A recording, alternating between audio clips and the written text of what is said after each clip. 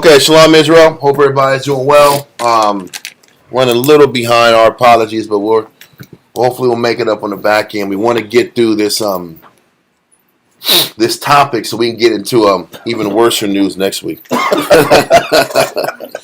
Listen, if you think this is bad, just wait. There's way worse stories about the Jews bungling things up and creating havoc and hijinks. Yeah.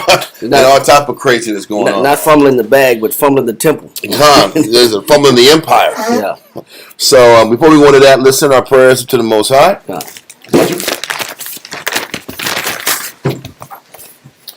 Barakatah Yahweh B'Shem Yahushai. Barakatah Yahweh B'Shem Yahushai. Ahawa'ah. Nathanawa. Awar. Zayawam. Tawada. Aman. Bless you, Yahweh, in the name of Yahushai that gives to us light this day. Thank you, so be it. Okay. Barakatah Yahweh B'Shem Yahushai. Barakatah Yahweh B'Shem Yahushai. Ahawa'ah. Nathanawa. Rayak. Nayakaka. Tawada. Aman. Bless you, Yahweh, in the name of Yahushai that gives to us sweet savor. Thank you, so be it.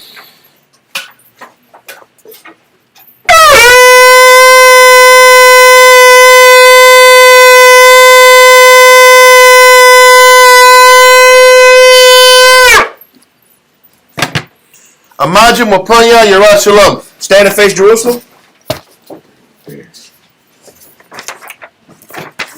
Barakatah Yahweh B'Shem Yahushai. Barakatah Yahweh B'Shem Yahushai. Ahawa'ah. Nathanawa. Hashabbat. Vashalom. Tawada. Aman. Bless you, Yahweh, in the name of Yahushai that gives to us the Sabbath in peace. Thank you, so be it. Okay. Psalms 121. Anasha. Ayanyamya. Haharya. Ma'aya. Yabu'ah. Isaiah. Yabu'ah. Ma. Yahweh. Shaisha. Shemaiah. Wa'aratiza. La'ah. Yanathan. Ramawat. Regalia. Yala'ah. Nawam. Shashamaya. Hana. Yala'ah. Nawam. Wala'ah. Yeshen. Sheshawamar. Yasharala. Yahweh. Shemaiah. Yahweh. Tazalia. Ayo. Yanyamya. Yad. Hashimash. Yala'ah. Hakaya. Bayawam. Wala'ah. Halabana. Balayala. Yahweh. Yashimaya. Makol. Rai. Yashimar. Napasha. Yahweh. Yashimar. Abalakia. Wabu'aya. Ma'itha. Wa'ai. Abalam. Aman. Psalms 121 in English. I will lift up mine eyes unto the hills, from whence cometh my help. My help cometh from Yahweh, which made heaven and earth. He will not suffer thy foot to be moved. He that keepeth thee will not slumber. Behold, he that keepeth Yasha'Allah shall neither slumber nor sleep. Yahweh is thy keeper. Yahweh is thy shade upon thy right hand. The sun shall not smite thee by day, nor the moon by night. Yahweh shall preserve thee from all evil. He shall preserve thy soul. Yahweh shall preserve thy going out and thy coming in from this time forth, and even forevermore. Aman. Israelite Credo. Shema Yasharala. Yahweh. Eloheinu. Yahweh. Echad. Shema Yasharala. Yahweh. Eloheinu. Yahweh. Echad. Shema Yasharala. Yahweh. Eloheinu. Yahweh. Echad. Deuteronomy chapter 6 verse 4. Hear, O Israel, the Lord our power is one Lord. Lord's Prayer. Abanawa. Shabbat Shemaiah. Kodash. Hayah. Shemka. Yahweh. Balak with Ka. Taba'ah. Ratazaka. Hayah. Aisha. Baratiza. Kawah. Hayah. Bashemaiah. Nethalanawa. Lachol. Kol. Yawam. Wasalachanawa. Chawatinawa. Chasalachanawa. Chawatinawa. Wala'ah. Tobiads. One. Abo. Kawashayno. Mayan. Rai. Chaya. Laka. Amalakwa. Wahatapara. La'ay. Aman. Matthew chapter 6 verse 9. Lord's Prayer in English. After this manner therefore pray ye. Our Father, which art in heaven, hallowed be thy name. Thy kingdom come. Thy will be done on earth as it is in heaven. Give us this day our daily bread, and forgive us our debts as we forgive our debtors. And lead us not into temptation, but deliver us from evil. For thine is the kingdom and the power and the glory forever. Amen. Amen. Okay. Ten Commandments. La'ayahaya. La'ayahaya. Laka. Laka. Alahaya. Alahaya. Achaya. Ayo. Panya. Panya. Thou shalt have no other powers before me. Number 2. La'a. La'a. Tha'ina. Tha'ina. Laka. Laka. Pasor. Pasor. Wala'a. Wala'a. Tha'ibada. Tha'ibada. Thou shalt not make unto thee any graven image nor serve them. Number 3. La'a. La'a. Thalaqukha. Thalaqukha. Sham. Sham. Yahweh. Yahweh. Bashawa. Bashawa. Thou shalt not take the name of the Lord thy power in vain. Number 4. Zakor. Zakor. Hayawam. Hayawam. Hashabat. Hashabat. Rakwadashwa. Rakwadashwa. Remember the Sabbath day to keep it holy. Number 5. Kabad. Kabad. Abaka. Abaka. Ya'amaka. Ya'amaka. Honor thy father and thy mother. Number 6. La'a. La'a. Tharatazak. Tharatazak. Thou shalt not kill, murder. Number 7. La'a. La'a. Thana'a. Thana'a. Thou shalt not commit adultery. Number 8. La'a. La'a. Thagana. Thagana. Thou shalt not steal. Number 9. La'a. La'a. Tha'ina. Tha'ina. Shakur. Shakur. Thou shalt not bear false witness against thy neighbor. Number 10. La'a. La'a. Tha'kamad. Tha'kamad. Ko. Ashara. Ashara. La'raika. La'raika. Thou shalt not covet anything which is thy neighbor's. Okay.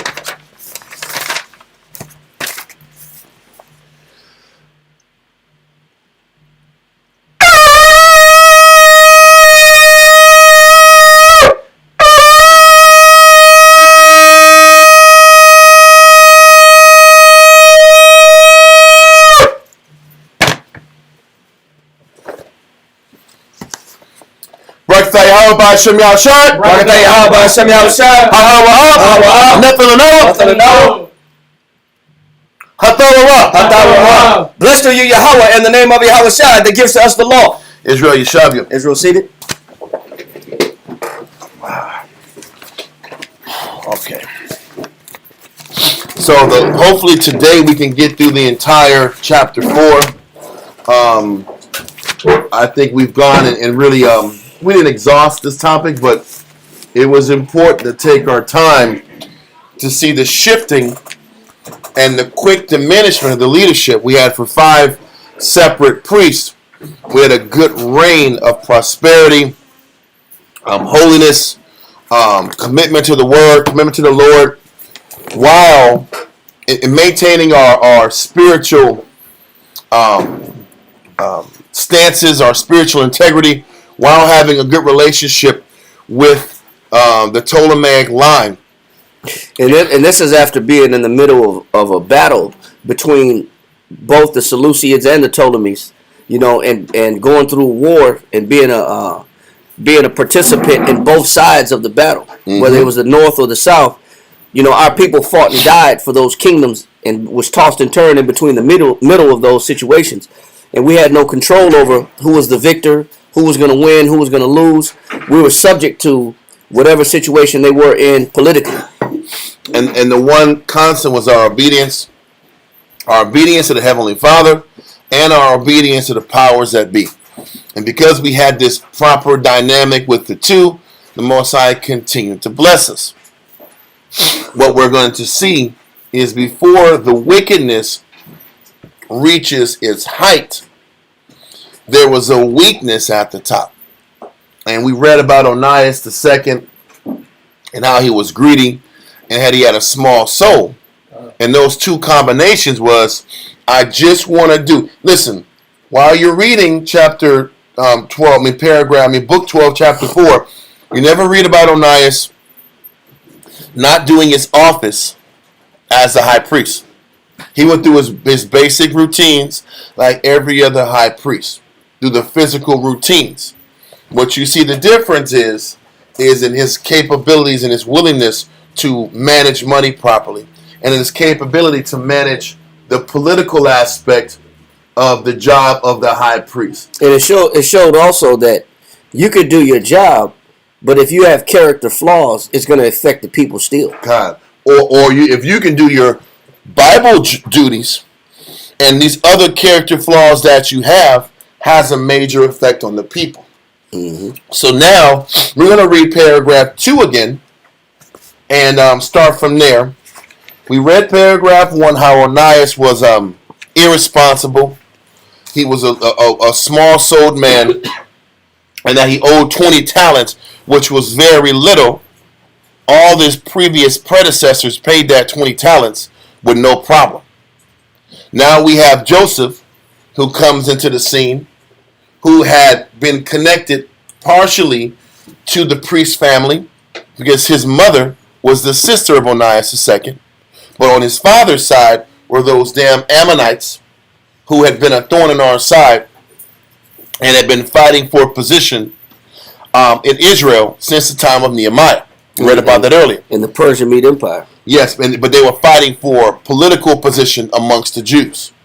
And that was a significant issue that Tobias reminded everybody of, about not having an Ammonite amongst the congregation of Israel, and how that was against the law. So now we have Ammonites over these 5 to 6 generations of time have worked their way to the top and are intermingled into the priestly family. So now this guy Joseph sees an opportunity. He sees weakness in his uncle. He approaches his uncle about this weakness. We're going to read about this later. Let's continue. Let's go into this story so we can kind of get caught up. We've gone over it for the last 2 weeks, but we'll start at paragraph 2, and it gives the intro into Joseph, and then we'll go from there to kind of explain it from there. Read on. We're going to salute. Yes, correct. Right.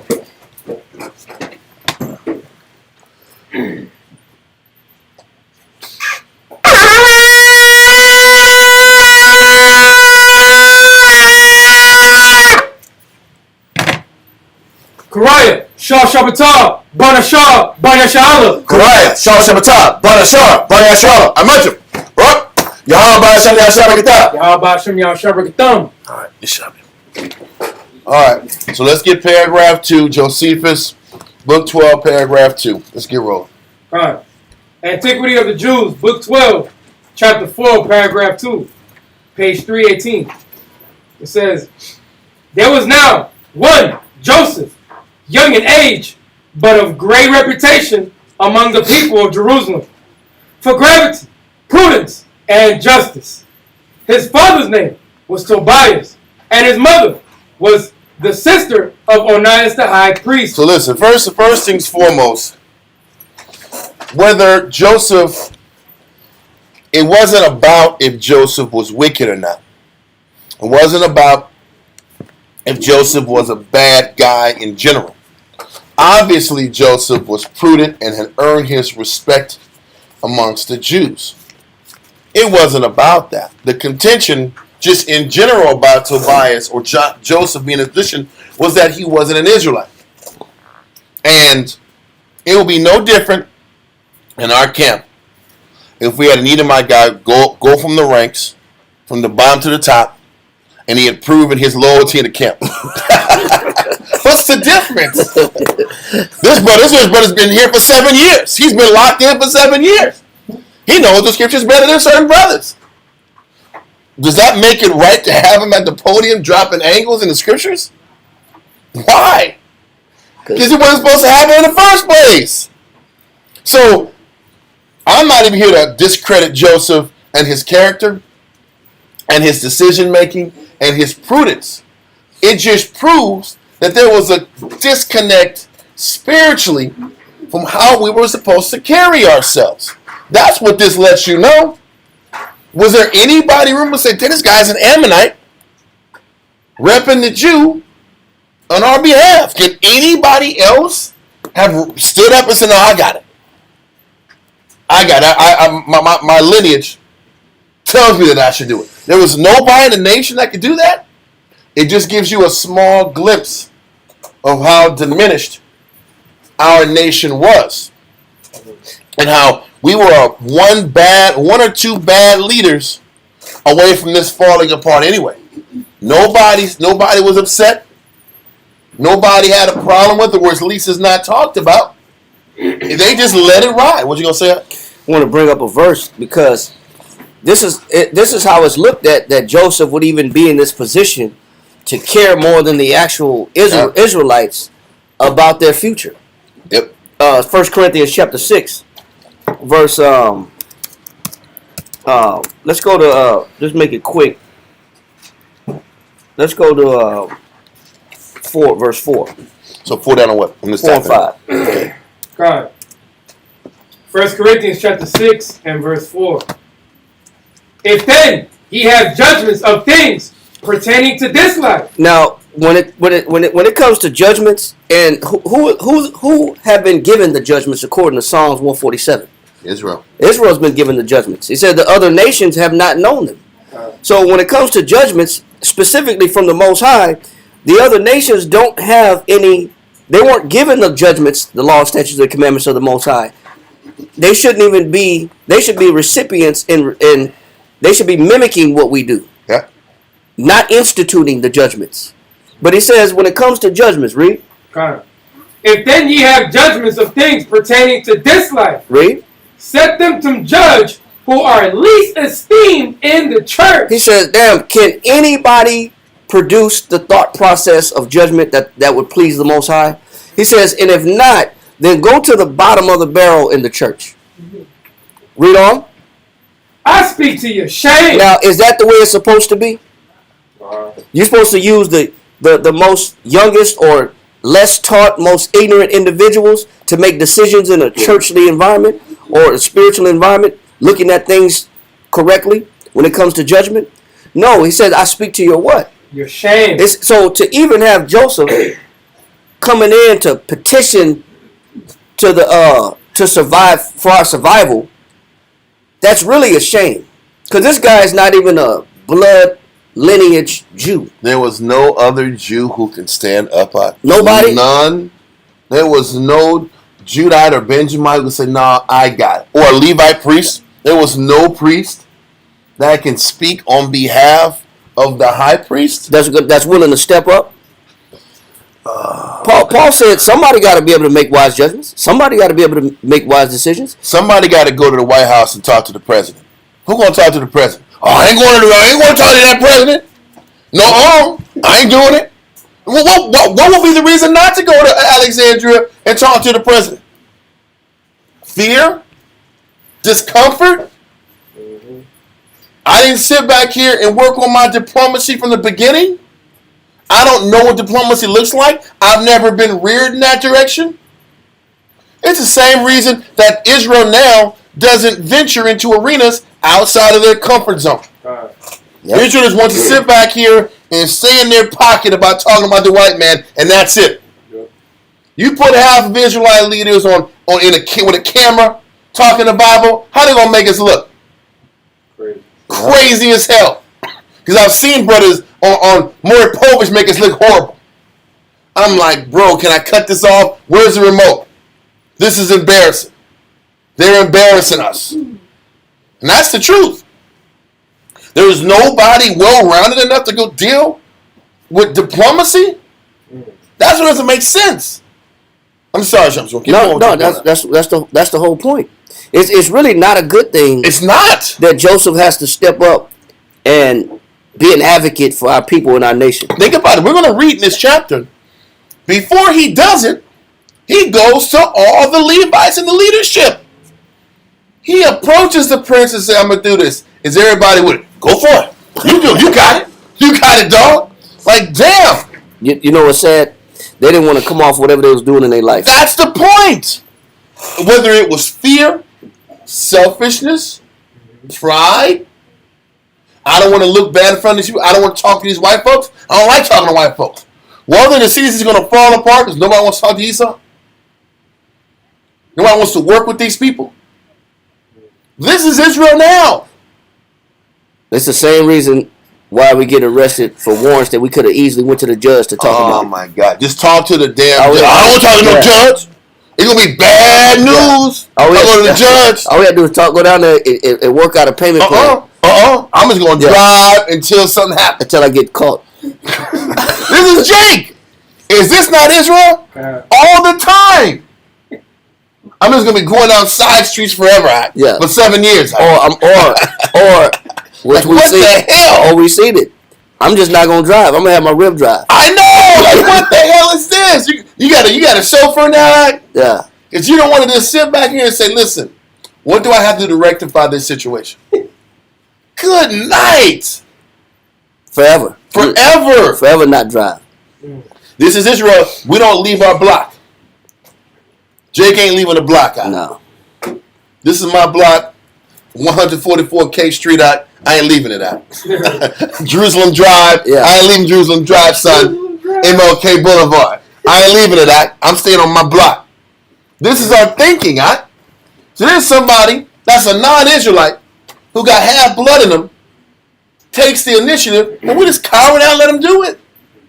It just shows the capability of our people and how it was diminishing at the time, huh? And part of it was education. They just wouldn't get educated enough to be able to sit back here and feel comfortable talking to royalty. Anyway, so it's almost like we were just, one more thing, we just half-assed everything. Yeah. We were half-assing the Bible. We were half-assing serving the Most High in these scriptures. We were half-assing studying. We were half-assing learning the language of the kings that was in front of us. We just half-assed everything. That's how you know it's talking about us. Because you're going to read very quickly after this chapter how we weren't even about serving the Most High.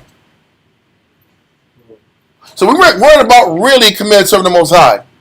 We weren't committed to sitting back here and doing anything that required skill and capability mixed with faith. We didn't want to step up because that's what it takes. Nobody wanted to step up. But stepping up, you're only ready to step up when you've lived the life of stepping up. You don't just wake up and just step up.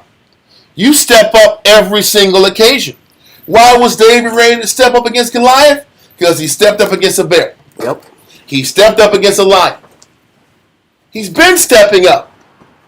So now when it's time to step up again, he's not foreign to it. Does that make sense? But it lets you know that Israel hadn't established a pattern. At least the gates and the leadership hadn't established a pattern of leadership and stepping up. They were following the tone and the pace of Onias II because he wasn't stepping up. So this one guy steps up, and it's similar to kind of when you read in the Judges, when the men weren't stepping up, and the woman had to sit back here and step up and put dudes in order. This is not the first time. Let's go real quick to that. Let's go to Judges chapter 4, verse 1 through 8. Judges chapter 4, verse 1. Let me get there real quick. This is not the first time. Quite often in history, the men don't want to step up. So you got some nation here stepping up in Joseph, or an Israelite woman stepping up at other times. Hey, I remember when it was the king Josiah was stepping up. There was female prophetesses sitting back here breaking the scriptures down. Because at that time Israel wasn't stepping up. So give me that in Judges chapter 4. God, Judges chapter 4, verse 1. And the children of Israel again did evil in the sight of the Most High when Ehud was dead. Ehud was dead. We're going to go quick. So Israel was sinning again. Read on. And the Most High sold them into the hand of Jabin, king of Canaan, that reigned in Hazor, the captain of whose host was Sisera, which dwelt in Harosheth of the Gentiles.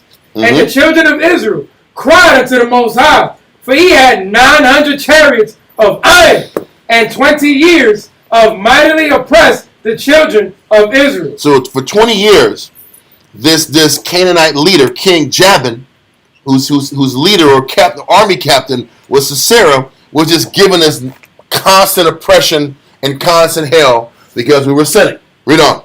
And Deborah, a prophetess, the wife of Labadoth, she judged Israel at that time. Once again, the children of Israel were sinning.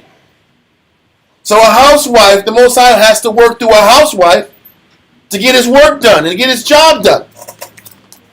Yeah, the housewife woke up, the Most High giving her messages and images and visions. Because no Israelite was stepping up at the time or was living pious enough for the Most High to work through them. We read in Wisdom of Solomon chapter 1 where it says, on the spirit of deceit. No, I'm sorry. It talks about, I'm just going to quote it real quick. The Holy Spirit of discipline will flee deceit. Exactly. And it just says, pour into a malicious soul, wisdom won't enter. So if you're negative, if you're operating and carrying so much negative, wisdom can't even flow through you. So that means the Spirit wasn't flowing through none of these men because we were operating with too much negative. So Deborah obviously was living right. So the Spirit worked through Deborah. Read on. It says, verse 5, and she dwelt under the palm tree of Deborah between Ramah and Beth El in Mount Ephraim. And the children of Israel came up to her for judgment.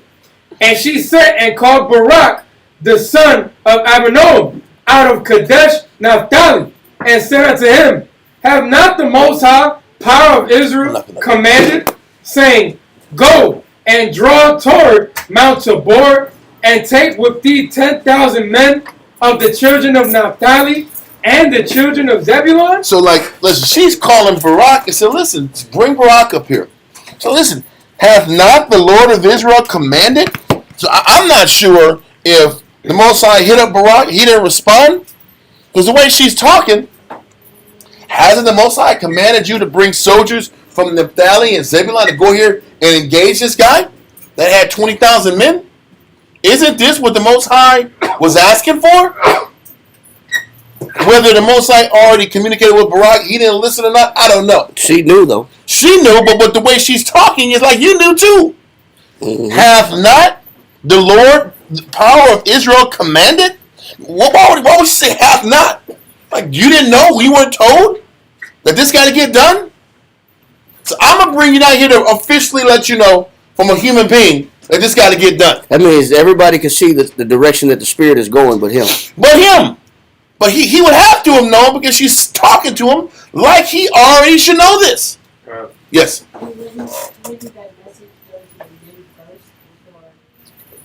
But I think when you're reading the scriptures, the men were too much consumed with negative. Why would the Spirit work through Joseph in the situation we're going into now? Because nobody else wanted to touch that heat. So he literally went through another nation to save the Jews from destruction. Just like right here, he's going through a woman to save the Jews from destruction. That's how much he loves us. Most of you, I'm going to do it for half of that blood that's running through your veins. That's Israel. I'll use the half of that blood to sit back here and use that virtue that's inside of there to save my people. Since nobody else wants to do it. It's almost like, and I think this is where the notion comes up that, yes, the Most High is going to save us, but also somebody got to step up and take the responsibility also. It's not going to just fall out the sky, blessings and people being taken care of.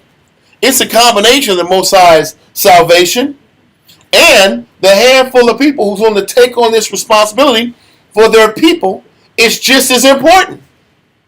Make sense? But a lot of times, why we wouldn't step up is the reason why a lot of times it's the same excuse people make. I got too much going on in my life. I got too much going on in my life. I'm too busy. I don't want to lose nothing. I don't got time for that. And so it's the me game. Look at what I got going on. It's too. I can't come off of what I'm doing to do what the Most High what the body needs in order for it to survive. It's still the same thing. Same excuses. Yes, sir. I was gonna say it's even today, even in the workforce with our people, we got the skills and the capability to step up when it comes to like management and something. And our people, I come to people all the time. They be like, "Nah, I'm good. I'm coasting where I'm at. I'm chilling," because they're afraid of taking that responsibility. People don't want to deal with pressure. Yeah. A lot of people run from pressure just in their personal life where they can find success. Don't ask them to sit back here and give their life to the Lord and inconvenience themselves. That's even less people want to take on that pressure. Well, let's continue. Read verse 6 again. Okay, verse 6. Judges chapter 4 and verse 6. And she sent and called Barak, the son of Abinoam, out of Kadesh Naphtali, and said unto him, had not the Most High, power of Israel, commanded, saying, go and draw toward Mount Tabor, and take with thee 10,000 men of the children of Naphtali, Read on. and the children of Zebulun? Read on. And I will draw unto thee to the river Kishon, Sisera, the captain of Jabin's army, with his chariots and his multitude, and I will deliver him into thine hand. This is the Most High speaking through Deborah to talk to who? Barak. Barak. And the way she's communicating is, you didn't hear this message yourself? You didn't hear the message that I'm giving to you? And how he responds in verse 8 lets me know that he did hear it, but he was afraid. Listen to verse 8. Judges chapter 4 and verse 8. And Barak said unto her, if thou wilt go with me, then I will go. Barak's like, if you go, I'll go. If you go, I know the Most High with you. I don't know about me. This might not work out if I go. This is the thinking he's got. That lets you know the Most High tried to hit him up, and he was afraid to do it. And he needed this sister to come in and say, bro, go do it. Didn't you hear the same thing I heard? I'm pretty sure I did. I heard it. I know the Most High trying to get you to do it. Why would he go to me and not go to you? So once he's cornered, then he's like, well, I'll go if you go. Listen to what she says in verse 9. Kind.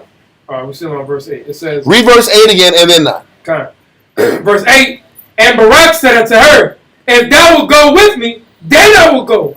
But if thou wilt not go with me, then I will not go. This guy was not the man. Man. He was riddled with fear. And there's a lot of Israel that haven't accomplished and fought enough battles in themselves to be prepared for the next moment. Like I mentioned before, you're only ready for the next big battle if you've lived a life of successive conquering of battles that were presented in front of you. Whatever is going on in Barak in his life, whatever he experienced, he doesn't think the Most High is going to be with him. Even though the Most High is commanding him to do it. Read verse 9. This is the one that hits. This is a woman telling him this. Read on. Judges chapter 4 verse 9. And she said, I will surely go with thee. He said, I'll go with you. If it takes me to be there with you, for you to get a damn knife and get a damn sword and fight, so she knows she ain't fighting. So I got to physically be there for you to fight your battle. Then I'll go physically fight your battle. This is the point. If you are a leader and you need somebody else to physically be there for you to do your job, then read the next verse. God says, notwithstanding the journey that thou takest shall not be for thine honor. He said, but the journey that you take, you're not going to get the glory from it. There's going to be another guy that swings his javelin and swings his sword, but you're going to be another guy because you ran from your opportunity. He's like, if you wanted to sit back and did your job, you would have been remembered for all ages for your valiancy and your fight. Because you were afraid, because whatever was in your head kept you from having the courage to stand up in front of whatever danger's in front of you, then what's got to happen? Read on. For the Most High shall sell Sisera into the hand of a woman. He said, then the Most High will have a woman kill him. Since you're so damn afraid, I'm going to have a woman that has more courage than you. And that should have been a slap in the face to Barak. I'm going to have a woman take him out. Because you're too much of a you-know-what to fight your battle. So this proves to me the Most High was trying to communicate to Barak also, and he didn't want to hear it. So Deborah had to be the one that reminded him to push him. Just show up with your army, and the Most High will have a woman do the finishing blow, because you can't do it. You need me to show up to fight your battle. So have another woman go and kill and wipe out Sisera, the captain of the host. We'll have two women do the job that one man should do. Read on. It says, and Deborah arose and went with Barak to Kadesh. That's all I want from that. It's just what we're reading in Josephus with Joseph. It's not the first time the Most High had to go with women and different kind of people because Israel just lacked the courage to trust the Most High. Whether it was Barak didn't want to go to war, Whether it's the rest of Israel didn't want to sit back here and deal with Senate and political responsibilities. I always say Israel runs from being balanced. Israel runs from being balanced. You have to have the capacity to study scriptures, read the Bible, operate how you have to operate scripturally, but then sit back here and have the capacity to go in political arenas while maintaining your integrity, standing up for what's right, but then having respect and decorum and communication skills to deal with Esau and the powers that be. When you deal with Israel, most of the time you're gonna get hardcore Israelites, and all you're gonna get is Israel who are extreme Israel that only knows how to operate amongst Judah and Benjamin. Or you'll get the Jew who's completely sold out to the American way and to operate like Esau, and he's blue suiting it with a red tie. You're gonna get the blue suit dude with the red tie and the white shirt and the red pocket square with his black Johnson and Murphys and his Argyle socks. You'll get that dude, or you'll get an Israelite that don't want to sit back here and lead a hood. This wants to eat his boxed chicken and boxed wine. These are the extremes you get with the Jew. Whereas you can't be that way. You got to have the capability to teach, maintain your heritage and your integrity, and then switch hats and play the game. And then go back and be who you're supposed to be. What you're going to read now, Israel don't want to come out of Jerusalem. Next chapter you're going to read is Israel wants to be Greek all the way. All these extremes. We're extreme as hell without having the capability to just stay in the scriptures and serve the Most High. And have the integrity to keep your morals around the rest of the nations. That was a real issue with the Jew. And now because we had that, and the craziness is this Joseph guy, he was trained by his black side to be pro-Israel. He was trained from his father's side to be what? Diplomatic. To deal in this Greek world. To learn how to deal with kings and leaders and diplomats. He had balance. And because he had balance and the Jew lacked balance, Mosai used Joseph. It was still to the preservation of the nation, but it worked on multiple levels. Israel is going to be preserved while simultaneously Israel is diminishing. Because how much can you count on a non-Israelite to hold on to Israelite principles? How long can you think and expect that's going to be the case? It goes back to Romans 11. If the Jew who was created to follow these laws couldn't do it, how long do you think the nations who are one idolatry are going to be able to keep these laws and retain these scriptures? It ain't in Joseph to sit back here and sustain this book at the level that the Levites were, at the level that Judah and Benjamin was. And what you're going to read about these Tobiads is that as a family, they started breaking down quickly. They had a quick run and they faded out. Because it wasn't in them to retain the law and maintain discipline and honor in the book. And their rise and fall was quicker than everybody else's rise and fall. So, let's go back to the Josephus. Start back off at paragraph 2 off the top. I'm just kind of giving an intro to how these chapters are going to flow. Let's continue.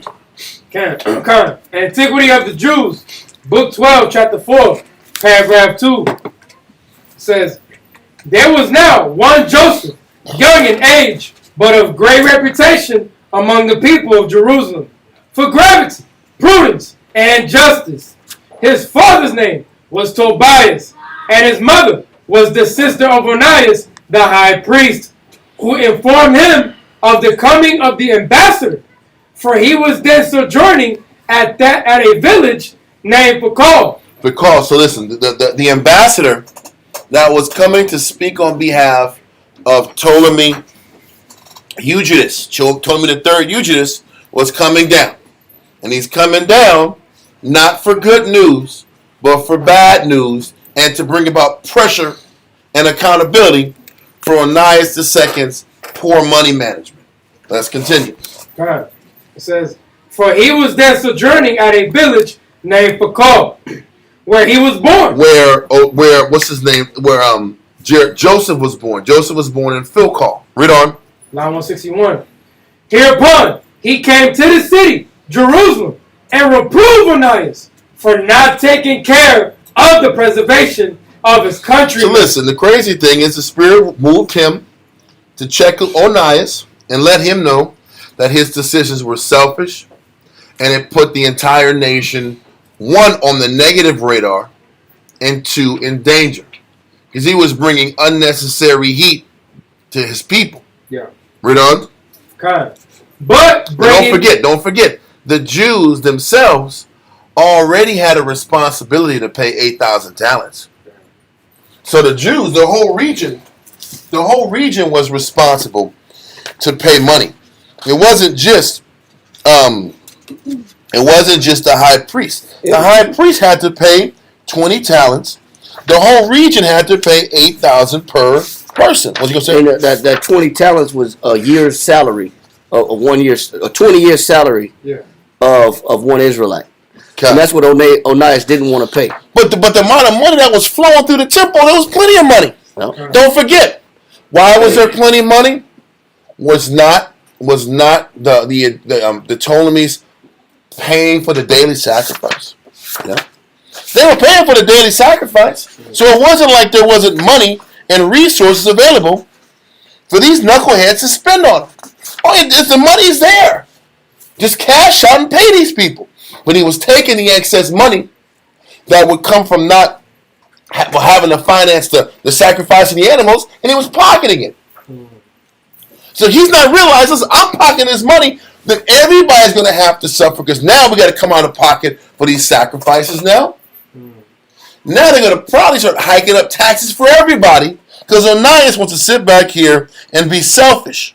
What you got, correct? And also, too, when he was making that move, it said right here in Josephus that he wasn't even ashamed by making that decision. Of course not. No. He wasn't even ashamed. Bro, this dude they were chilling out. He's trying to figure something out. Yeah, I probably won't be able to do it. Okay, just keep going. God. It says, line 161. Hereupon he came to the city, Jerusalem, and reproved Onias for not taking care of the preservation of his countrymen, but bringing the nation into dangers by not paying this money, for which preservation of them he told him he had received the authority over them and had been made high priest. His own answer was just, I'm the high priest, I outrank you, and I have the right to do what I want to do. He's just pulling rank. Read that part again.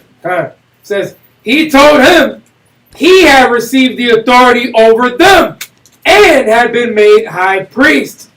But that in case he was so great a lover of money as to endure to see his country in danger on that account, and his countrymen suffer. Well, first of all, what to let you know is the nation is in great danger when the person that was given position to lead takes it but does a bad job. From experience, if we don't take the responsibility of running a camp properly, a lot of people suffer. If a man doesn't take the responsibility of being a good husband and a leader at your house, the family suffers. There's a lot of suffering that comes from poor management, that comes from poor leadership. And Israel can't just keep saying, well, I'm the head. You always got to deal with it. That type of thinking destroys people's lives. Or he's coming with the mentality saying, I'm doing the best job I can. And if you got a problem with it, go talk to the king and tell him reduce these taxes. It's just an excuse. I know. And there's no accountability. There's no desire to say, man, hey, I could have did things better. I could have made adjustments. I should sit back and maybe I could sit back and make different moves and different decisions to get us out of this predicament. That thinking wasn't even there at all. And that's what's scary. But let's continue. Kind of. 162.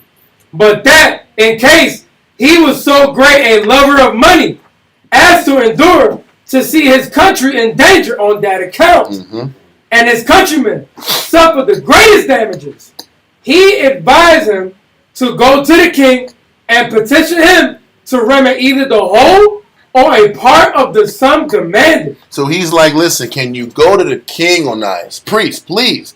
Just go to the king and ask the king if he can pardon us, or maybe I can bring a little money to the table, negotiate. Hey,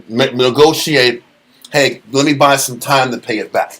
Hell, even in basic debt collection 101, if you can't pay it, what's the first thing the debtor is going to tell you? Communicate. Well, they communicates first, but when you communicate, what are they going to tell you? A payment arrangement. Listen, maybe you can put a little bit down and work from there. You don't want to do none of that stuff. Huh? Can you set up a payment plan? Can you bring a little bit in your pocket and say, hey man, time's been low, or hey, I made some bad business decisions. Let me give you a little bit here, and I promise you, I'll pay you incrementally down the line. That's what you're supposed to do. That's the honorable thing to do. Instead of just making it as if you're just completely ignoring the debtor. That's like Jake ignoring the mortgage phone calls. Yeah. The mortgage person's calling you. You just don't answer the phone. You know what it is. If you think you don't answer the phone call, it's gonna go away. Yeah. That's damn sure is a problem. Or the car note people. They call you, and I ain't gonna answer the phone. They just going to wait. Because the first question they ask is, when can we expect payment? Yes, but then the answer is they're just gonna have to wait. Okay, so when the tow man comes, when you out here trying to stunt out here in the streets, and you go back to your car, and your car's gone, and you help, please, somebody stole my car. Did the police say, sir, have you checked the tow sites? And you sitting back, you got to find your car is towed because you didn't pay your beeper bill. Then how are you gonna react? This is how we avoid problems until Esau got to solve it for us. Yep. We'll just foreclose your home. We'll just take your car. If you're not going to answer the phone, then you're forcing us to make an extreme decision. Well, we're gonna file a judgment on you and put a lien on your property. Come on. This is what is. Then we end up saying, "Oh man, Esau's messing with me." This is the devil. This is the devil. These are spirits. This is the wickedness of this corrupt system. It is corrupt. I'm gonna say this, but you listen. It was corrupt, right? But you signed the paperwork on it, right? Did you not sign the contract to get the car? So you agreed to the corruption. You agreed to that APR. I will deal with the corruption. I will sign this because I like this car. Then you should have saved up your money and buy it cash. You picked it out too. I like that car. I like that candy red. I like it in blue. That's what I'm saying. Yeah. I like that candy. Give me that candy. Yeah. You picking the color. And then when they take your car, then you say, this is corrupt. This is such an evil society. But you sign your name on it. Yeah. Oh, we say that they got their foot on my neck. Oh, well, you chose this. You could have been on the bus. Yeah. You could have bought you a cash card. How about that? Nah, you can't pick up on a cash card. You got to get you a whip. Yeah. So who? Listen, you chose the car note. You chose a high interest rate. If the interest rate's too high, then fade back, get that cash card, and work on your credit. And get a lower credit score, higher credit score. So you can go and negotiate your car note. Pay your bills. Who do that? Who do that though? Nobody do that. Or not nobody, but the people that are complaining don't do that. You see the point? And listen, people sat back here. Remember Ugly Duckling? Yeah. The car lot spot? Where the cars, you can get a car quick and easy. But the car note was like, the interest rate was like 23%. Yeah. It was out of this world for a car. People were getting, this is in San Antonio. It was Ugly Duckling. And people were getting 23% interest rates on cars. And they would buy them and in 2 years they'll lose them. It was an obvious scam. It was an obvious hustle. Not a scam, it was a hustle. Because the interest was so high, it was created for people not to be able to keep it for long periods of time. So they'll collect the car back after getting 3 years of a note plus a down payment. Then they'll come back and put it back on the lot again. Yep. But they did it like 2 or 3 times. But you're forced to do it because those type of entities were third chance financing. Yes. That means you couldn't go to your bank and get a loan. That means you couldn't afford a loan. You couldn't go to the credit union. Couldn't go to the credit union. That means that every other real dealership would turn you down. So you had one last shot to get a car that had at least some type of lifespan on it. Or you could take the bus. Or you could take the bus. Nobody wants that to be the answer. Take the bus so you get your credit right? Oh, hell no. Take the bus so you get your money right? Nobody wants to do that. Right? But then you complain about the system.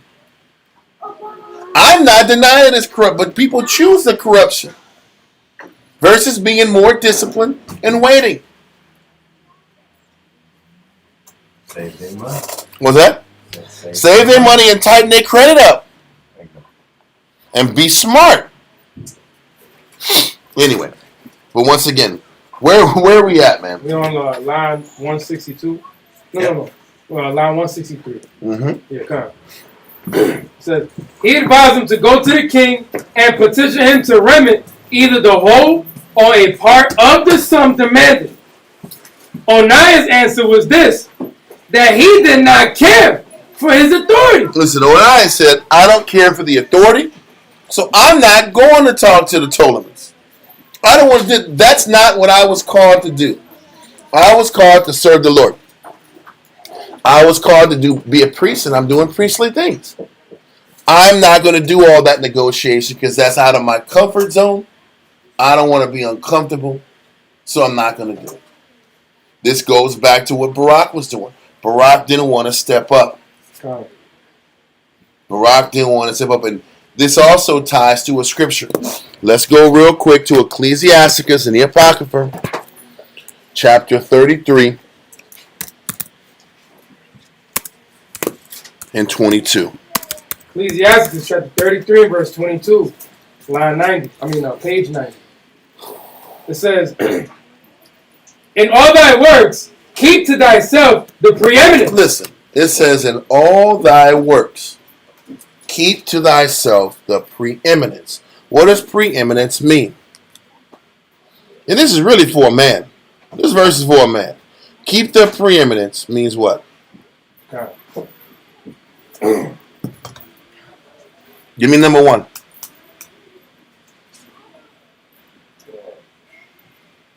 Come on, man. You ain't got preeminence. It's pre-dash eminence. All right, I got it right here. Preeminence. It's a point number 1, right? Mm-hmm. Preeminence, 1828, Webster's Dictionary. Point number 1. Superiority in excellence. Distinction in something commendable, as preeminence in honor or virtue. Preeminence in eloquence, in legal attainments, or in medical skill. So what this means is to be in the position of preeminence means that it's not about doing everything you can to keep having the top rank. It's how you keep the top rank. It's because, see, people do a lot of different things to keep the top position. Some people sit back here and in an argument, I'm going to get you to focus on what you don't do to justify my preeminence. I will shame you, tear you down to justify my preeminence. But to maintain the preeminence is to maintain the superiority in these different arenas and fields. What Onias II had a responsibility to do is to show preeminence in the spiritual way of doing things, meaning the preeminence as a priest during the priest work, and also the preeminence in dealing with political responsibilities. Meaning, you might not be perfect, but you better learn what it takes to do that responsibility.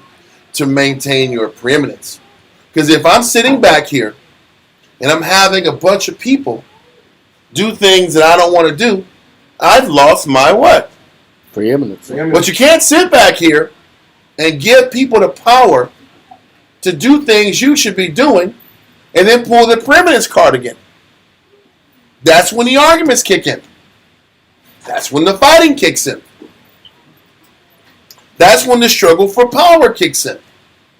If you're going to operate in the spirit of preeminence, then you better be leading from the front in your works in these different arenas. And if you're not going to lead from the front in these different arenas, then prepare to share. Then prepare to share the preeminence, because it's really not fair not to share the preeminence if you're not doing the preeminating. If that makes sense, does that make sense? I hope it makes sense. Could you use the word respect in that same place? Well, Get somebody's respect by showing that authority and that confidence and works. Well, just being ahead in the responsibility. It's not about, once again, it's not about am I perfect in every arena I'm doing, but am I sitting back here getting out in front of it? Am I getting out in front and dealing with bills, paperwork, organization, teaching, balancing a budget? All I can say is when I've seen men in rank and men in homes. When I see brothers not balancing the budget, then also what goes with a man not balancing a budget and not controlling the money and making good decisions with the money, then all of a sudden you get arguments at the house. You get a power struggle at the house. Then the men have to raise up and get physical or get overboard or get extreme to exert their dominance.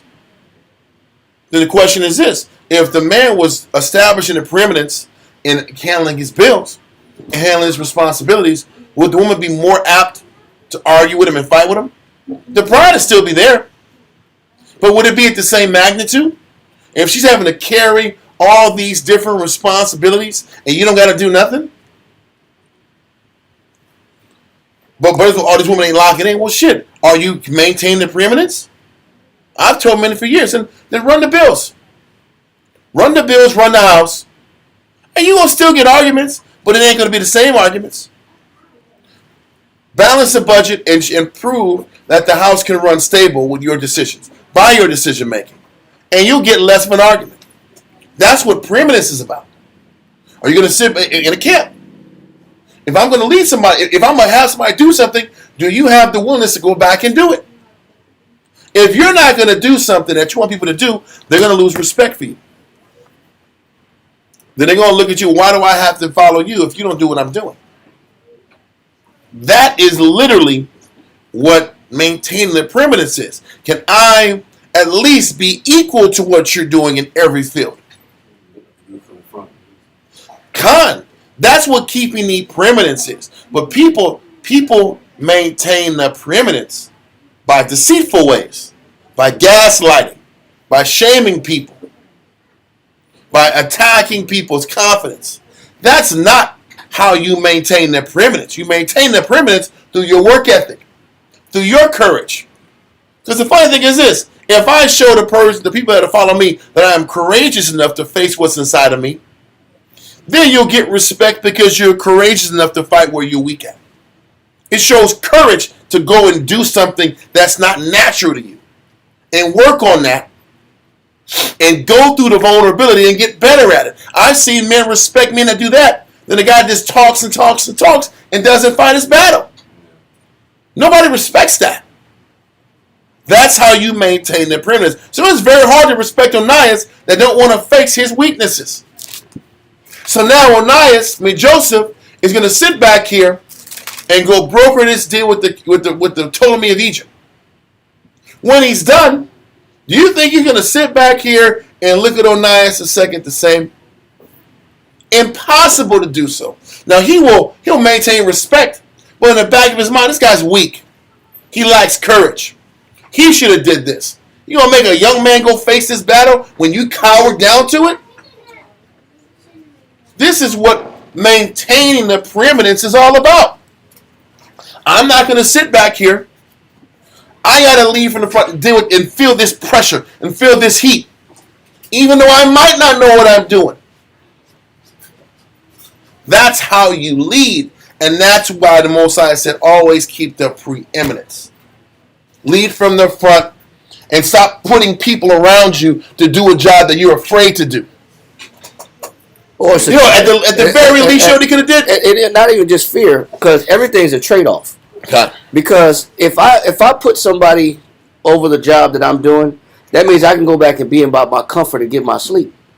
Yep. So that means that, hey, for the sake of my sleep, because I value sleep over this responsibility, I'll let that other person do it. God. So I can get back to doing the things that I value. Yep. That I really care about. We're reading that about Onias. He's like, Yeah. I don't care about the position of authority. Mm-hmm. Meaning, I don't want to go outside my comfort zone. I don't want to be made uncomfortable. I'm going to stick in the arena of just what makes me comfortable. So that means that if I do those things that you're talking about, as far as taking the forefront and doing the legwork that gets the respect, that means I got to step out of my comfort zone. That means I have to step out of my leisure time.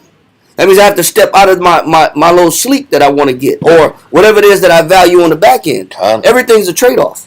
Yep. And when we are valuing our sleep and our comfort, we're losing respect, whether it's verbalized or not.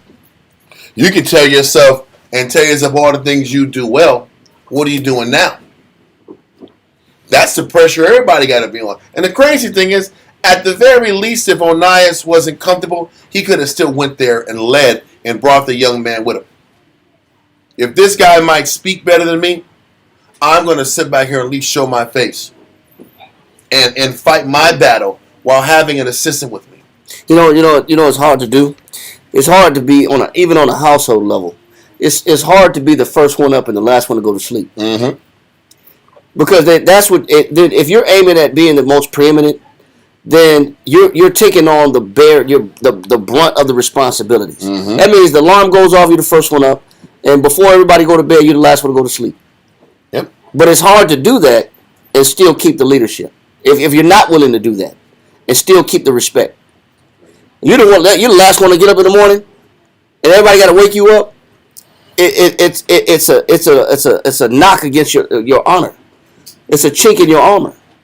Why are you oversleeping? Or you're the first one to go to sleep, and everybody got to manage the rest of the functionalities and the duties of the household. Yep. Then that's another chink in your honor. So, but if you're going to be preeminent, that means you got to be willing to sacrifice even at home to where you're putting out the most energy. Yep. You care for the functioning of the house the most. Mm-hmm. And then people respect that. God. Doesn't mean you ain't going to be arguing. There will be arguments regardless. But maintain that preeminence is how you at least establish respect. And that's just what it is. So even if Onias, Moses felt inadequate being able to speak because he was raised with an Egyptian tongue. And it wasn't like he was just stuttering. It wasn't that. He had an Egyptian dialect. So speaking Hebrew with that Egyptian dialect, it obviously kind of came off weird. So he said, I'll be there with the men. Just bring somebody with me that's a mouthpiece. At least you're in the battle. You might need some help, but at least you're fighting with the guy. Versus, you go do it all. Oh, then come on, man. I got to do all on my own, and you're not even here with me? That's the weakness. Yes, sis.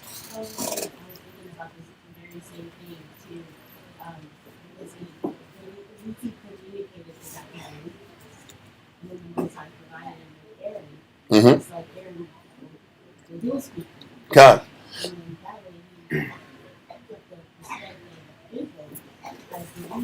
Mm-hmm.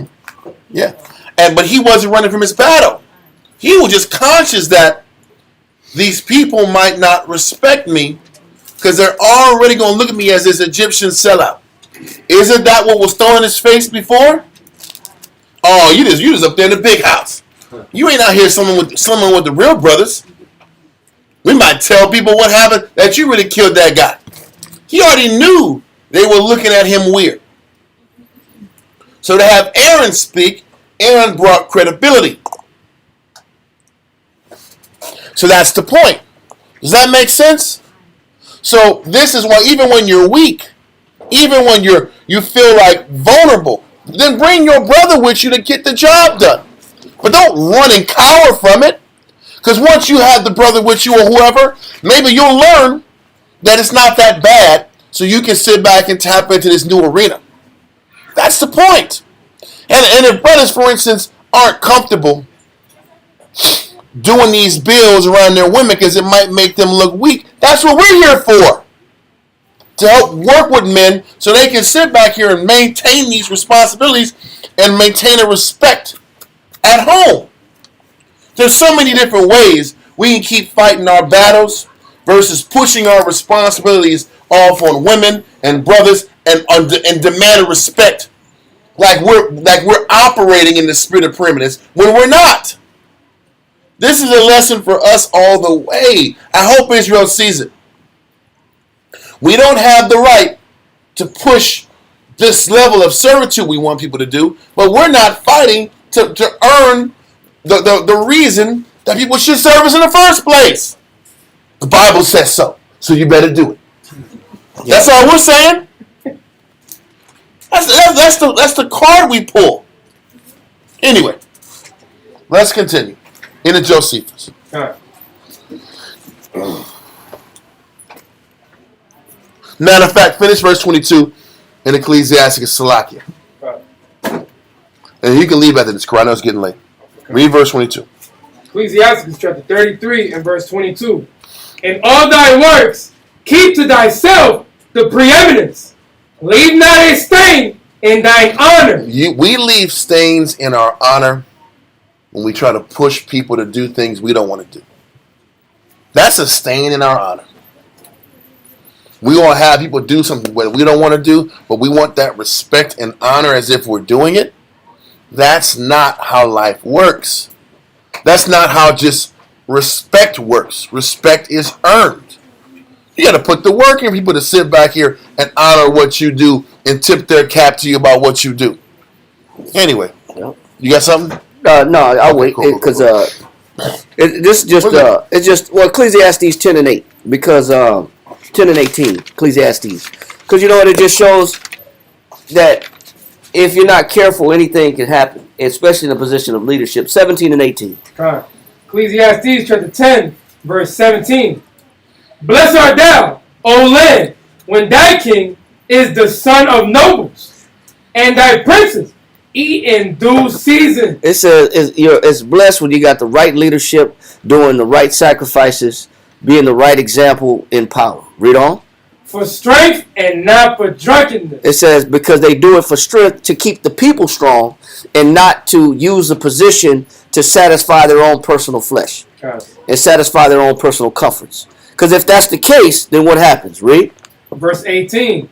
By much slothfulness. Because if the prince or the king or the leader is slothful, which is the opposite of somebody who's preeminent, who's fighting for the preeminence. Mm-hmm. He said if the leader is slothful, what happens?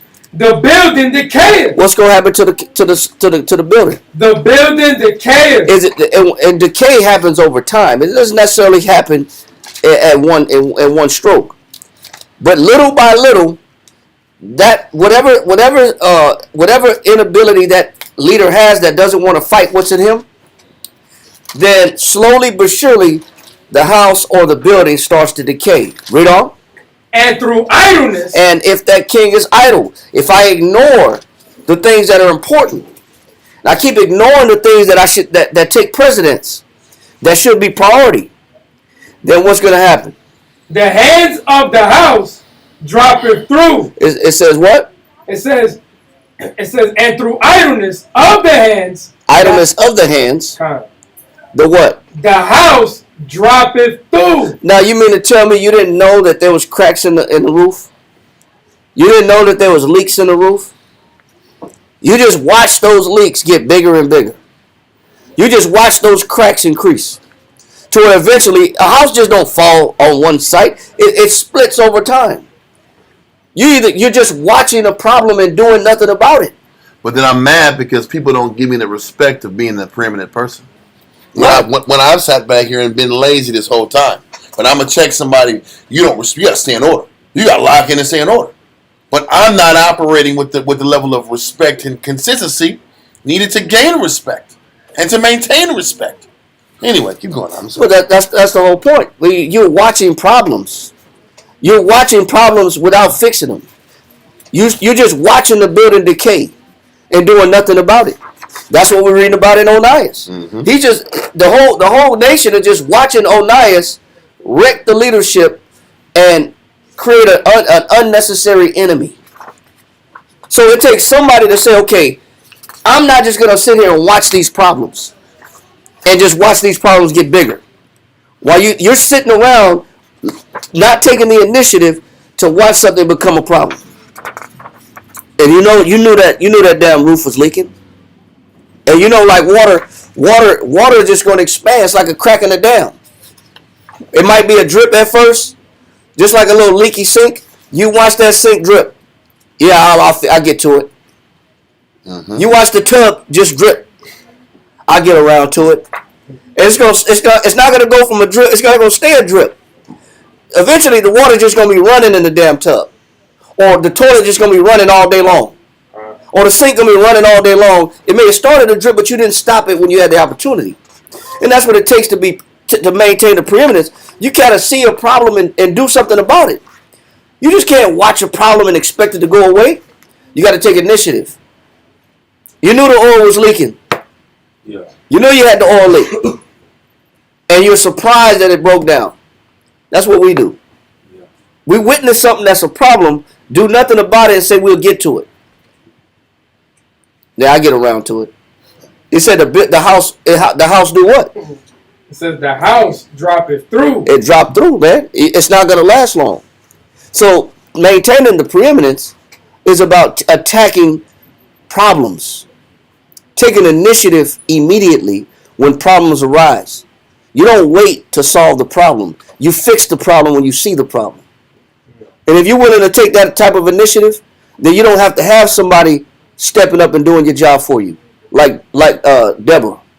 You don't have to have somebody stepping up and doing your job for you, like Joseph or Onias. You don't have to worry about it if you attack the problems, but you got to gear your mind that way. I can't just see a problem and just, I get to it, man. You know how that grass, you keep saying that in that grass? Grass is a problem. Grass is always a problem. That grass keep growing, bro. It don't stop. I'm going to get it this weekend. I get around to it. It's going to rain this weekend. It's going to get worse, huh? Yeah. After that rain, it gets worse, huh? Oh, it doubles in height. It triples in height when it rains. Man. My neighbor always cut the grass right before it rain. That's how I know it's about to rain. Cause she always cut the grass. Said, "Damn, must be the rain." Cause she know if I wait till after it rain, then the lawnmower is not strong enough to cut the grass. It's choke. Yeah. Turn it up like this and angle. Yeah, you gotta pull it back. Straight down multiple times. That's the facts. Yeah. Big facts. Big facts. You know it's not strong enough, right? That damn motor, it's gonna take triple the amount of time to cut that grass. you got an old lawnmower. Yeah. If it cuts off, Yeah. I mean, like, okay, let me let it breathe real quick. Yeah, let it breathe. That's why let it. Yeah. It's got to breathe a little bit more because it's coughing. It's coughing. Okay, let me let it cool off a little. Let me turn it around, like prop it up a little bit, like it's a wheelie. Okay, yeah, it's on now. Yeah. Don't mess it up. Don't mess this one up. That's how. Listen, those are my shenanigans. Dealing with grass. I get it. But if you don't attack it while it's early, you're gonna have a big problem on your hands, man. And maintaining preeminence is about solving problems, man. When you see them, not waiting to solve the problem, because that's what we do. We wait for every damn thing. We procrastinate, get around to it. Oh, it's not a big deal until it becomes a big deal. Yeah. Then it's unmanageable. Then like you said, go to if you have, I don't know if you got what you're looking for. No, I got it. I don't, but it's a proof of point, but I'm ready to go whenever you're ready. Proverbs chapter 24, on the same point, 24 verse 30. Yeah. Proverbs chapter 24 verse 30. I went by the field of the sloth. Go ahead. And by the vineyard of the man void of understanding. It said the same one that's slothful also is void of understanding. Right. So it's something that he doesn't understand. That especially when it comes to problem solving. It's something that he don't understand. Read on. And lo, it was all grown over with thorns. It said, but the house don't just develop vines. Vines don't just completely cover the house in one day. It's when you sit there and you're negligent, when you see the vine and they're low, and they start creeping up the fence. Then they jump from the fence and they attach to the electrical and the cable wire. Then they go from the cable wire right into the house. Then they cover the whole roof. Then you got a whole wall. Then you got lizards. You got snakes. You got birds. Now you got everything trying to live on a damn on the side of the house with the grass. Then you got critters crawling in through your roof. Then you got damn possums. You got possums on the fence. Brother. Then you got damn raccoons in the attic. Raccoons on the roof. Because you let this thing stack up. Read on. Right. It says, and lo, it was all grown over with thorns and nettles. And nettles, read. Had covered the face thereof, and the stone wall thereof. It says it covered the whole face and the whole stone wall. It takes time for vines to get up to where it's completely covered. Mm-hmm. The whole house is completely covered. That means you didn't manage it when it was manageable. You know how hard it is to knock down these vines grow into the smallest cracks. And once they lock themselves in, they intertwine themselves in. You get vines on a fence, it grows around and into the fence. You literally got to take a saw, piece by piece, the way it weaves through the fence. You have to take a saw and cut and clip each piece of the vine and rip it off the fence one by one. It takes all day long. It takes weeks to break that down. Put some poison in there and you kill it from the root. Even the poison sometimes ain't strong enough. That's crazy. Because it'll grow around it. Even when you put that little spray paint on it that kills when you clip it and you put the little spray paint on it, that spray paint only lasts for like a couple of weeks. Then the weed grows around the spray paint. And it keeps coming up. But he's showing you that when you don't solve problems as they happen, and you don't take initiative, you're not maintaining the preeminence of the situation. Uh-huh. You got to be a problem solver if you're going to be a good leader. No doubt. Finish that. All right. It says, and nettles had covered the face thereof, and the stone wall thereof was broken down. It said, and now you compromise the strength of the wall because the vines have grown into the cracks. Now the strength of the concrete has been compromised. Trees will grow through the foundation of a house if you don't manage it. You don't maintain it. Sidewalks become completely covered with grass if you don't maintain it. What I've been doing lately is putting salt. Salt works for me. I get a cheap $1 can of salt, that iodized salt with the little girl with the umbrella on it. I get a $1 can of salt, and I sprinkle salt on the cracks, and then weeds, they're dying out, bro. They just die out because they absorb the sodium, and it's too much. It kill them. It dries them out. It dries the weeds out. I mix salt. I put salt down, and I spray it with vinegar on them cracks. I don't got to get no expensive $100 weed killer. Salt and vinegar kill them down weeds. Read on.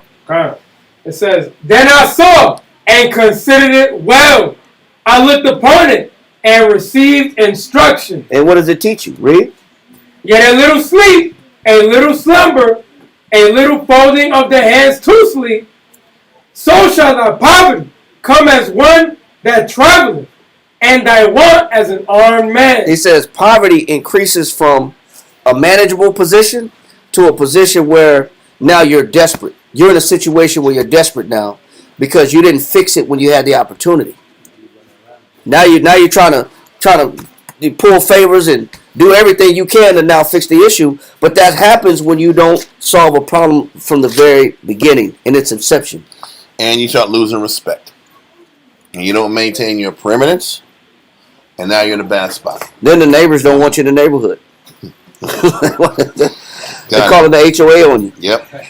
Then they'll sit back here and HOA send you a picture of your trash can. Here it is, sir. Like, what? Why is it a picture of the trash can? Anyway, I just bring my story. Very extreme, bro. Listen. In my neighborhood, if you keep the trash can on the outside, not the back, Esau was sitting there and take a picture of it and say, "Hey, this is your trash can." Like, what? It wasn't even bad, Act. If it's out there too long, they're gonna take a picture of it and show. And send it, remind you. Yeah, and if we got to keep reminding you, it's gonna come with a fee. Right. Yes. A reminder fee. That'll help remind you. Yeah, we're gonna help remind you. Like this is pure Esau right here. What's that? Just recently, my apartment complex.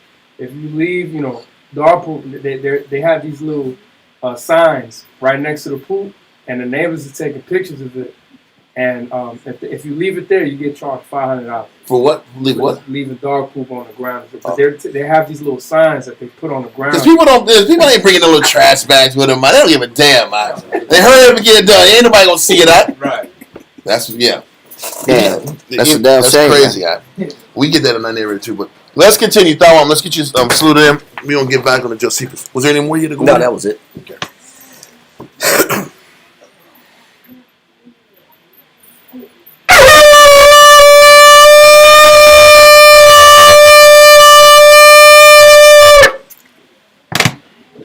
Tahawaraka.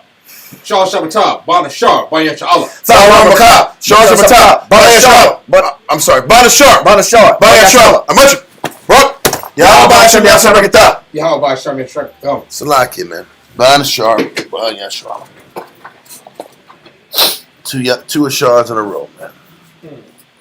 So, let's go in the Josephus where it says that he did not care for his authority. We're gonna run through this, so let's go. That he did not care for his authority. That's line 162. Okay.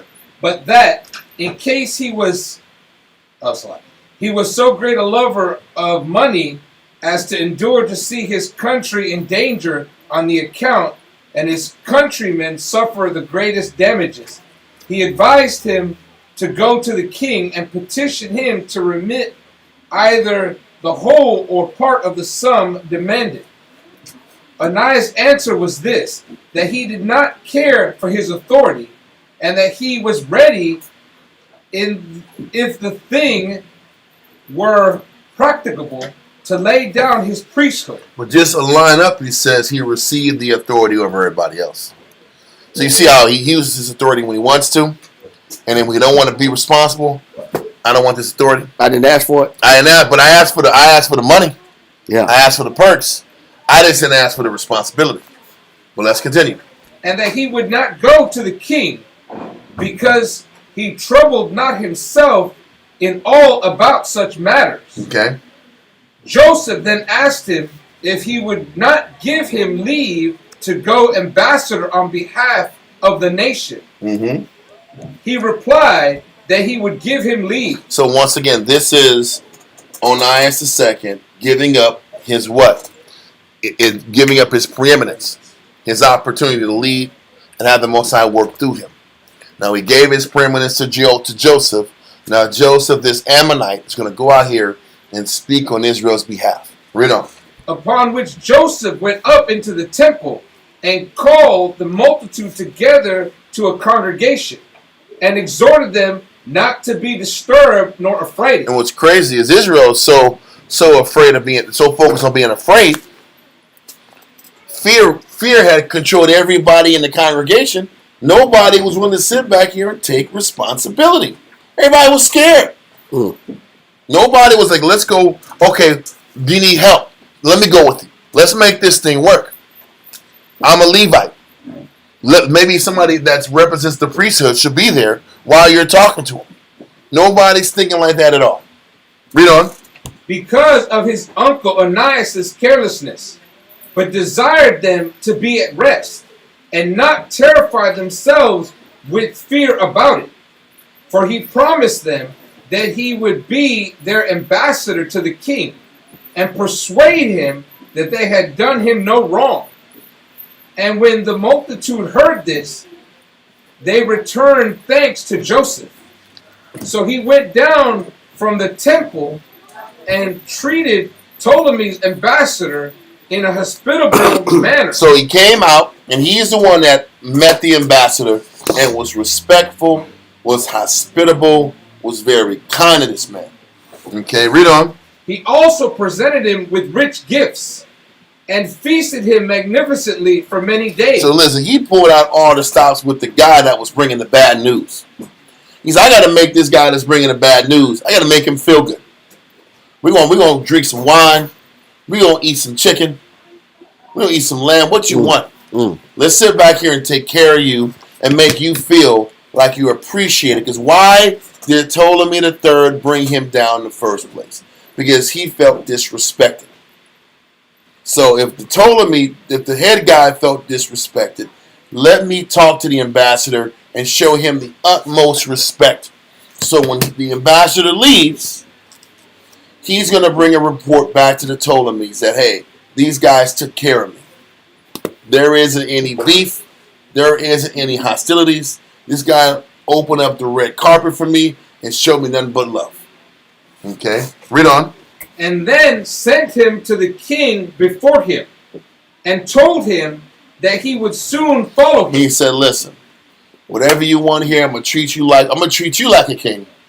Let the king know I'm going to come down here. We're going to solve this issue. We're going to take care of this problem. I want to take care of you first, but I'm right behind you.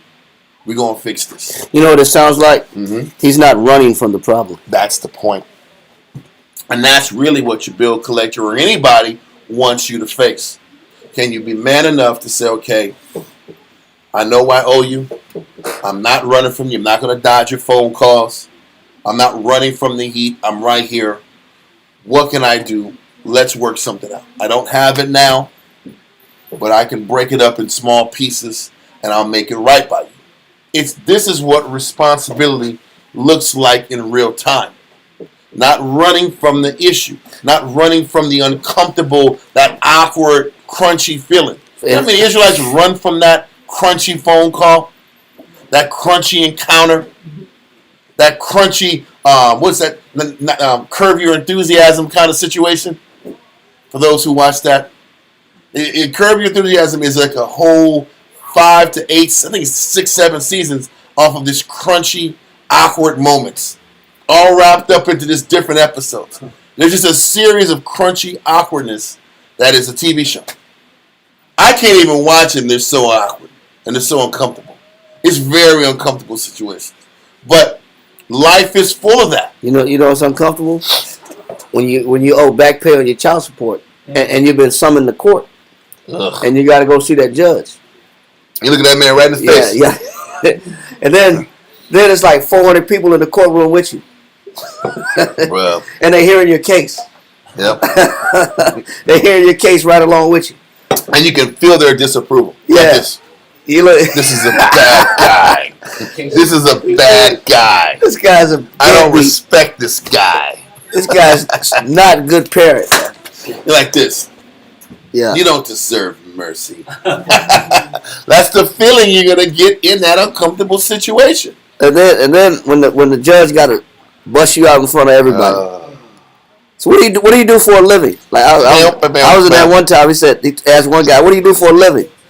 And then the ex-wife spoke and said, "He hangs out at the tire shop and drinks beer with his buddies." And it was like the judge said, "What tire shop?" He asked the guy, "What tire shop you hang out at?" He said, "You didn't ask him for a job?" He goes, "My back." I love it. So the beer is helping your back? The beer says my back. The beer is your medicine? The Budweiser is your medicine, man? Oh, man. Immediately 6 months. Immediately. 6 months in jail. Oh, my God. But it's one thing if you're in that situation, like in looking at how Joseph is dealing with it, if you at least would have gave them something, like $50 a month. Yeah. And this is what we tell brothers. This is honestly what we tell brothers when we get brothers in this camp from all backgrounds and situations. Some of them have completely ignored child support. But at least if you're sending what you can, there will be mercy on the back end from the judge. When he sees, okay, have you been completely negligent in your responsibility of being a child giver? Or at least you giving something. Yeah. When you go to court and you've been given at least $50, if you can at least show I got a record of giving $50 a month and I've been consistent with $50 or $100 a month, then the judge more likely will say, well, I'll give you time. Yep. When you don't completely ignore your responsibilities. Time. But when you at least give something, you get some mercy on the back end. But you got men that don't want to give nothing, expect to get freed up. And expect God to get you out of this. And God, most high gonna get me out. It's not always the case. Nah, bro. Usually it's those individuals that they say, okay, well, we're going to have you do 6 months of jail. And then when you come back, maybe you'll take this more serious. Yeah, and we're still going to require you to pay court costs and court fees. On top of what you owe. On top of what you owe. And back pay. And the payment is not going to stop while you sit in jail. Ooh. Because and now you're mad. Now you're mad, though. God, bro. When you can at least pay something. God. So let's continue, man.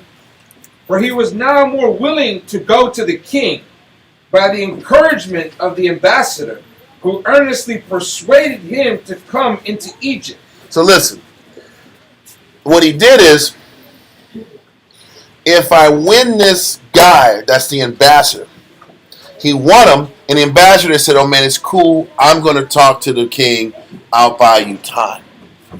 It's all, listen, being responsible, it's a combination of things. Combination of being responsible and being personable. He sat him down. He didn't run from the issue. He obviously got to know this ambassador. He had a meal with him. He obviously met his family. He brought a human side to him. He showed him a human side.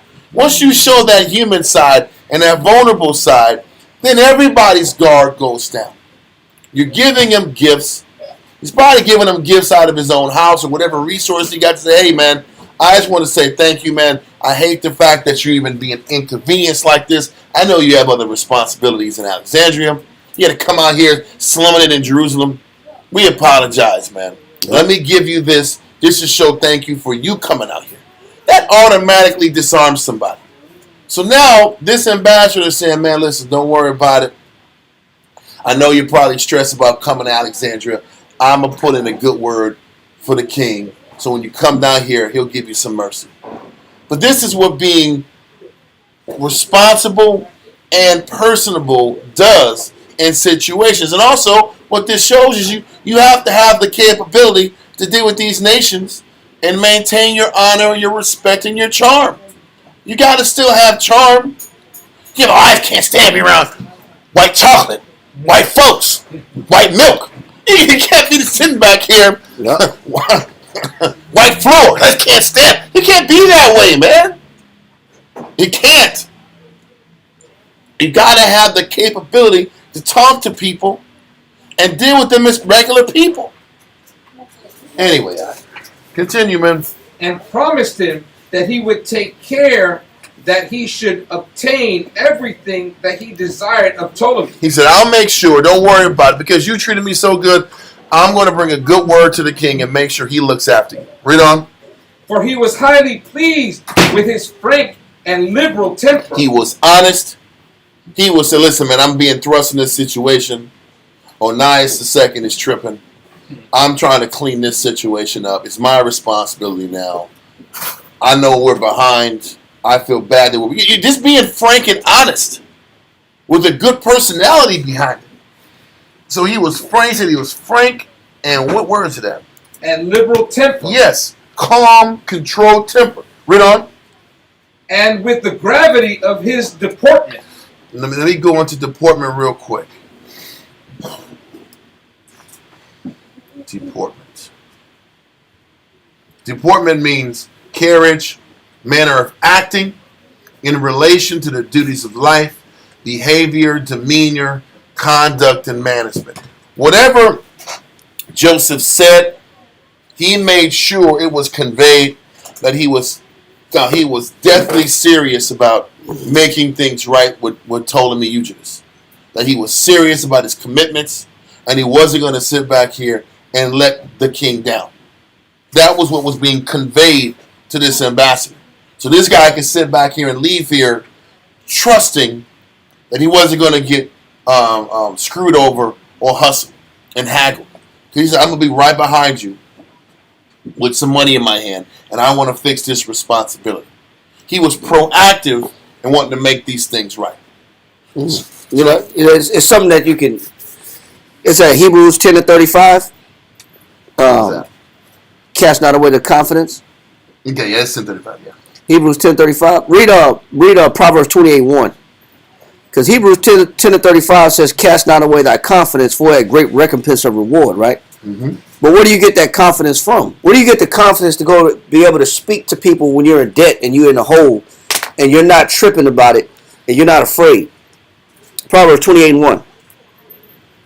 Proverbs 28:1. Mm-hmm. Proverbs chapter 28 and verse 1.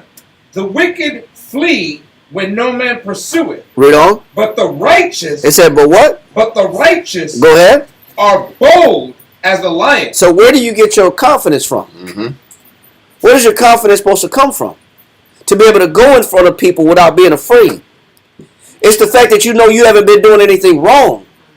It's the fact that you have a clean conscience. If you have a polluted conscience, you can't go speak to leadership in the same way Joseph is speaking. If your confidence is not clear, if your conscience is not clear, you can't go to the courtroom and talk to the judge. Mm-hmm. You don't even want to talk to the police. You don't want to deal with issues when your confidence and your conscience is not clean. So as long as you keep a clean conscience and you keep a pure, like we read about Onias, he says this was a man of gravity, prudence, and justice. Well, that gravity and that prudence and that justice is also what gave him the courage to go in front of the ambassador to speak. But if you've been doing dirt, and you've been doing dirt on the side, sneaking on the side doing dirt, you're not going to have the confidence necessary to face whoever you need to face with this, what's that he said, with that liberal temper, Mm-hmm. gravity, and that deportment. Yep.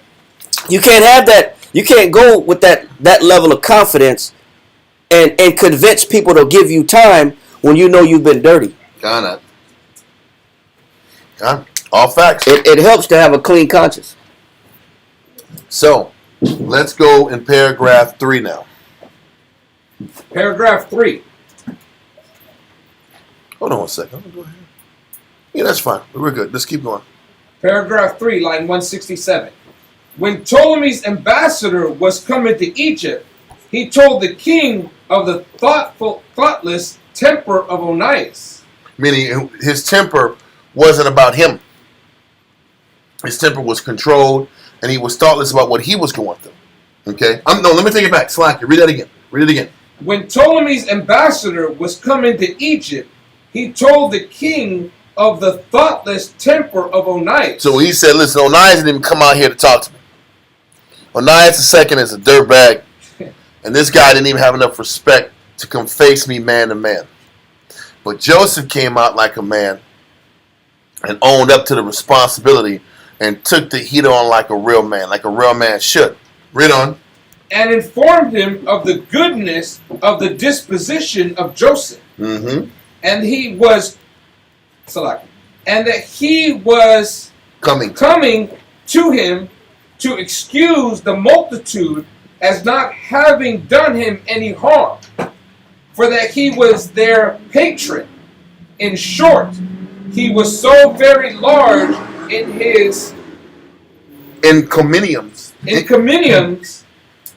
upon the young man. I would imagine that those encomiums are just his flatteries or let me see. I'm gonna type in income. Yeah, there it goes. Encomiums. This is praise, commendation. Okay, so he had so much praise for Joseph. Read on.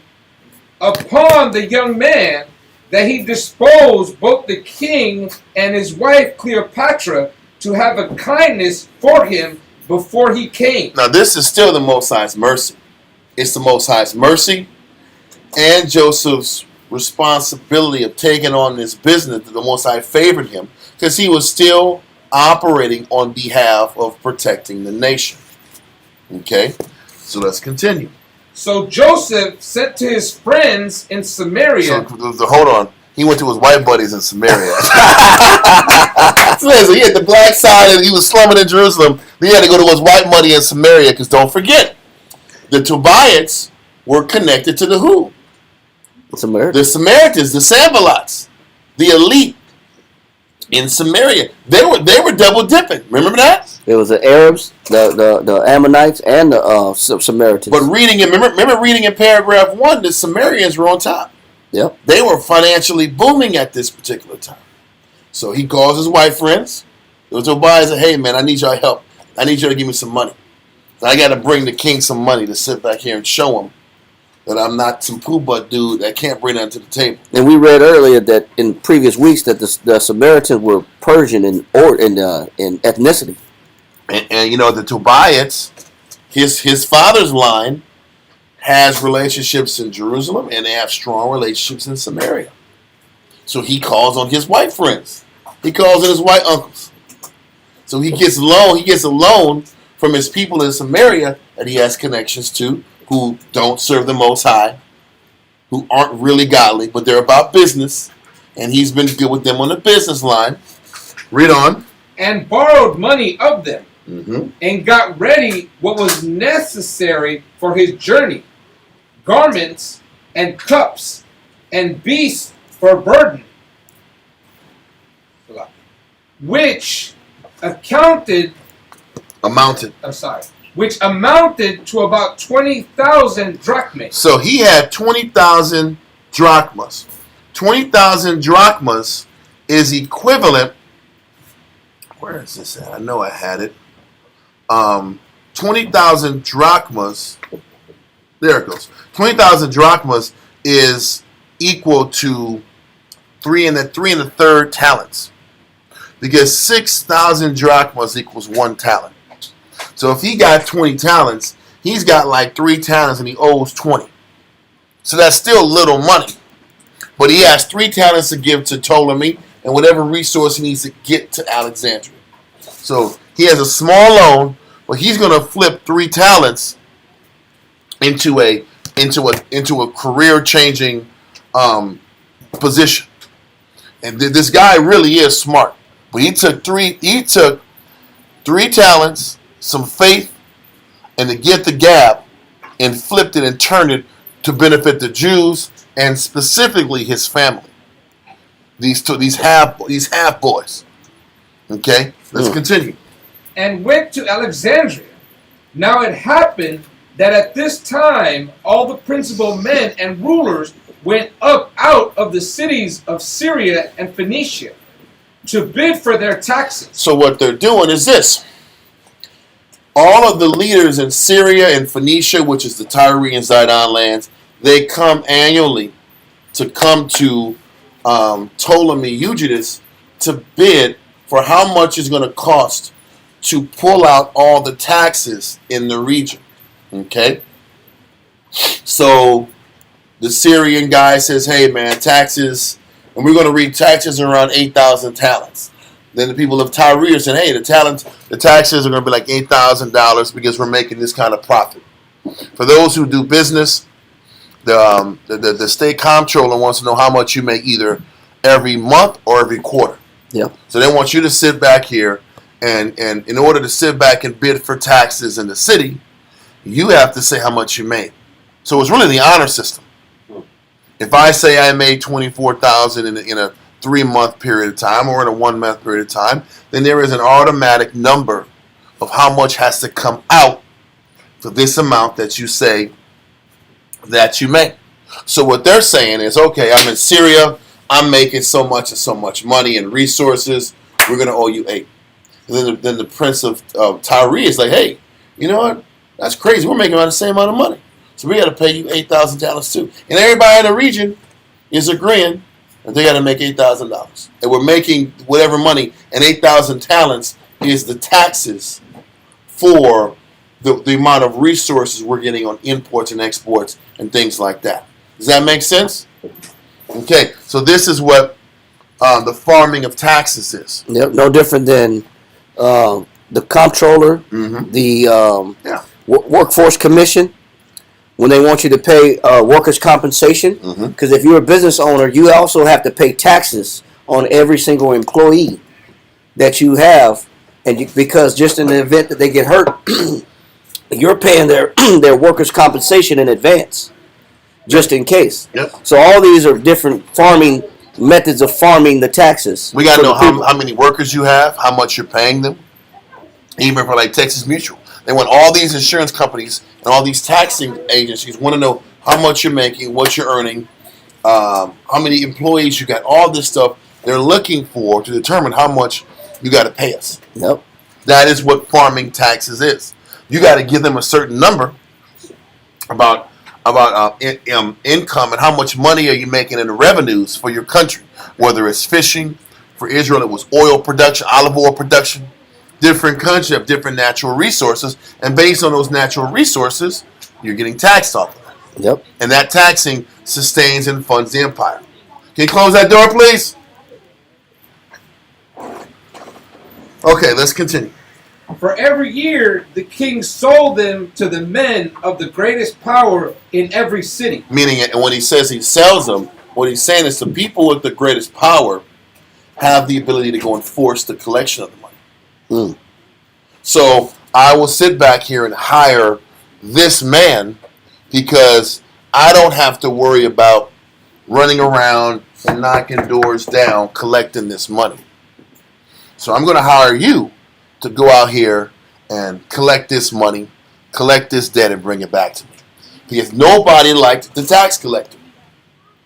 Nobody likes tax collectors now. Don't like them now. Nobody liked him back in the time of Christ. I think Matthew was a tax collector. Yep. Nobody liked Matthew. Nobody liked anybody that I'm bringing bad news. I'm knocking on doors and I'm shaking cats up if they don't pay their money. Don't This answer. is not just I'm knocking on doors. There is violence involved in this. You have to say, hey man, I'm going to send you an angry letter because you're not paying your bills. Or we're gonna report that we made $0 this year. Yeah, There's bullet zero. holes with zeros. Yeah. What tax collectors did is if you didn't pay your money, I'm taking your house. Are you going to let me take your house? A lot of cats aren't. So guess what's going to happen? Hands are going to be thrown. Soldiers coming. Soldiers coming. Swords going to get pulled out. Blood going to get spilled. And the land still going to get seized. With the animals on it. How about that? That's all the government, that's all Ptolemy's land now. So this is what the farming of taxes all is. Okay? So the people with the most power is going to sit back here and have the most leverage to collect the taxes. And they make the money. They obviously get a paycheck or a salary from getting all the tax money and bringing it to Ptolemy. So this is what all the leaders and bigwigs of the surrounding neighboring countries were coming to Egypt to do. Would say, hey, I have the resources and money to get this money from the people. Choose me to do it. Oh no, I'm in Syria. I have this and this power. Choose me to sit back here and be in charge annually of the responsibility of farming and collecting these taxes. Obviously, they're just going to get a percentage off the top of the taxes as a commission to do the job itself. So it's a big thing, though, to get this done, because whoever lands this contract is good. It's like landing the city contracts. Yeah. For whatever city contract, you can land a city contract, you're good. Government If contract. it's a city or government, like a building construction contract, moving contract, or an army, you get a military contract, you win it. Your money's right for a long period of time, right? So if you're sitting back here winning the person who makes those decisions, and you always cool with them, you're going to always get the bids. You'll always be smiling. It was no different than the Saudis, who were cool with the Bushes, who were the ones getting the bids to run the pipelines, to get all the construction pipelines in Iraq and in Afghanistan. Whoever had the control of the bids was getting rich. Anyway, that's just the concept. Everybody's fighting for the bids to collect the money, and that's a little angle to cover you and your family. Little debt collection. Yes. Let's continue. So these men saw Joseph journeying on the way and laughed at him for his poverty and Meanness. This guy is broke. He got 3 talents of bread. He's probably riding a donkey and some basic provisions. I'm laughing at this guy. If this guy thinks he's going to, with his resources, is going to sit back here and get anything from the king. Read on. But when he came to Alexandria, he heard that King Ptolemy was at Memphis, he went up thither to meet with him, which happened as the king was sitting in his chariot with his wife and with his friend Athenion, who was the very person who had been ambassador at Jerusalem. So his boy Athenian and his wife and him were there in their chariot chilling in Memphis. Joseph ends up getting to Memphis, communicating, showing respect to the king. Read on. Who was the very person who had been ambassador at Jerusalem and had been entertained by Joseph. And soon, as soon thereafter as Athenian saw him, he presently made him known to the king, how good and generous a young man he was. So Ptolemy called him first. No, saluted him first. Oh, and Salaki. So Ptolemy saluted him first and desired him to come up into his chariot. First of all, that's a great honor, right? He told me, listen, man, you the guy, man, come on up here in my chariot, my car. We gonna sit back here and talk, man. For the king of the entire region to recognize you and call you up, you already in pocket, man. Athenian did him a solid. So him being honest and upfront and good to Athenion paid dividends for him automatically off the jump. It just shows you how far hospitality, yes, how far honesty, and accountability, and just how the Most High it shows us that good deeds never go unnoticed. Like the Most High is watching how you behave in this arena, and you never know how it's going to pay off later down the line. That, you know, since you were honorable and honest and courageous, how it was going to pay off in the latter end. Only the Most High can dictate that. So Ptolemy saluted him first. Read on. And as Joseph sat there, he began to complain of the management of Onias. So what he did is, man, I have a bad boss, man. Yeah. I'm sorry, I'm even inconveniencing y'all. The guy that was supposed to do this, he didn't want to do it. Yeah. You know, I don't know, but for those brothers who know, man, we used to sell oils and sit back. We always complain about the boss. Because when you're dealing with the customer, sometimes you have to blame the boss for you didn't have bags or you didn't sit back here and have change. Or bad experience. Sometimes you got to blame the guy that's not there. The big guy. So that you can sit back here and maintain the relationship that's right in front of you. Yeah. So I'm sorry I don't have change. The guy don't give us enough money for change in the morning. Sometimes you got to throw the boss under the bus to win the customer that's in front of you. Yeah. That's just sometimes in communication and business. How come I keep coming back and y'all tell me y'all got this, and y'all never have what I need, man? You know what I'm saying? But he's showing you how, like, you know, what Joseph is having to do is to appease the wrath of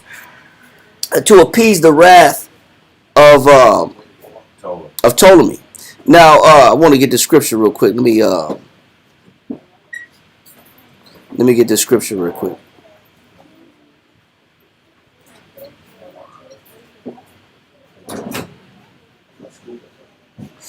I want to get this. Let me see if I can find this. Let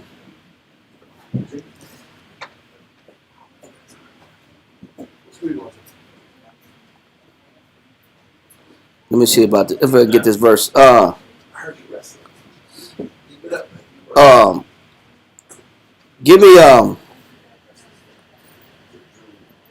Give me Genesis chapter 8. And this is something that we got to pay attention to, because this is a good attribute to have of what Joseph is doing. Not that he's not trying to throw Onias under the bus, but he's having to at least be honest about the dealings of Onias to pacify the wrath of Ptolemy. And this is, if we understand how powerful this is, to know how to pacify people's wrath, we're going to take an example of it from here. Go to Genesis chapter 8. Go to Genesis chapter 8, and I want you to start at verse 1. Genesis chapter 8 and verse 1. And the Most High remembered Noah. Just like we're reading about how the ambassador to the king remembered Joseph at this time, and he was allowed to be introduced to Ptolemy and pulled into his chariot. The Most High remembered who? Noah, Read on. and every living thing, and all the cattle that was with him in the ark. And the Most High made a wind to pass over the earth, and the waters assuaged. It says, and the waters assuaged. What does that mean? Get that definition of assuage.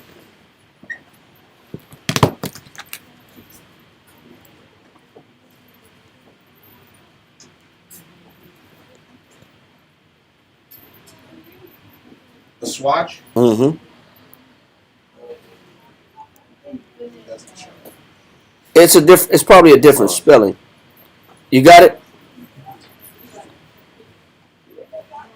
Whoever got the definition. Assuage.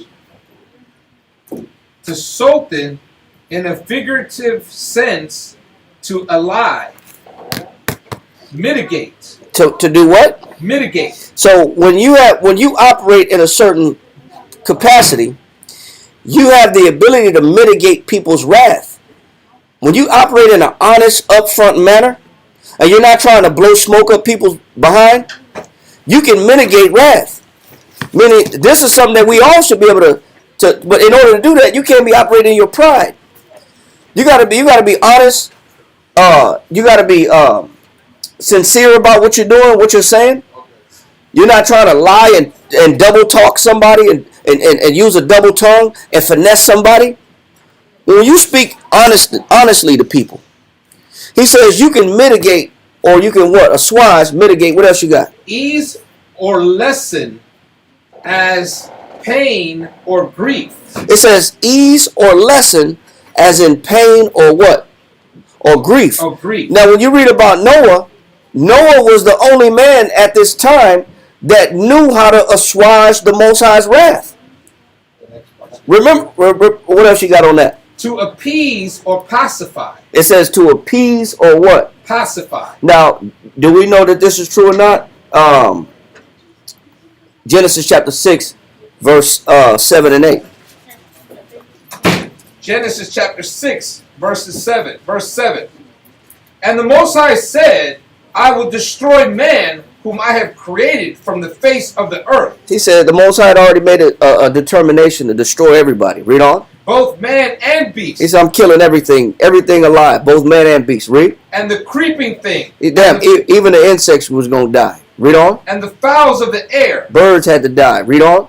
For it repented me that I have made them. The Most High is angry, man. To destroy everything, obviously we provoke the Most High to wrath at a particular time. That particular generation provoked the Most High to wrath. Read on. But Noah. It said, but what? But Noah. Noah did what? Found grace in the eyes of the Most High. He said he did what? Found grace in the eyes of the Most High. Go ahead. That does it. No, I want to, verse 9. Verse 9. These are the generations of Noah. Noah was a just man. And how was Noah able to find grace in the Most High's eyes? He was what? A just man. We read earlier in the Josephus that Joseph was a just man. It says a man for gravity, prudence, and justice. So when you operate with these characteristics, you have the ability to assuage the wrath of your leaders or people in charge of you.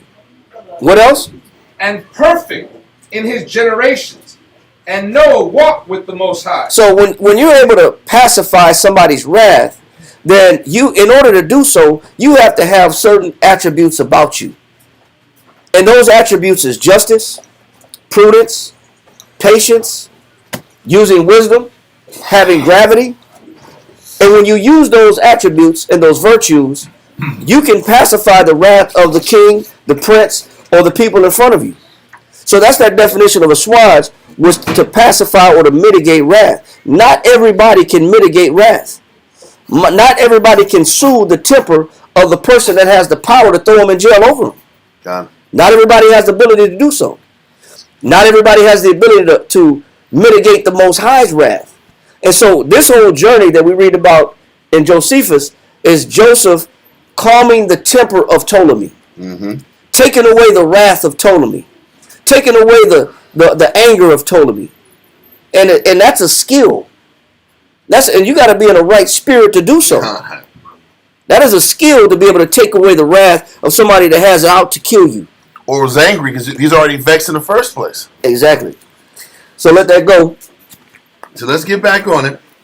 So it said, let's go, Line 172. what does it say? So Ptolemy saluted him first. Okay, let's do that. Line 172. So Ptolemy saluted him first and desired him to come up into his chariot. And as Joseph sat there, he began to complain of the management of Onias, to which he answered, "Forgive him on account of his age." Now, So he's working it perfect, Doc.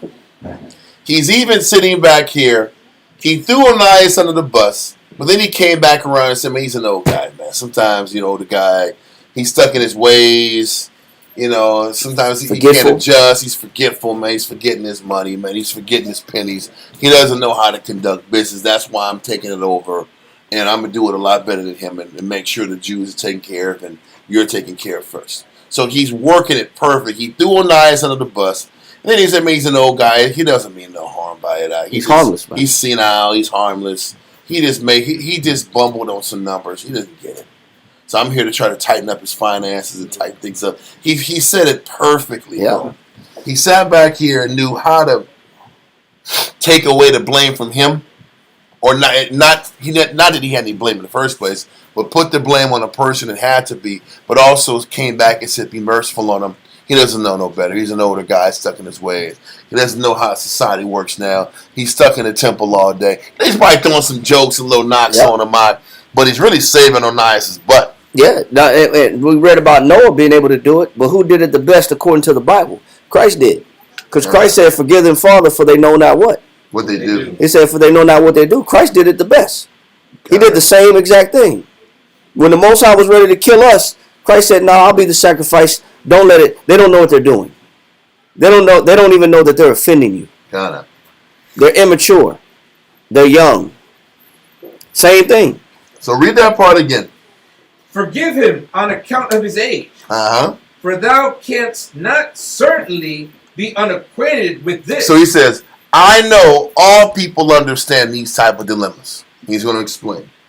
"That old men and infants have their minds exactly alike." Damn. He said the old mans and infants are all the same, man. Damn. Babies that need attention, they need to be attended to and looked after. And you get to a certain age, you got to be attended and looked after.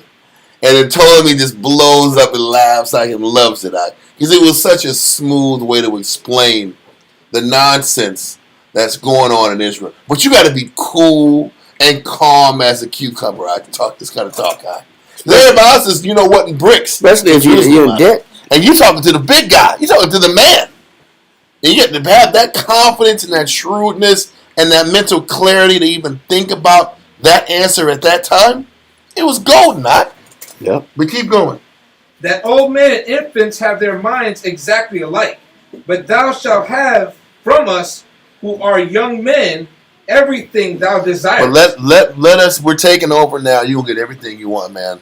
No worries. Everything's going to be okay. Yeah. He just pacified this guy's wrath. Just like that, Yep. Read on. "And shall have no cause to complain. You're not going to have any reason to be upset at us. We're going to take care of you. We're going to do right by you. Read on. With this good humor and pleasantry of the young man, the king was so delighted." He was happy to hear this. And first of all, the king was an older guy too, but he had his mind. So he laughed out. He probably thought about his father. His father told me Philip hated when he was getting older, how he started falling apart, and how he had to sit back here and deal with his father. So he laughed and respected his wit and his communication through the whole process. Read on. "That he began already as though he had long experience of him." He said this short conversation, made the king comfortable enough to look at him like he's been around him for a long time now. That takes ability and the Most High's grace at the same time. Just to take that spirit off this guy out, and for him to sit back here and look at him like he's known you for a while. Yep. It's crazy. Read on. to have a still greater affection for him, insomuch that he had bade him take his diet in the king's palace. He said, listen, he wanted him so well. He said, man, come and eat with us so we can talk more. I can get to know you, but I like you. Damn. Just in a few minutes of conversation, he was one. And the thing is, like, see, I told you this dude was cold, man. Yep. I told you he was cold. He vouched for him. He vouched for him, just like that.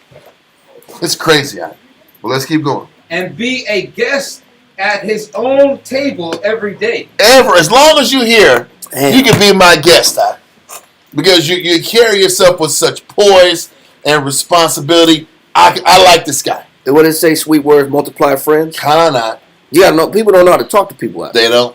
You know why? Because people are so caught up in, he's looking at me weird. He's looking at me weird. Why did he look at me like that? Why did his face frown when he said when I said that? Why is he kind of looking this way? I don't know. Then you start panicking and getting weird, and then you start getting weird, and everybody gets weird. You know when you're talking to a debt collector, and you get hostile or angry. Bro. They get hostile or angry. Done. And they get very short. Yep. And they get very short and quick and want to get off the phone and not give you the information. You know, I admit guilt in this aspect because my rib called a debt collector with calmness, saying the same thing. Can I please talk to your manager? Could I speak to somebody in charge? I'm like, who's in charge of this foolish operation, man? This SHIT show. Yeah. I called tripping, and I didn't get past the first stage of whoever answered the phone. Whoever the damn, what do you call it, the receptionist is on the phone. I couldn't get past the first level because I was already, sir. Yeah, I was already hot. Sir. Yeah, I'm sorry. Lower your tone, sir. You need to go on the website. They kept referring me to the website. You need to go on the website. Check the website. I was like, damn, y'all, because I'm caught with hostility. She called and with a calmness, clearness, with no offense. Like, there must be a mistake here. So, who do I need to speak to resolve the mistake?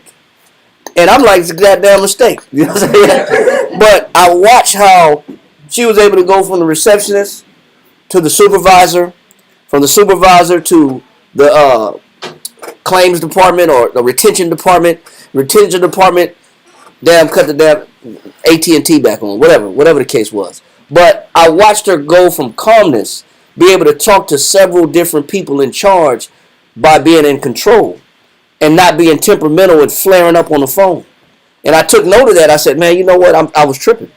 Because through my anger and my impatience and my intensity, it put the person in the wrong spirit. Mm-hmm. I was just, and that conversation ended quick, and I didn't get the information I needed. I didn't talk to the people I needed to talk to get the job done. But it just shows you how the right mind, the right temperament, the right level of speech can go way further than just you being the mad black man like I was on the phone. I didn't get far like that. It was just a little lesson to learn from. Bro, let's do this. Let's read Ecclesiastes in the Bible, 5 and 13. I think it's 5. Nope. Maybe it's Ecclesiastes. It's Ecclesiastes in the Apocrypha. Slocky. Ecclesiastes in the Apocrypha, 5 and 13.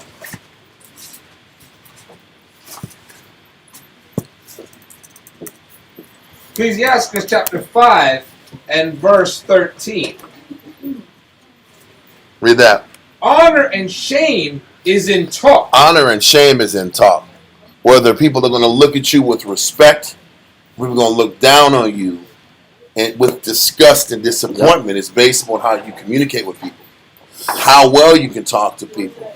Really, truly talking and communicating is truly a skill. It is. And a talent that a person has to really give themselves to so that you can work on honing it and being skilled. Because truthfully, if you're going to be a good communicator, you can't be about yourself at all. You have to be tuned in exactly with what the person. Well, you have to be a great evaluator of people, really in tune to what people want. Close the door, please. Be in tune to what people want. Be clear about what they're looking for from you, and adjust your communication based off of what it takes to please that person. Yes, sis? I am just on your point. I used to live in this place, Papa. Mm-hmm. Speak up just a little bit. Crisis hotline. Crisis hotline. Uh-huh. Mm-hmm. And I would literally get people on the phone that would be suicidal, like literally Yeah. on the edge Yeah. of the bed, in crisis mode. Yeah. Wow. And the one thing that we were always taught in our training was, when you're on a level 10 and you enter the phone, you have no idea where they are. But we have to keep a very calm and empathetic and loving tone with them. Mhm. These are strangers. They're calling, they're in crisis. Mm-hmm. And we literally have to stay on the phone with them until we get them down to where we are. Yeah. Which is like a lot. That's work. That is so much work. But I was hired for the job because I lost my sister to suicide. Mm-hmm. And so I could empathize with people that were on that Yeah. level. And so when other people just in crisis, right, it's being sympathetic, empathetic, and just, we would have resources to give them. So I would just calmly stay on the phone with them until I could get them down. So it is so critical to that other person on the other end of the line, with you being the person talking to them, maintain that type of tone. Mm-hmm. If not, I could literally send them on the head. Yes. Wow. That's a. And the power is in your demeanor and your words, and how your words come out to that person, and can your words disarm a person to where they'll start listening to you. Because obviously they're not even listening for the first 20, 30 minutes. They're not hearing nothing that you got to say. They're focused on what they're going through. And to get them to listen, I bet you are exhausted after those type of encounters. It is physically exhausting to go toe-to-toe with energy like that. That's like being a hostage negotiator. Yep. You got to talk somebody down and let the victims go. Man, it's hard work. So this is and then there's work, and then there's work in establishing a great first impression with somebody, to where somebody likes you automatically. That is a talent. To be able to be genuine, personable, likable, and trustworthy, and for somebody to buy into where you're coming from quickly. When they don't forget, the king is around people trying to hustle him every single day. Yeah. Trying to get something from him every single day. So you don't think a good king is used to somebody trying to hustle? Somebody trying to sit back here and take advantage of them? That's what they see every day. So to win a king, you really have to have your game tight. You really do. You have to know how to build rapport with people. Yes. And that if that rapport is not built, it's not going to speak for you. It shows that certain attributes of a person will speak for them before they even open their mouth. Mm-hmm. For him to even have the notion to have, for him to have, okay, this is the guy I heard about. Mm-hmm. Then you've already established yourself as this kind of person. Yep. For that word to travel that far to say, oh, you're the guy that this such and such been talking about. The ambassador been talking about. Yep. And then his speech after that confirmed what Athenion was even saying. A lot of it reminds me of what when the Queen of Sheba visited Solomon. Yep. She had always heard how phenomenal Solomon was, How he ran a kingdom. and how he ran it in his operation. But she said it doesn't. The speech that she heard in advance doesn't even compare to her seeing it for herself. She said, for me seeing how you run your kingdom is far excels the reputation that I've heard of you in my own country. She was more shocked at seeing it live and in person than in living color than what she heard from everybody talking about Solomon. That's a great attribute. And in this regard, this ended up protecting and looking after Israel, at least for a short period of time. So let's continue. Back at Josephus? Yes. Line 173. With his good humor and Pleasantries. with his good humor and pleasantries of the young man, the king was so delighted that he began already, as though he had long experience of him, to have a still greater affection for him, insomuch that he bade him take his diet in the king's palace. and be a guest at his own table every day. So as long as you're in Alexandria, you're a guest and a friend of mine. Read on.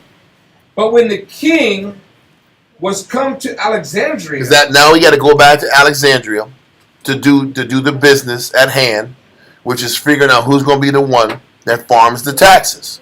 Read on. the principal men of Syria saw him sitting with the king, Read on. and were much offended at it. Because they were clowning him on his way up because he was broke. You know, a lot of times people think respect only comes from having money in your pocket. Having money and resources is the only thing that kings and people respect. People fail to understand there is a human side to everybody, on top of whatever resources you got. So his communication, his ability to be human and have a human connection was far superior to these bruising tax collectors that are trying to petition their opportunity to farm. Because to farm, that means you're trying to extract something, right? So to farm taxes, he's trying to find who's going to extract these taxes from everybody for Greece and country. So they're looking at him. He's sitting back here in the big house with the king, eating on his table. Now they're pissed off and they feel threatened. Let's continue in paragraph 4. Paragraph 4, line 175. And when the day came on which the king was to let the taxes of the cities to farm. So he's like, this is the day when it's time for all the cities to come together and deal with this farming of the taxes. Read on. And those that were the principal men of dignity in their several countries were to be bid for them. Were to bid for them. This is the day where all these big wigs in the countries were bidding to farm for this particular amount of money that everybody agreed was the taxable income that needs to be bidded on. There's two things. All the nations had to bid, and all the nations had to come to an agreement of how much taxes they owed. And then the next part was they all had to come together with who was going to extract the money from all these countries. Who was going to make sure at the end of the day, 8,000 talents were going to come out of each country. So there's two different aspects of this. Read on. To bid for them the sum of the taxes together of Col Syria and Phoenicia and Judea with Samaria. So that whole region is called Syria. Called Syria is Phoenicia, Tyre and Zidon, Syria and Israel and Samaria. All 5 of those areas is called Syria. Okay, read on. As they were bidden for, came to 8,000 talents. So what they're saying is 8,000 talents was the amount of money that each of these regions was responsible for paying. Samaria, Judea, Phoenicia, and everybody in between. That's even dealing with the Philistines or the people of Gaza, that area, that region. So everybody's saying is 8,000 talents per country that's owed to Greece or owed to the Ptolemies of Egypt. Read on. Hereupon Joseph accused the bidders. Well, listen. Joseph's in the big dog seat eating lamb with Ptolemy. Yep. But what Joseph is saying now is that they were colluding to have that tax number be at $8,000. A lot less than what it should be. Than what it should be. Yeah. Now read on. As having agreed together to estimate the value of the taxes at too low a rate. That's collusion. They all came together before they came up here and said, yeah, we all made this much money so we can pay 8,000 taxes. Hey, you tell the king we made 8. I'm going to tell the king we made 8. That's the point. You let the king know we produce 8. And 8 is the number. 8's the number. So if everybody stays true to this number, he ain't going to know the wiser. That's collusion. Collusion is, hey, let's all get this guy 8,000 talents. He'll be happy, and we'll keep the rest for ourselves. We can make our money and survive. King will be happy. The whole region's good. But now you have Don't ruffle no feathers. don't mess up everybody's pocketbooks. Yeah. Don't mess it up for everybody. But Joseph is like, listen, y'all dudes is all scamming the king. You sitting here right next to the king and say, man, they're scamming you, boss. Chief, they hustling you. We could double that. I can double that. 8,000 too low. It's too low. It's more like 17,500. Exactly. That's what they said. Listen, what he said is, we want to read. I can double that price for you, king.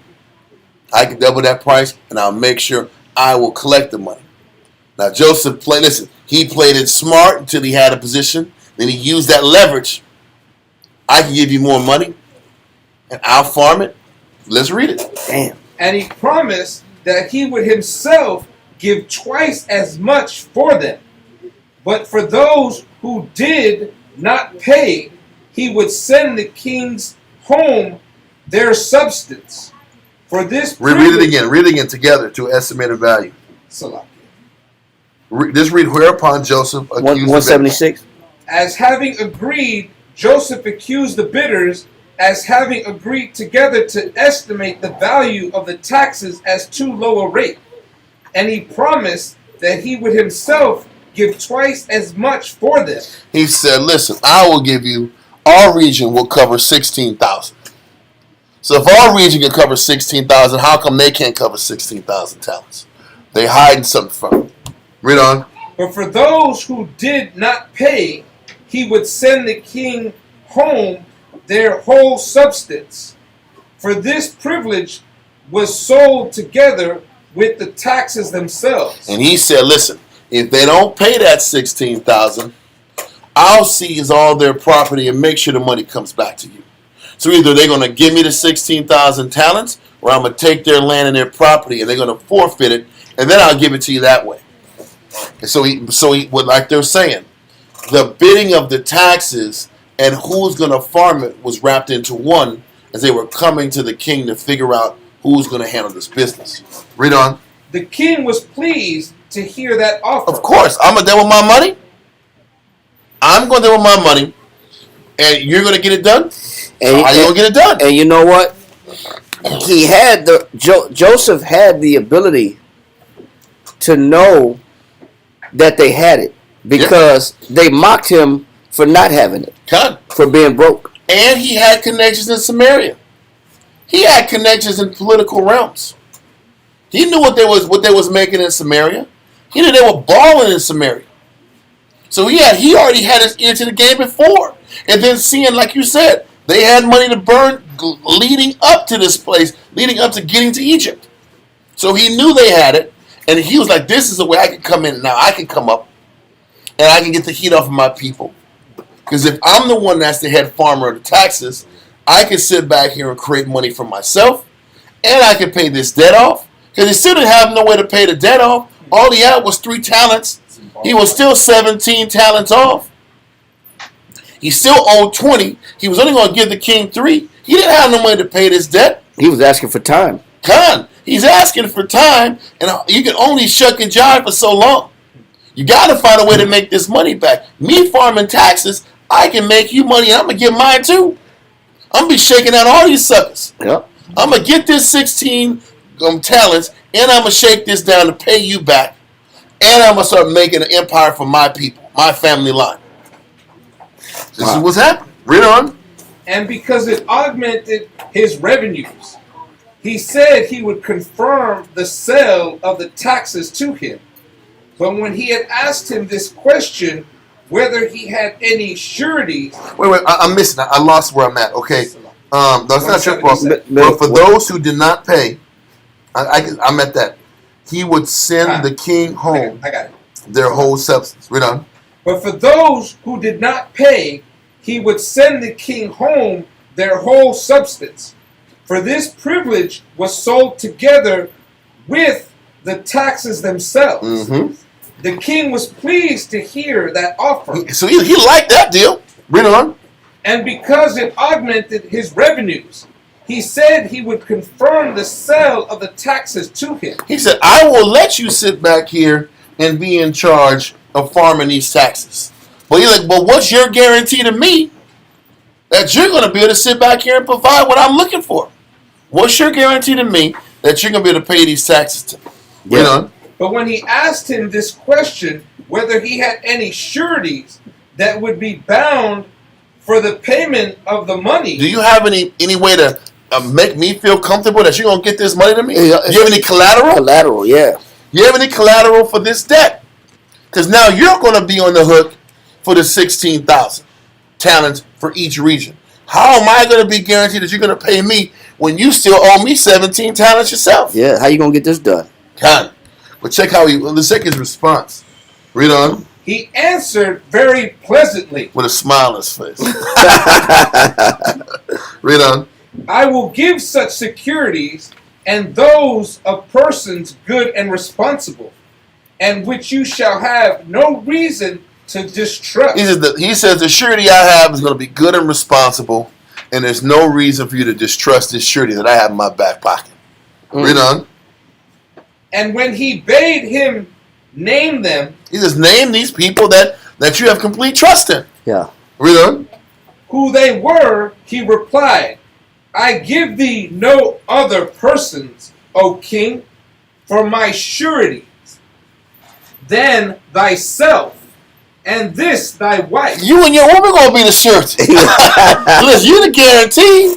Listen, I'm gonna go and get this money, and you gonna be the one that's the surety because there's nobody gonna sit back here and cross you. God. I'm gonna sit back here and I'm gonna get this money, and I'm gonna guarantee that they gonna pay it because if they don't pay it, they gotta answer to you. They got to answer to you. He says, you're the greatest surety in the world. God, I'm coming to But you. it's still a hustle. It's still a You're hustle. supposed to have a surety. Yeah. You got to have property and lands Shake the baby. that if I don't bring the money, you can confiscate to cover your loss. You know what I mean? You're the greatest surety. Ain't nobody gonna piss off the king. And he starts laughing at. It's funny. It is funny. It is funny. Like I am the greatest surety. Well, you don't really have no collateral. What you're just saying is gonna be me. It's funny, but he liked him already. Yeah. So like, man, I trust you, man. Go do it. Let's see what you do. Let's see what you do. What he's asking for when you go buy a car, they don't believe your credit is strong enough. They ask for a cosigner. Yep. And they want to know who's the cosigner. He said, you're going to be my cosigner. You're the cosigner. You're the cosigner, man. You and your wife are the cosigner. Yeah. Listen, y'all money guaranteed. Yeah. You guys are the bank. I got one verse. Ecclesiasticus in the Apocrypha, chapter 8, verse 13. It's funny, man. Yeah. You're going to cosign on this note. It's funny, y'all got it? Yeah. Ecclesiasticus chapter 8 and verse 13. What does it say?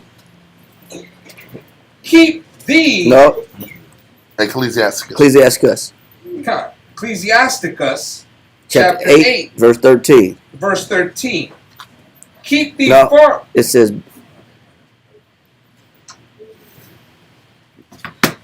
he got it. He got it. Oh, that's a lot.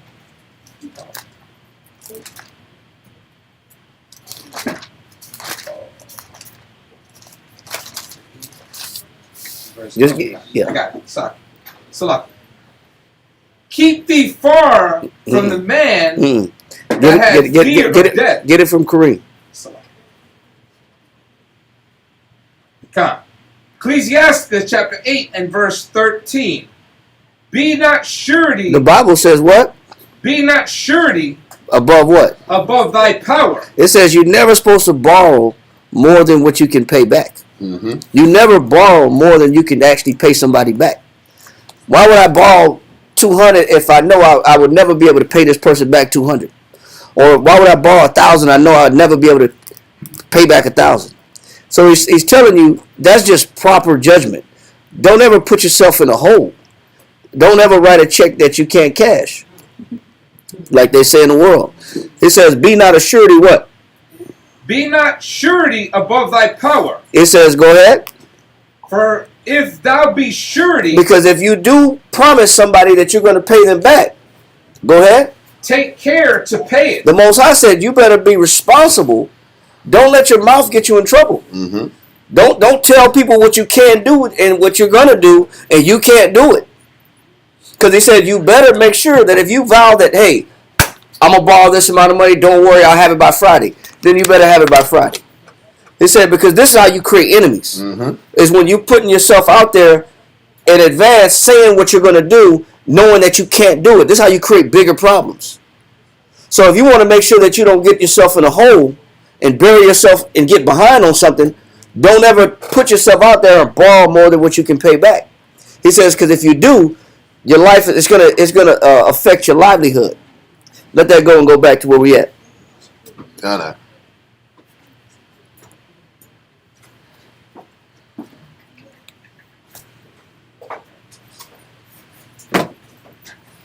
To where we at?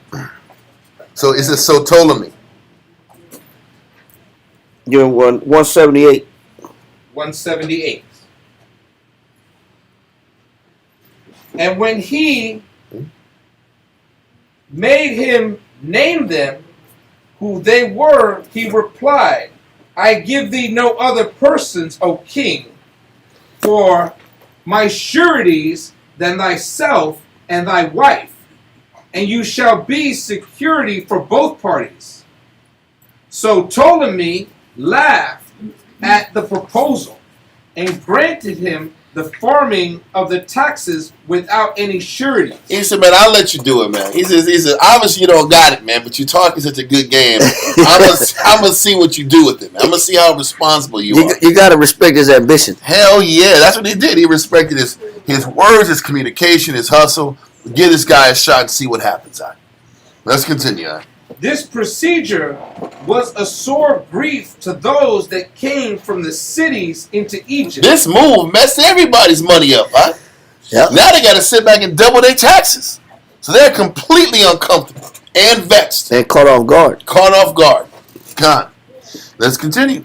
Who were utterly disappointed, and they returned everyone to their own country with shame. Looking bad, in debt. Everybody having to come out of their pocket more than they expected. Everybody thought they could come up and make money, and everybody lost, except for Joseph. Read on. Paragraph 5, line 180.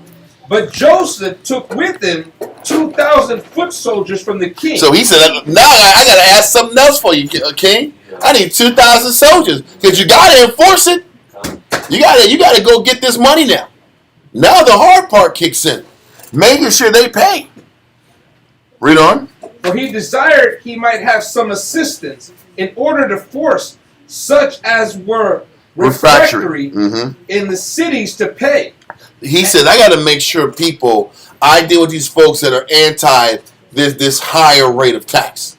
So I got to come out here guns blazing and make sure these dudes support and pay. And that you need your military. Let's keep going. And borrowing of the king's friends at Alexandria 500 talents. Listen, then he getting more money. You're getting money to sit back here and sustain these 2,000 men. You get another 500 talent loan. You already in the red 20 or 17 to the king, 3 to your people in Samaria. But in your mind, I'm going to pay it all back once I farm these taxes. This is crazy, but let's keep going. He made haste back into Syria. And when he was at Ashkelon is the Philistine land. Ashkelon is near Gaza. Read on. And demanded the taxes of the people of Ashkelon, they refused to pay anything. And that's why I totally wanted the sureties. I need to make sure that if I give you the power, are you going to guarantee this money's going to come to me? Because these Philistines are like, I'm not going to pay you nothing. How dare you come here? We have double rates. I don't even know you. You're some young dude. I'm not going to pay your taxes. So they test him. Read on. And affronted him also. And they disrespected him too. Read on. Upon which he seized upon about 20 of the principal men. So what he did is, okay, y'all want to talk? I'm going to go and get 20 of your top leaders and kill them in front of everybody. And then see if you keep talking now. I'm going to kill 20 of your men, and I'm going to seize your property too. I'm going to seize their property. And that's how you come up. He took out 20 dudes, the richest, the higher end guys of the Philistine lands. Read it from the top of chapter 1. Line 181. And when he was at Ashkelon... No. I want you to read paragraph 5 from the top so the brother can hear. I don't want him to miss out on the story. Paragraph 5, line 180.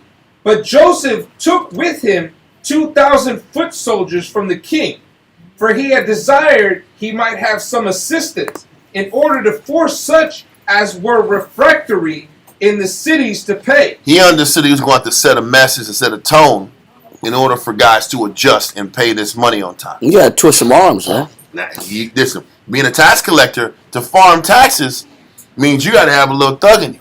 Yeah. You got to have a lot of thug in you to get this money. And nobody want to give up pay taxes. Baby needs shoes. Brother, you got to sit back and get ready to go to war. So we got 2,000 soldiers and a 500 talent loan, additional loan from the king. This is crazy. 500 more talents. You already owe him 20, or you already owe him 27. No, 17. 17 plus 5, plus you owe him 16,000 talents per region.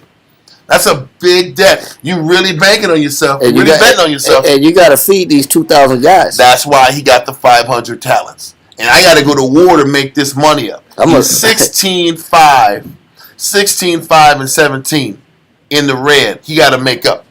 He got some work to do. So he got some warriors, some killers on his side to get this payback back. It's strong on time, man. It's time to get on these nations and press them out. So let's keep going. And borrowing of the king's friends at Alexandria 500 talents, he made haste back into Syria. And when Which was cool. He borrowed from the king's friends. So the king didn't have to know. Because you can't sit back here and talk all this talk and not have nothing to feed these men on.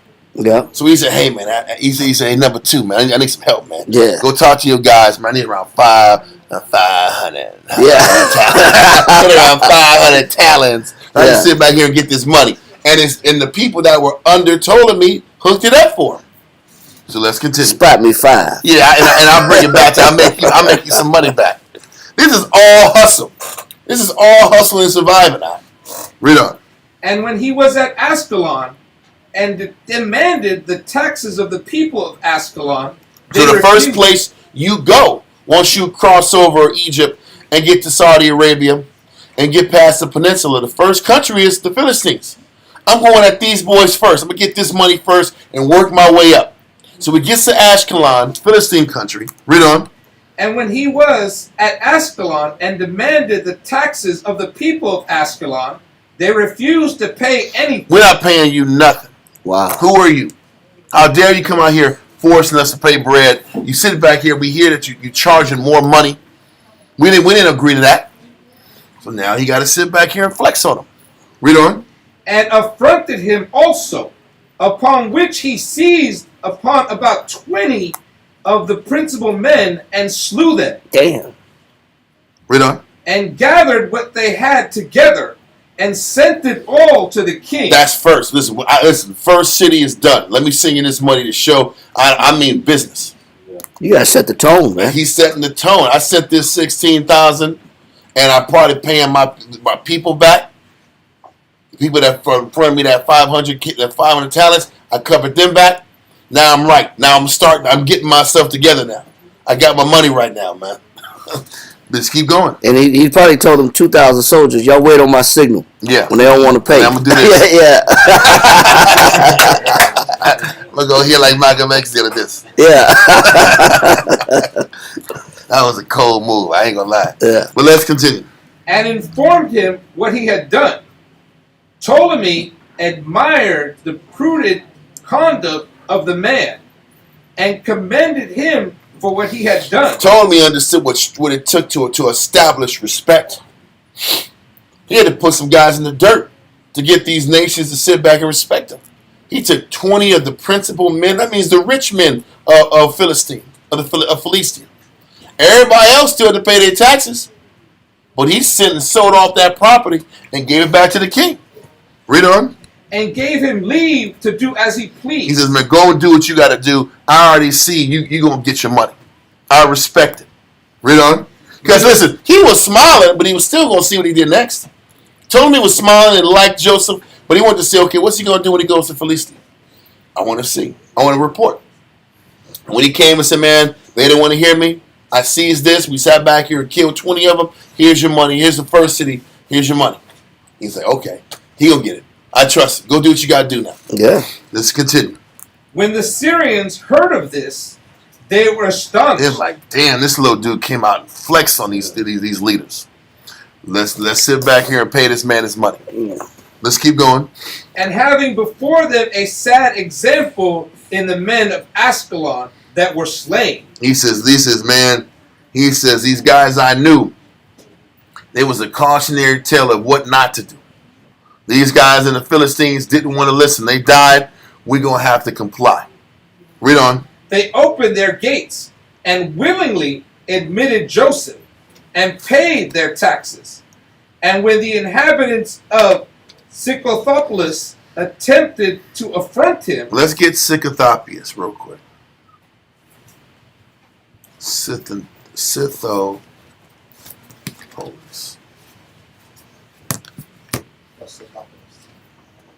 They're trying to find out exactly where Scythopolis is. You know, there's these Greek names for ancient cities. It ain't like it's something special. Okay, Scythopolis is right above. It's right near Samaria. It's like northern Samaria. It's right off the Sea of Galilee. So yeah, it's in the region of Samaria. So he goes to Samaria, and these people didn't respect him either.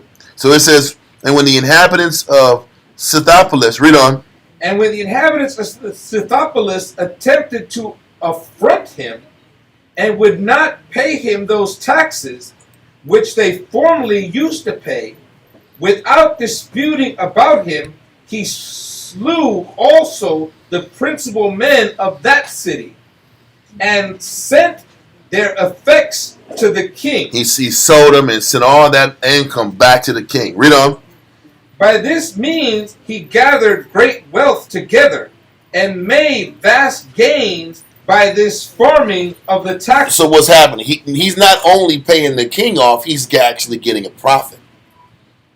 Because listen, just because you sold off all their lands, those are just the principal men. The regular people got to pay their taxes too. So part of the selling of these people's lands is a gain, it's a profit. He's making profit too. So he's sending a large chunk. So what's happening is he's sending the 16,000 talents per region, and he's sending additional monies from these properties that were seized. These rich men had large sums of money. But they had more money in their properties than just the taxes they owed. So he took the entire value of the property and sent into Ptolemy on top of the 16,000 talents, on top of him keeping a little bit for himself. Yeah, because he only guaranteed Ptolemy 16. But that's my point. Yeah, so the region, he's hitting the region because they didn't want to pay the total taxes for the region. So he's collecting the regional taxes and their assets. So he's making a profit off of this. He's making money off of this, on top of making sure the king gets his bread and additional monies from the selling of these lands. And then the 2,000 soldiers, they eating too. Everybody's smiling. Yep. Everybody happy. Drinking wine, drinking beer, drinking whatever they're doing, and eating well. So this is what's happening. Continue. And he made use of what estate. Select. And he made use of what estate he had gotten. Kind of select. One second. I'm sorry.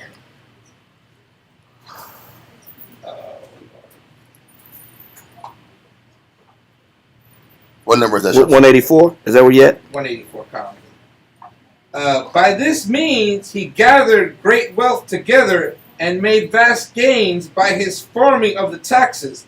And he made use of what estates he had thus gotten in order to support his authority, as thinking it a piece of prudence to keep what he had been the occasion and foundation of his present good fortune.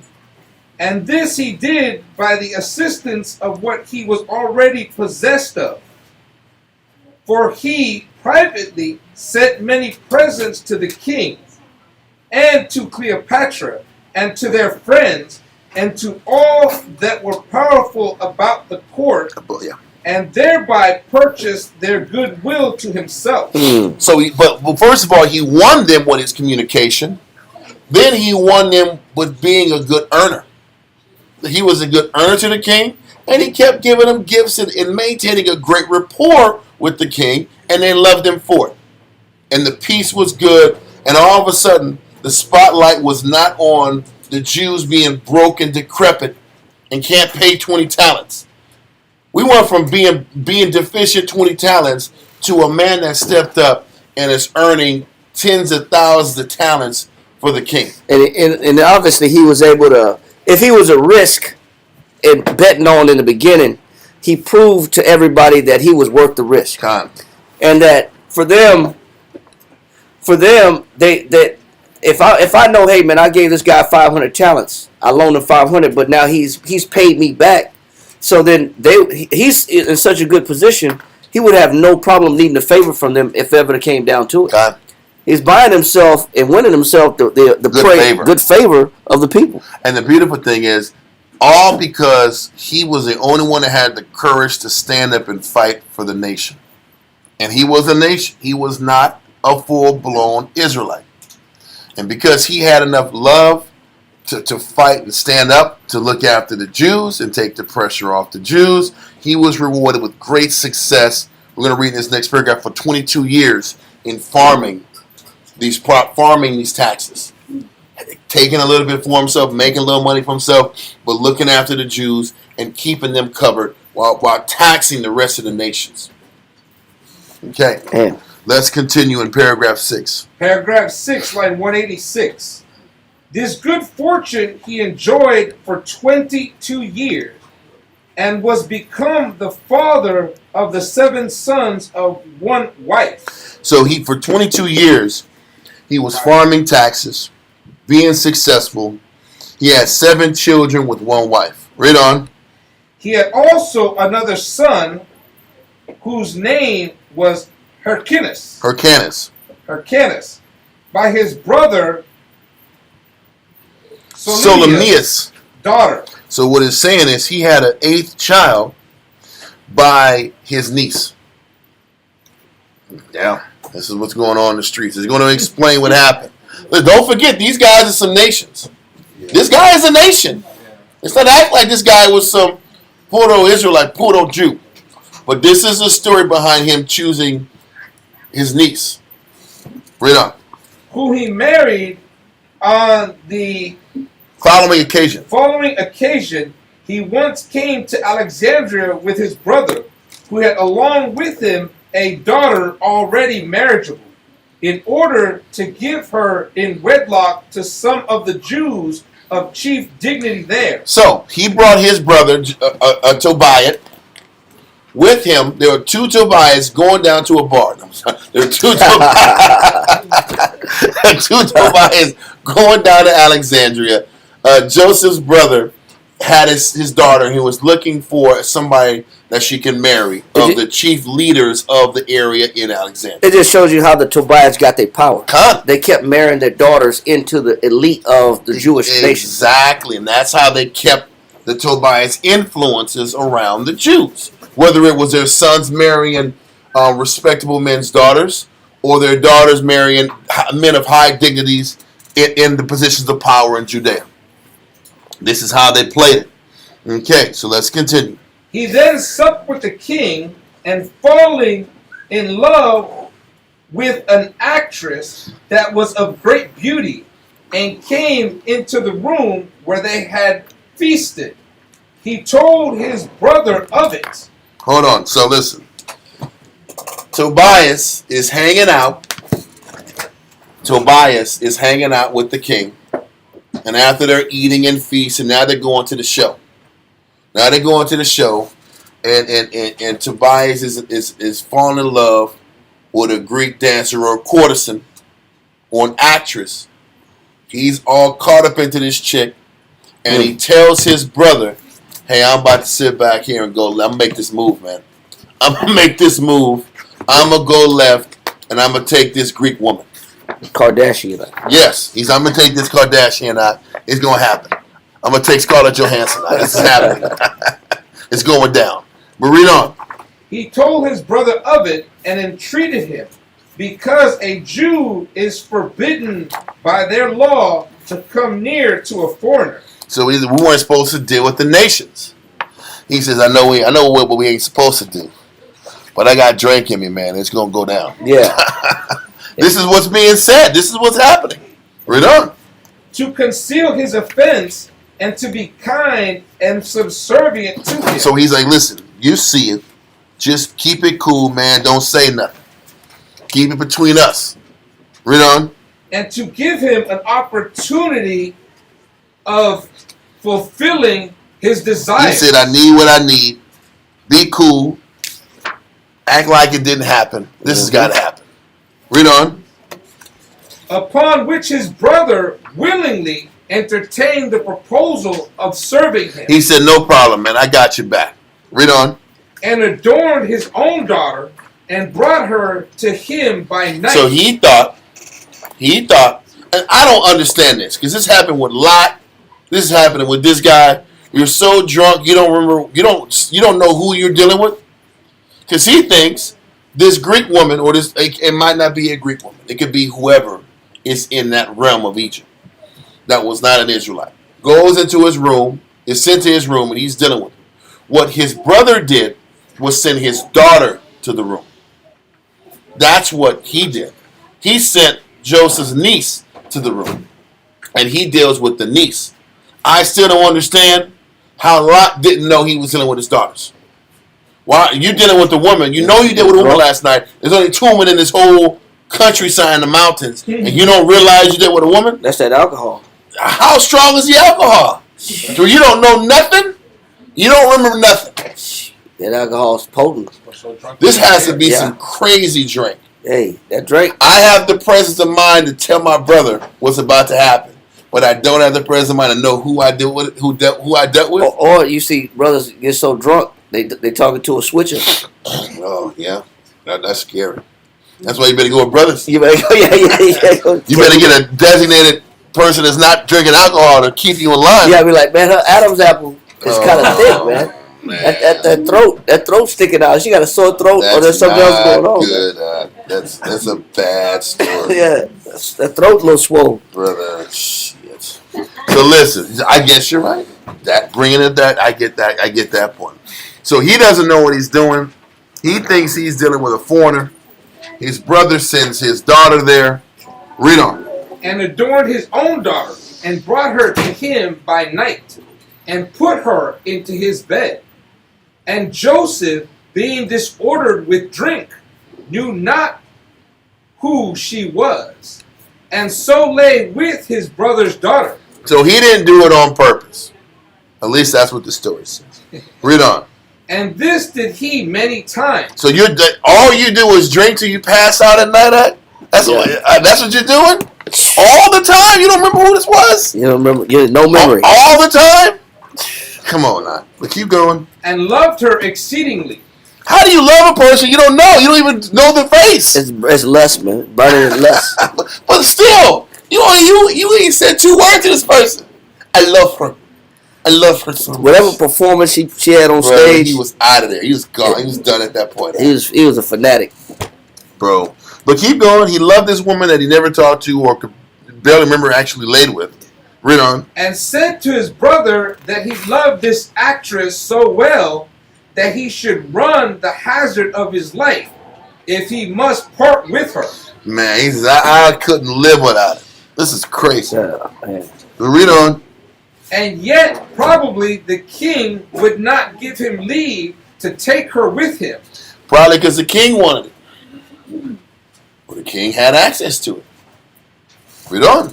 But his brother bade him be in no concern about that matter, and told him he might enjoy her whom he loved without any danger, and might have her for his wife, and opened the truth of the matter to him, and assured him that he had chose rather to have his own daughter abused than to overlook him, and see him come to public disgrace. So he says, to sit back and save you from embarrassment and shame, I sent you my daughter to look after you.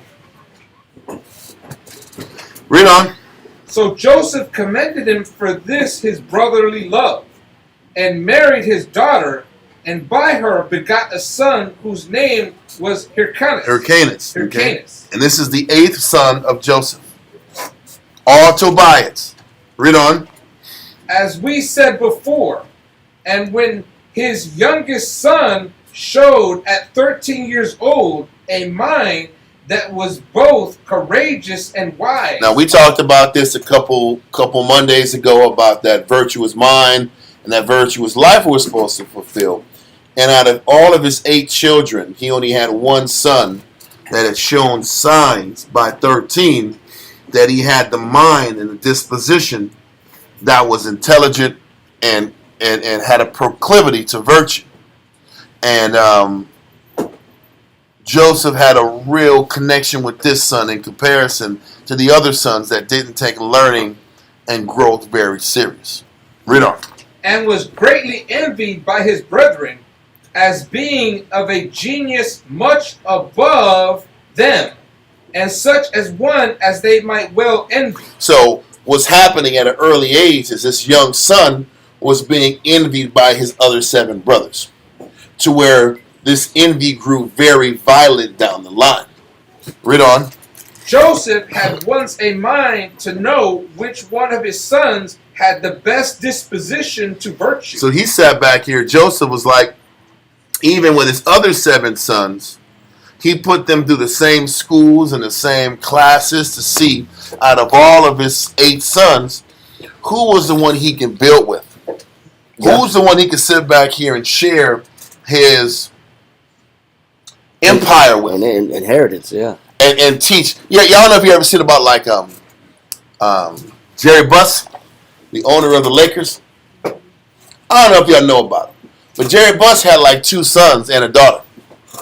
The 2 sons showed that they just weren't mature enough to run the Lakers organization.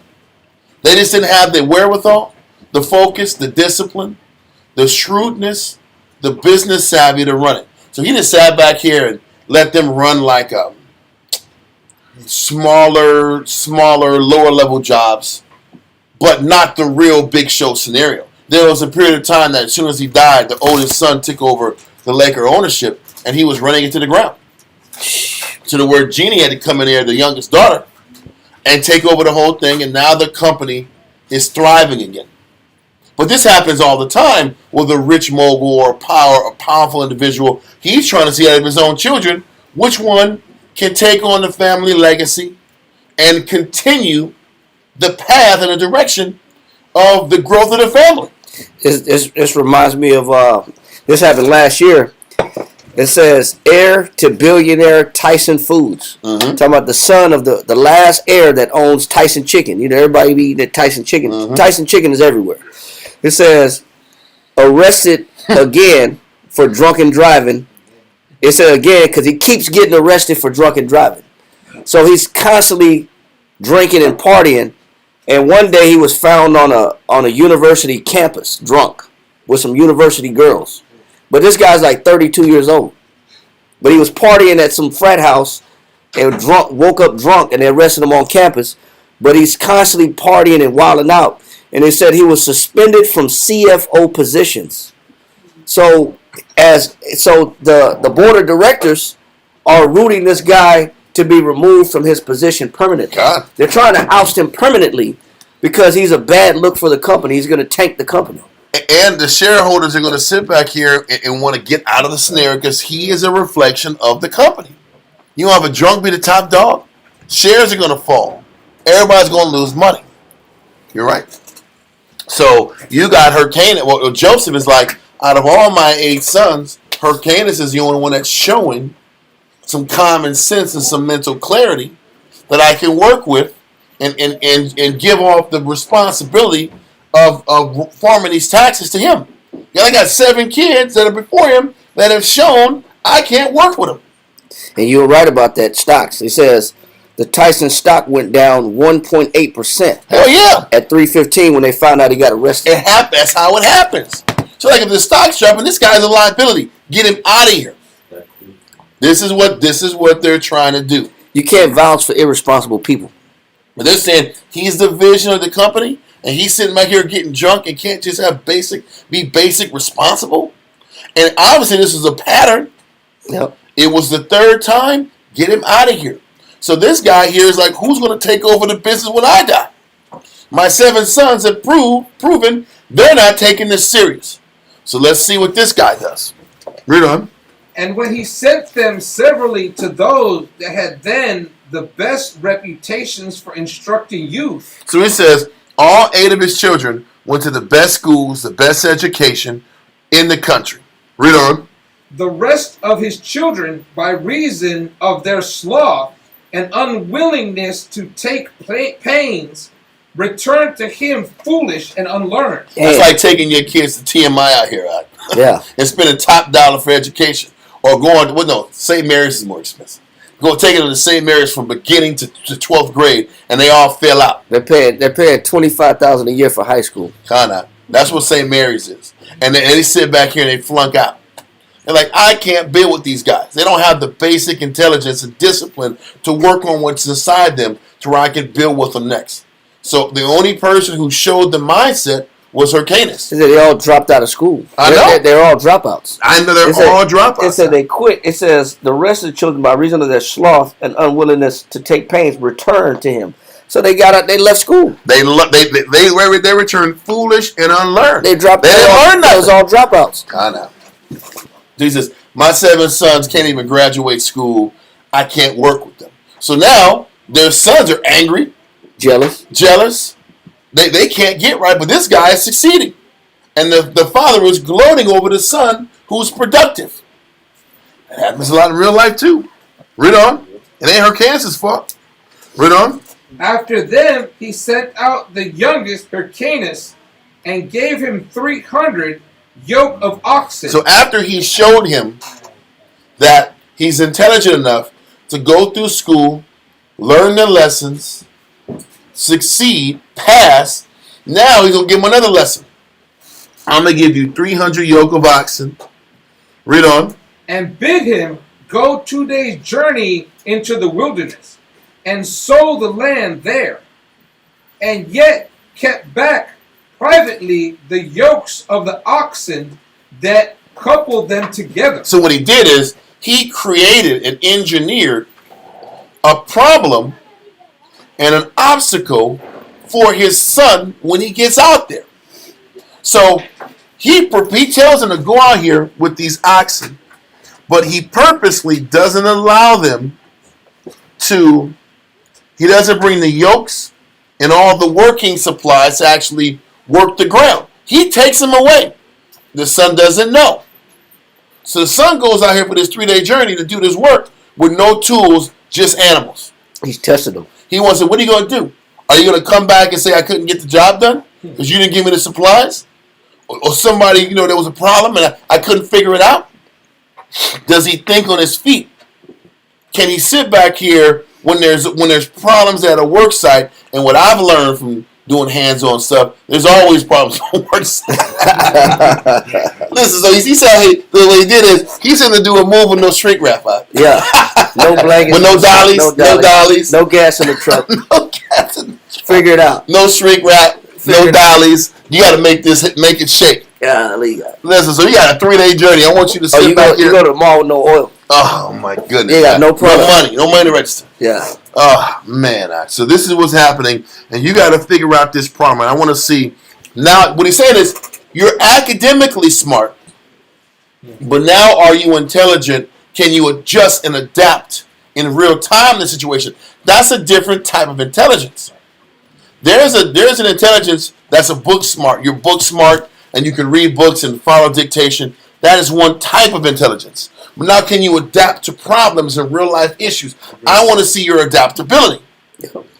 And that's a different type of talent that people either have or they have to work on acquiring in themselves. Because sometimes if everything's not in front of you, people collapse and can't get a job done. Yep. There's no resourcefulness in you. So this is a father that understands what developing a person is all about.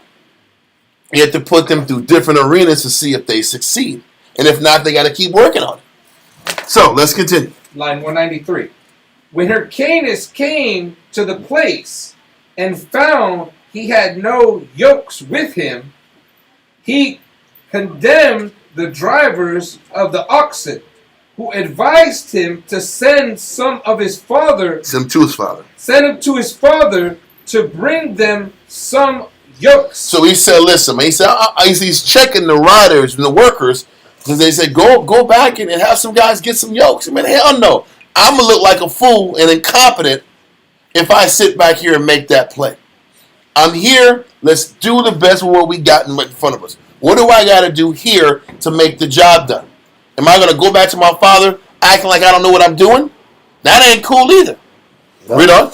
But he, thinking that he ought not to lose his time while they should be sent to bring him the yokes, he invented a kind of stratagem, and what suited an age elder than his own, for he slew 10 yokes of oxen and distributed their flesh among the laborers, and cut their hides in the several pieces, and made him yokes, and yoked the oxen together with them, by which means he sowed as much land as his father had appointed him to sow, and returned to him. So he said, I'll make the sewing material off of 10 animals that I killed.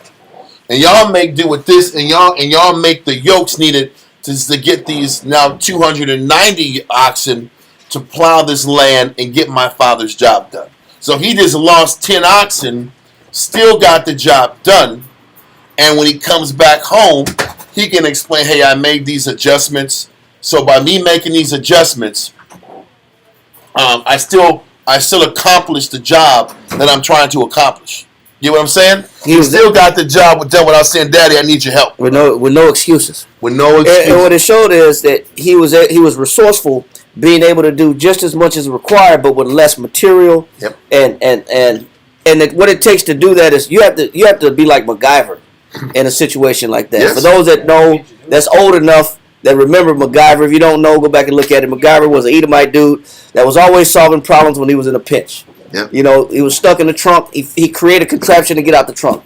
Or he's stuck in a building, or he's trying to get in the building. He'll create something on the spot to get out of the situation. Now, some of those solutions were a little bit out of this world. Man, come on, man. It was he. How did you happen to have nitroglycerin right here next to you? Yeah. How did you happen to have all these tools? That was kind of like ridiculous. I'm sorry, man. They had to keep the show going, but it was a good show. Funny. It was a good show. It was a good show. One of my favorite scenes when he was stuck. He was trying to get into a building. He had a pack of gum on him, double mint. Come on. And he took the gum. He was chewing on the gum, and then he took the wrapper and he stuck it in between the alarm system and deactivated the alarm system. And the question is that a real thing? Did that really actually happen? And he wins. Yeah, bro. Anyway, but that level of resilience and that level of calm under pressure, that is an attribute and a talent that is a lot of people don't have. Problem solving, man. Some people are intelligent and robotic. Other people are intelligent because they can make do with their surroundings and adapt to their surroundings. Very few people are both. To be resourceful and day-to-day intelligent and robotically intelligent and resourcefully intelligent. To have both, that you're really above your age. That's why it says how he dealt with this was above his age, and most elders wouldn't even have understood that. Even in the military, if you create a process or a tool that can save man hours on a job, the military government actually cut you a check for time saved versus wasted, because they were going to spend that money anyway on all those man hours to do a process. I've actually seen a situation where a guy created a tool to take 5 hours off maintenance on a vehicle. Wow. And he fabricated a tool himself. He welded 2 tools together and made a tool that saved 5 hours in the process. Wow. And he submitted that, and they cut him a check for some money. Company, if you're a good company, you reward people that save the company money. If you have a process that streamlines a scenario or streamlines a situation where it cuts down time, man hours, labor, all these things, it's only fair that you reward those individuals. because they're in totality, they're making the business run better and smoother, saving you money on the back end. Good companies will reward those that are ingenuitive and creative, that have that ingenuity. Kind of. And he's proving it in his actions. So he's constantly proving his value and worth to his father. Where the other sons just didn't care. They just wanted to live in his daddy's mansion and just enjoy the fruits of his labors. So let's continue. But either way, what we're going to read about, all 8 of these sons are still highly respected and valued amongst the community. Keep that in mind. There's 8 sons that are from this guy alone. That Tobiad line is strong all throughout Jerusalem and all throughout Alexandria. So these guys, and a lot of these guys are like-minded, the people still respect them because they're Tobiads. And that ends up going against us as we go into this next chapter in the story of the scriptures. It really works against us. Because these guys that don't have respect, they're still heavy, influential decision makers amongst the people. Okay, let's continue. And when he was come back, his father was mightily pleased with his sagacity, and commended the sharpness of his understanding and his boldness in what he did. And he still loved him the more, as if he were his only genuine son, while his brethren were much troubled at it. There's a way to sit back here and be proud of your son and not make everybody else feel like they're crap. He was like, my son, my favorite son, the only son I actually care about is come back. I'm not saying that's what he's saying, but that's how he's rolling. Like, damn, bro, you don't gotta be like that. But he's sitting back here saying, this guy, he's treating Hyrcanus like he is his only genuine son. Like he didn't have them other kids. The other kids wasn't his. They act like their mama. That's what they all act like their mama. They ain't like me. He's already estimated their worth. Kinda. He's already estimated, man, these kids ain't worth nothing. That's crazy. And he's letting them know that. Yeah, throwing it in their face. He's throwing it in their face. And these guys are like, man, they have murder thoughts. These guys want him dead. We're going to read that later. These guys want him dead because they're tired of Hyrcanus outshining them. Yep. And making them look bad. So, let's get back to paragraph 7. Paragraph 7, line 196.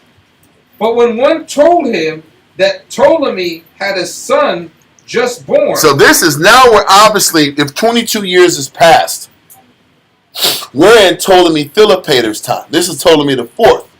Okay? So Ptolemy the Fourth's coming in here. He's had a son. So now they're sitting back here, and the son was born. Read on. And that all the principal men of Syria and the other countries subject to him. Called Syria. And everybody in that region is about to go down there to Egypt and celebrate the birth of the son and give the king gifts and do all the things you do to the head guy to keep him happy. Read on. Were to keep a festival on account of the child's birthday, and went away in haste with great retinues to Alexandria. He was himself indeed hindered from going by old age. So Joseph, the father, who had a relationship with the Ptolemies, was too old at this point to make that trip. So he's sitting back here and saying, okay, who can I sit back here in my name to give a gift to the king and maintain this relationship that we have being the tax collectors? Hyrcanus, you're the one who's shown the most diligence and respect, and you have the intelligence and the capability. You go down. Joseph is having Hyrcanus come down. Read on. But he made trial of his sons, whether any of them would be willing to go to the king. And when the elder sons excused themselves for going, the elder sons didn't want any part of it because they weren't mature and responsible anyway. Read on. And that wasn't what they were into. Read on. And said they were not couriers good enough for such conversations, and advised him to send their brother Hyrcanus. He gladly hearkened to that advice, and called Hyrcanus and asked him, whether he would go to the king, and whether it was agreeable to him to go or not. And upon his promise that he would go, and his saying that he should not want much money, want much money for his journey, because he would live moderately, and that 10,000 drachma would he suffice. He said, I'm not going to need a lot of money, sufficient. He said, I will not need a lot of money to make this trip. 10,000 drachma to get me to Alexandria and get back in no time. I'm going to sit back here and make sure I'm at proper budget and don't spend too much. Read on. That 10,000 drachma would be sufficient. He was pleased with his son's prudence. So he liked the fact that he was smart and intelligent about how much money he was going to spend to get down here. Read on. After a little while, the son advised his father not to send his presents to the king from thence, but to give him a letter of his steward at Alexandria. So he says, don't give the king's present out of this 10,000 drachma. If the 10,000 drachma is what you're going to need to live off of, then go to my banker in Alexandria. So listen, Joseph had a banker who controlled his finances in Alexandria. He says, go to him with this letter and request a certain amount of money from the banker. He'll give you this money. You can use that money to give the Ptolemy the king a gift for his son. Read on. That he might furnish him with money for purchasing what should be most excellent and most precious. So he says, go there to the bank, my banker, get some money to give a good gift to the king. Read on. So he, thinking that the expense of 10 talents would be enough for presents to be made to the king, and commending his son as giving him good advice, wrote to Arion, his steward, that managed his money matters in Alexandria. So once again, the deal was to give him 10 additional talents to buy a really nice gift for the king. Only 10 talents, and your spending cash is 10,000 drachma. That's like 1.5 talents. That'll be enough to get you there and forth, and 10 times for the gift. That's enough. Get back after that, after you give him that gift. Read on. Which money was not less than 3,000 talents of his account. Listen, he had 3,000 talents. Joseph had 3,000 talents in his personal bank account. That must have been rich at the time. He had 3,000 talents. Just take out 10 talents to give to the king for a gift and keep that $2,990 in talents in my bank account. Read on. For Joseph sent the money he received in Syria to Alexandria. And when the day appointed for payment of the taxes to the king came. So once again, this goes back to all of his money, all of Joseph's money was managed in Alexandria. So let's continue. He wrote to Arion to pay them. So when the son had asked his father for a letter to his steward and had received it, he made haste to Alexandria. So what Joseph did, Joseph got the letter to the banker in his hand. He got his 10,000 drachma. He's off to Alexandria to go buy this gift, get this money from the bank, buy this gift to the Egyptian king, and head back home. Let's continue. And when he was gone, his brethren wrote to all the king's friends that they should destroy him. So then, once again, he says when Hyrcanus goes to Alexandria, that Joseph's brothers, or Joseph's sons, his other 7 sons, wrote letters to the king's friends that they should assassinate him when he gets to Alexandria. What that lets us know is, once again, the Tobiad family line had connections with all the elite all around the areas. So as Hyrcanus is going down to Alexandria, his 7 brothers that have beef with him orders his assassination. So it's letting you know these Tobiads is crazy. They're off. It's about to be the end of chapter 7, or paragraph 7. Yeah.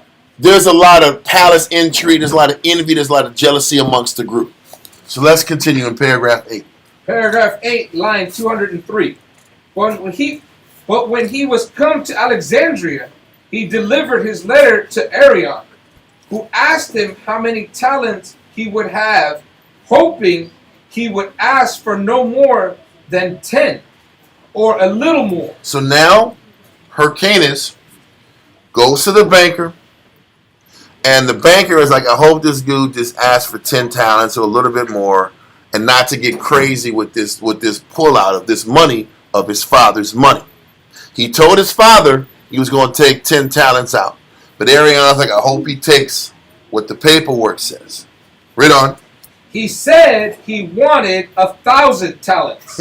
So now Joseph was supposed to take 10 talents out. He says he wants 1,000. Hyrcanus? Yeah, Hyrcanus wants 1/3 of his father's savings. Huh? So the banker's going to be like, what the hell are you trying to take 1/3 of your dad's savings out here for? What are you doing? Why are you trying to go so big? All you got to do is a 10 talent gift is good enough. Read on.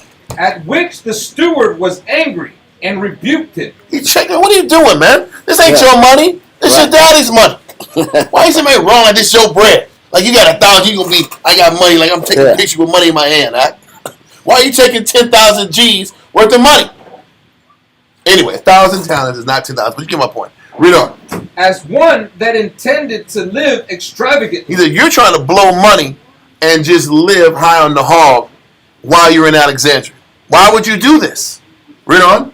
And he let him know how his father had gathered together his estate by painstaking and resisting his inclination. He said, your father earned this 3,000 talents by hard work, saving his money, and being smart with his decisions. And you're going to blow 1/3 of it just because you want to sit back and high side because you have access to it? What are you doing? He said his father was frugal. Very frugal. He was frugal. Con. Wouldn't live a lavish life. Con. But he was able to put all his kids through school. And put him through school and take care of him. And you want to blow this man's fortune because you want to sit back and look like you're doing something. Read on. And wished him to imitate the example of his father. He assured him withal that he would give him but 10 talents. He said, I'm not giving you 1,000 talents. I'm going to give you 10 talents. Read on. And that for a present to the king also. He says, and that's for the present of the king. You're not getting no more of your daddy's money. Read on. The son was irritated at this. So Hyrcanus was mad that he couldn't get access to that 1,000. Read on. And threw Arion into prison. First of all, now we know this ain't like Bible story. This is just carnal. This is a story of carnal individuals who got power and money. Why are we going into it though? We're going into it because these are the heads of the city. These are the people that the Jews are looking up to. Don't forget those other 7 men that were of lesser caliber. They were also leaders of society also. They were the people that the Jews looked up to. Just like the people were looking up to Joseph, they were looking up to Joseph's sons as leaders and people that make sense and examples to follow. Advocates for him. And these guys were killers and doing sidewinding deals and blowing money here and making reckless decisions there. Read on. And it ties into the overall downfall of our society right before Antiochus Epiphanes comes in here with his edicts and the tearing down of the temple. But it just shows you also how we wouldn't be reading about Hyrcanus, we wouldn't be reading about Joseph if Onias wasn't slothful from the beginning. It was through Onias' inability or lack of desire to want to pay the Ptolemy the king his taxes that we even read about Joseph and reading about Hyrcanus. And then his brothers and all the fight. There's going to be a lot of infighting you're about to read about in a second. This son is sitting back here and he's loose with his father's fortune. The 7 other sons want the one son that has access to the fortune. They want him killed. A lot of corruption. A lot of corruption is happening at this point. So this 1,000 talents, he doesn't get Hyrcanus, and he throws the banker in jail. Read on. But when Arion's wife had informed Cleopatra of this, with her entreaty that she would rebuke the child for what he had done, for Arion was in great esteem with her. Luckily, Arion the banker, his wife, was cool with Cleopatra the queen. So she told the queen about what was happening, and got Arion out of jail. Read on.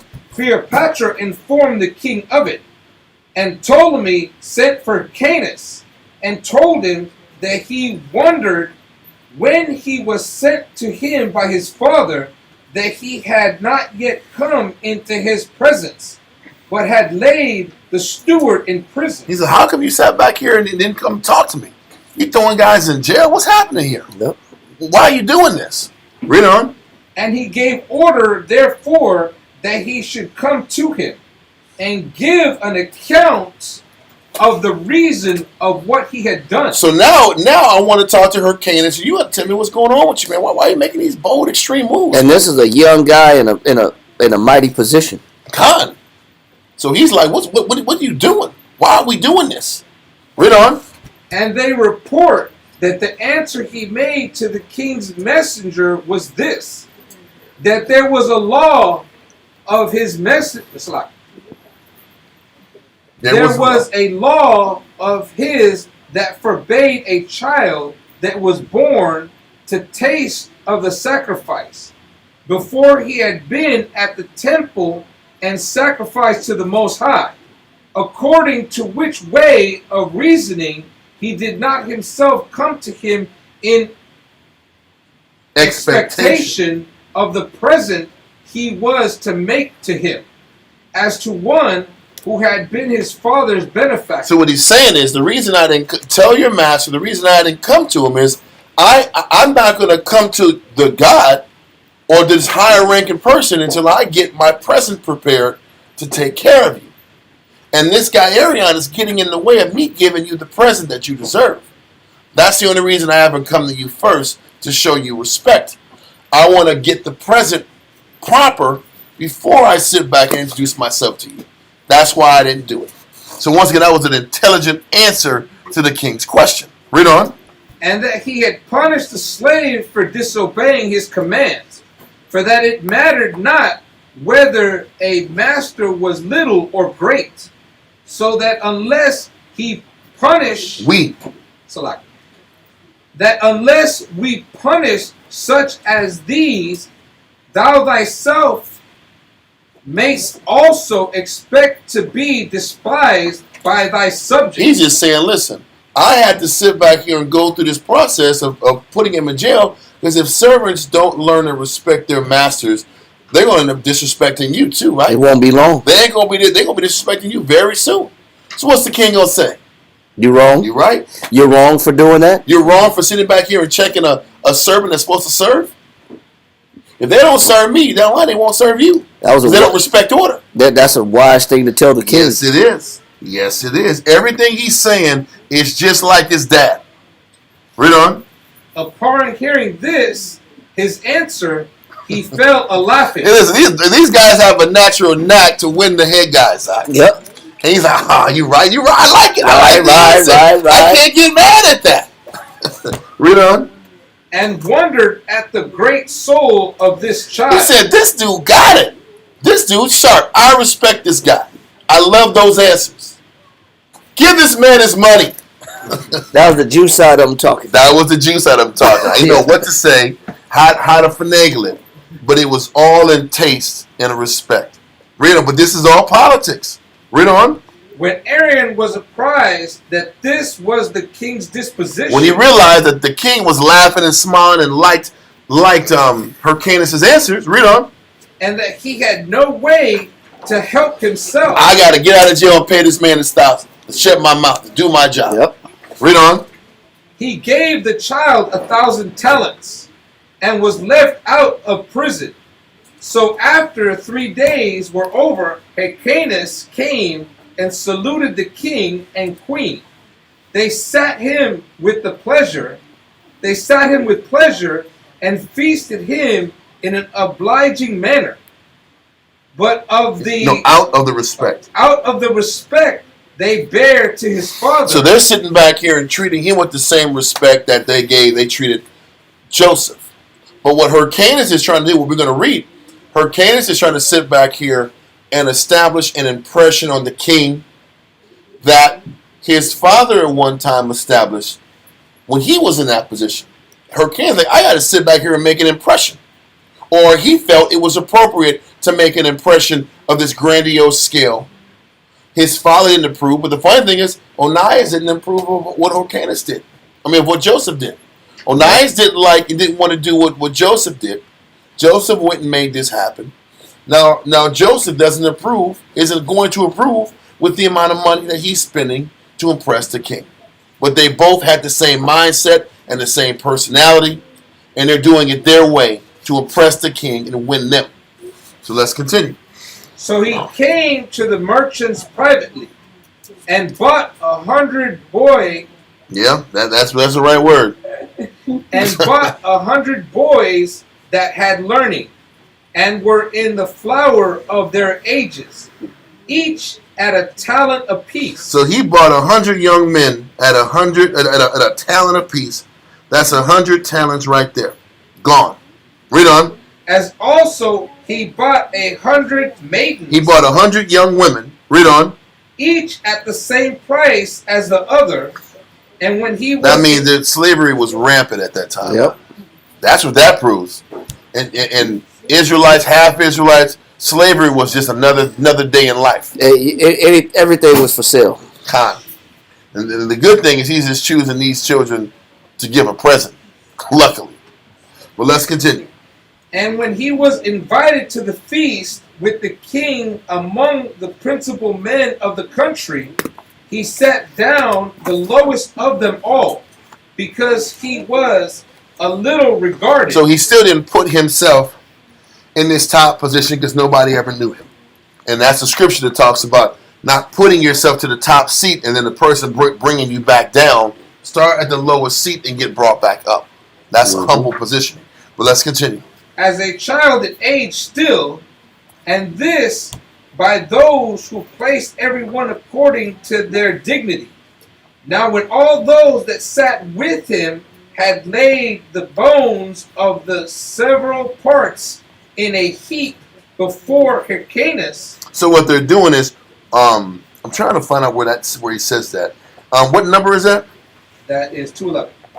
Okay, so what they're doing is, because he was in a lower seat, all the men in higher position and ranks, they were putting their chicken bones and their meat bones on his plate. And he was a teenager too. So they were disrespecting him.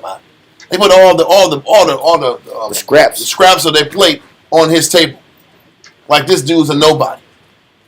Read on. Now when all those that sat with him had laid the bones of the several parts in a heap before Hyrcanus, for they had themselves taken away the flesh belonging to So them. they ate and gave him the scraps. Read on. Till the table where he sat was filled with them. That's so. Wherever table he was at, they just kept dumping bones on his table, and as a show of shame and disrespect to this guy Hyrcanus. Read on. Trypho, who was the king's jester and was appointed for jokes and laughter at festivals. So the comedian. Read on. Was now asked by the guests that sat at the table to expose him to laughter. So they said Trypho was out here, this clown dude was making jokes, cracking jokes for the king's amusement. Read on. So he stood by the king and said, Dost thou not see, my lord, the bones that lie by Hyrcanus? By his similitude thou mayest conjecture that his father made all Syria as bare as he had made these bones. So they're saying, listen, Joseph sat back here and made everybody broke like those bones are. Everybody in the Syrian region, he made them broke like those bones. Okay, let's continue. So that's his little joke. Read on. And the king, laughing at what Trypho said, and asking Hyrcanus how he came to have so many bones before him, because he wasn't paying attention to these other guys dropping their scraps over there. Read on. he replied. And he's a comedian too. Well, yeah, but he's a comedian. He's clowning them, and then the king is asking, why do you have all these bones over there on your plate? Read on. He replied, Very rightfully, my lord, for they are dogs that eat flesh and the bones together, as these thy guests have done, looking in the meantime at those guests. That's a strong move. Mm-hmm. He says, but they are dogs that eat the flesh and the bones together, as these thy guests have done. Read on. It says, looking at the meantime at those guests, for there is nothing before them, but they are men that eat the flesh and cast away the bones, as I, who am also a man, have now done. Upon which the king... Stop. What he's showing is, he's showing that he just called these elite men that was sitting at the king's table. He just called these men dogs, but in a way where they can't check him and they can't be angry at him. But it was a very humble but sharp comment to make when the joke was really on you. Yep. Like you're the one that got the mountain of bones right in front of your plate. Yep. But and he's like, I'm a bone too, so I'm not in no position too. But these dogs are throwing the bones over here, and I'm a bone. I'm on a low level. No, but he's saying that they're dogs, but I'm a man. Yeah. That's what he was showing. Mm-hmm. He said the dogs eat the flesh and the bone together, so all those elites had nothing in front of them. God. He said, but only a man will eat the flesh and discard the bones. Yeah. And he explained that's why I got the mountain of bones. Because I'm a man and these are animals. Because the animals eat everything. Because the animals eat everything. They're the scavengers of everything else, and I at least have the dignity to keep the bones here at the table. Right. So that was a wise way of saying that you're in the presence of a bunch of animals, not in the presence of a man. Propped himself up in that situation. In that situation, at only being 13 though. No, he's older than that. He's older. Okay, he's older than that this time, but he's still not really, really old. Yeah. He's still a younger man. But come, and he says that is a great way to explain it. Upon which the king admired at his answer. Read on. Upon which the king admired at his answer, which was so wisely made, and bade them all make an acclamation as a mark of their approbating of his jest, which was truly a facetious one. So they said, listen, laugh, everybody laugh, it's okay. Yeah. Listen, he did jab them, but they jabbed him first. Yep. So hey, let's keep it light, let's keep it fun, let's keep it cool. Bravo. Exactly. Round of applause for that answer. Time. Because he kept it cool. When he got jabbed at, he jabbed back at him. Read on. On the next day, Hyrcanus went to every one court and saluted them. No. Every one of the king's friends. 215. Hyrcanus went to every one of the king's friends and of the men powerful at court and saluted them, but still inquired of the servants that present they would make the king on his son's birthday. So he wants to know what everybody's trying to do for him and kind of get some leverage from his position so he can figure out a way to one-up them. Read on. And when some said that they would give 12 talents, and that others of great dignity would everyone give according to the quality of their riches. Quantity, yes. Quantity of their riches, he pretended to every one of them to be grieved that he was not able to bring so large a present. You never show somebody what you really got. You always downplay what you got. This is what he's doing. Read on. For that he had no more than 5 talents. And when the servants heard what he said, they told their masters. And they rejoiced in the prospect that Joseph would be disapproved, and would make the king angry by the smallness of his present. So what he's saying is, if the king is angry about how cheap the present is, then we can sit back here and petition to get the ability to farm taxes now. Because if we can farm taxes, we get the power and the money. And if he's not giving the proper gift to the king, they're going to look bad. He's going to look bad, and in part, Joseph's going to look bad. And we can use this as an opportunity to get leverage and get a chance to petition to farm those taxes now. Read on.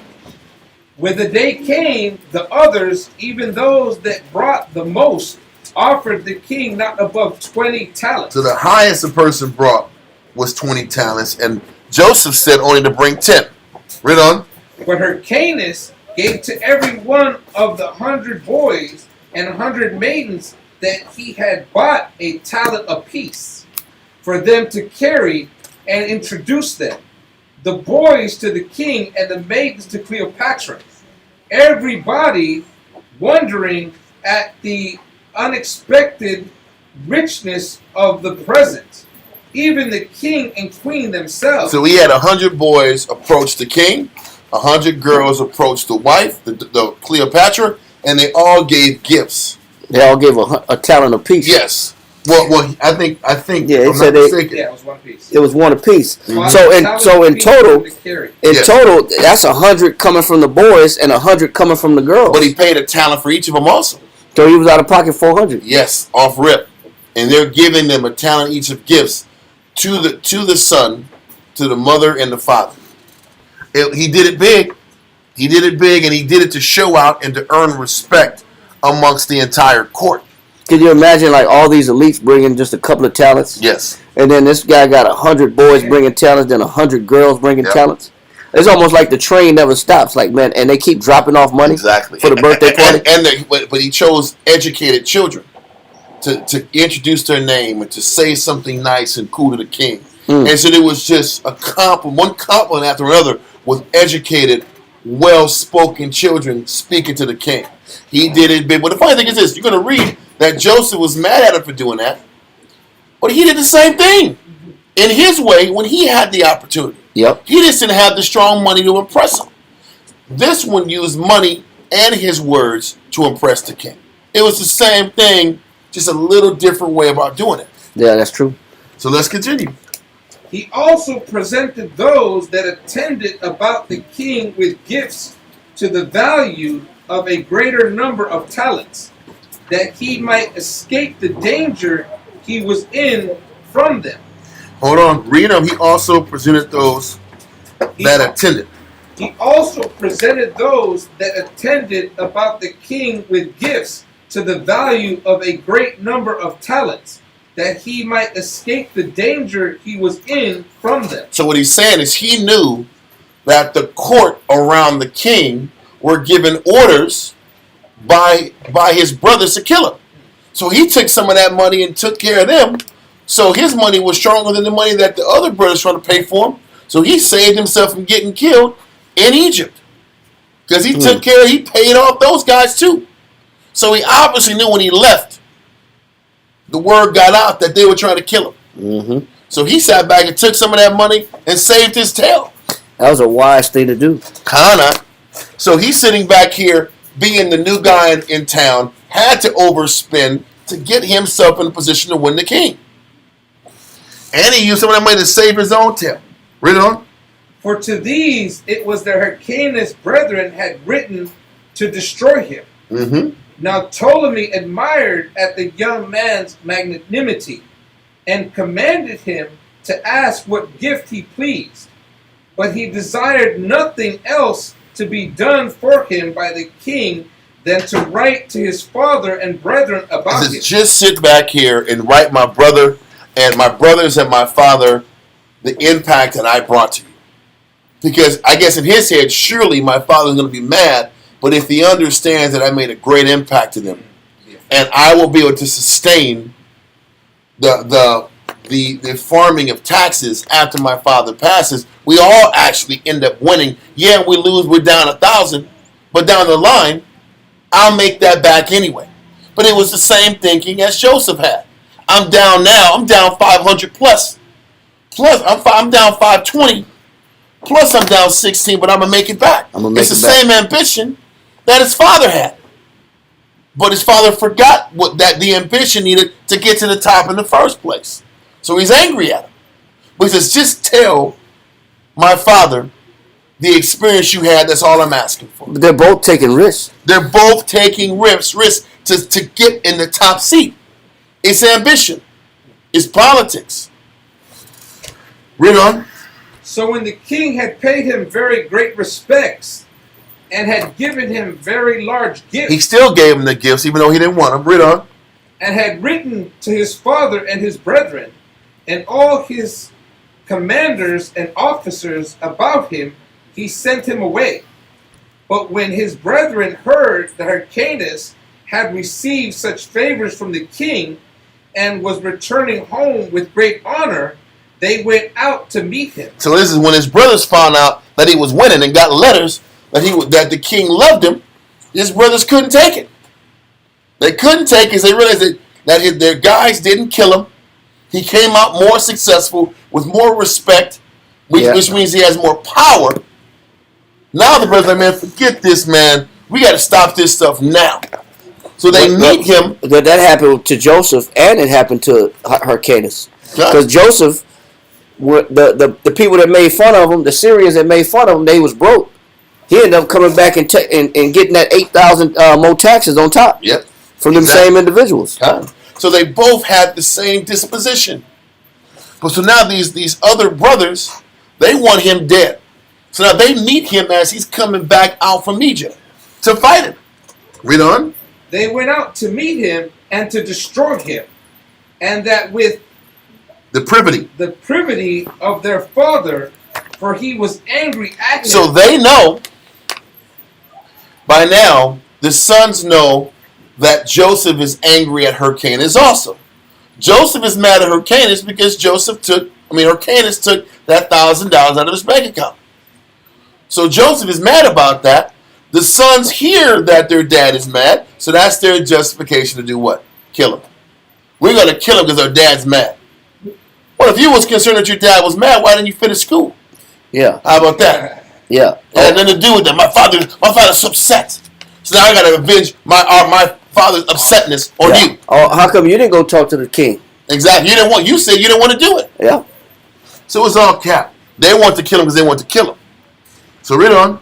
For he was angry at him for the large sum of money that he bestowed for presents, and so had no concern for his preservation.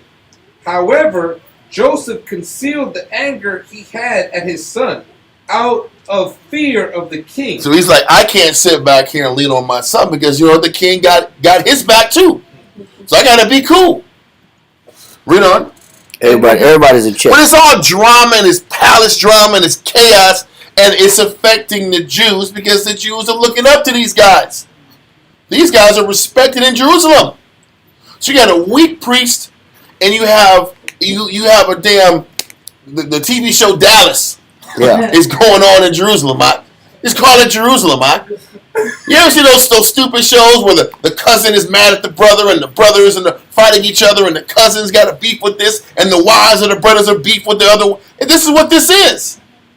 Anyway, let's continue, man. And when Hyrcanus' brethren came to fight him, he slew many others of those that were with them, and also 2 of his brethren themselves. So Hyrcanus killed 2 of his brothers and a lot of their servants. So now the heat is on. The heat is on amongst that family. It's bad blood. So now those 7 sons is down to 5 sons, and he's on the run now. Okay, read on. But the rest of them escaped to Jerusalem to their father. They sat back here, probably went home to Jerusalem and complained how bad of a guy Hyrcanus was. Read on. But when Hyrcanus came to the city where nobody would receive him, he was afraid for himself. So by the time Hyrcanus got to Jerusalem, he realized the gate was up and he wasn't wanted in the city. So Hyrcanus like, man, I'm on the run. I made these moves, but I'm no longer wanted in this city. My other brothers want me dead, and my father Joseph wants to turn his back on me. So I got to leave Jerusalem and make this fend for myself. Okay? Read on. And retired beyond the river Jordan, and there abode, but obliging the barbarians to pay their taxes. So what he did, the way he sat back here and made his money, he had to go argue with these and fight and go to war with barbarians to get the money. Meaning this, the civilized areas were controlled by Joseph. Joseph was farming the civilized areas, and what Hyrcanus ended up doing is farming these Arabian countries and making sure they pay taxes to the king, and that's how he made his living. Okay? So, let's I know it's getting heavy and it's getting that dense reading and it's becoming annoying. I get it, but we're almost there. Let's read paragraph 10. Paragraph 10. At this time, Seleucus, who was called Soter, reigned over Asia. This is Seleucus the Fourth. This is on the side of Antiochus the Great. This is the Seleucid dynasty. Okay, read on. Being the son of Antiochus the Great. So, at the same time as Ptolemy the Fourth, Soter is in the Ptolemaic zone, you had Seleucid the Fourth, who was the son of of Antiochus the Third. Antiochus the Third had two sons, Seleucus the Fourth and Antiochus Epiphanes. Now we're about to go into the Antiochus Epiphanes era. Before Antiochus Epiphanes came in, Seleucid was in power for 7 years. Okay? So in that 7-year period that Seleucid the Fourth was running things, this is the time that the story is being talked about. Read on. And now Hyrcanus' father Joseph died. He was a good man and of great magnanimity. So now this is the time, as the time that Seleucid the Fourth was coming into power, Joseph died, had his 22 some odd year run of farming taxes. He was an Ammonite whose mother was an Israelite, but he sat back here and brought prosperity back to Jerusalem. Read on. And brought the Jews out of a state of poverty and meanness to one that was more splendid. He retained the farm of the taxes of Syria and Phoenicia and Samaria 22 years. His uncle also, Onias the Second, read on, died about this time and left the high priesthood to his son Simon. His son Simon the Second, not Simon the Just, Simon the Second. Read on. And when he was dead, Onias, his son, succeeded him in that dignity. So what we're going to read, Onias the Third ends up taking charge when Simon the Second dies. What we're going to read, Simon the Second has 3 sons. Simon the Second has 3 sons. And what's going to be confusing as we go into this next phase of classes is that Simon the Second had 3 sons and they were all called Onias. And it gets very confusing. And the way to make it not confusing is that 2 of the sons took on Greek names. And that helps you understand the story better. But it lets you also know that if these 2 high priests take on Greek names, there's a problem right there. There's a problem. There's a major problem if 2 high priest sons are taking on Greek names and there's only one son that keeps the original Hebrew name. It shows that's a lot of mixing and intermarrying. There's a lot of and a lot of deterioration of spiritual standards and spiritual positions because they were sitting back here and you're seeing this deterioration already happening from Onias II.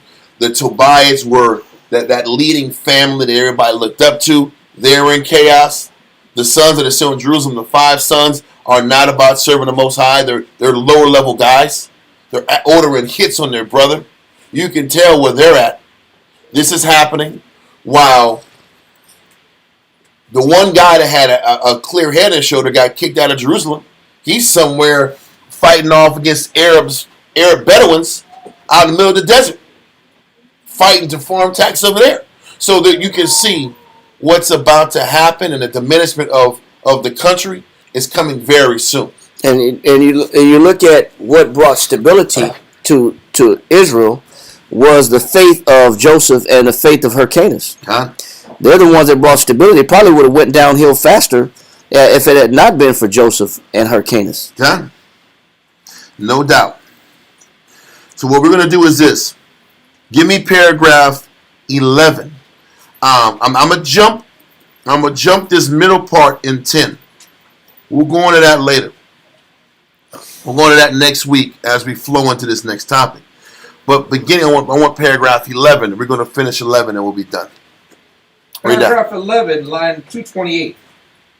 And these were the contents of the epistle which was sent from the king of the Lacedaemonians. We'll go into the Lacedaemonians later, but let's continue.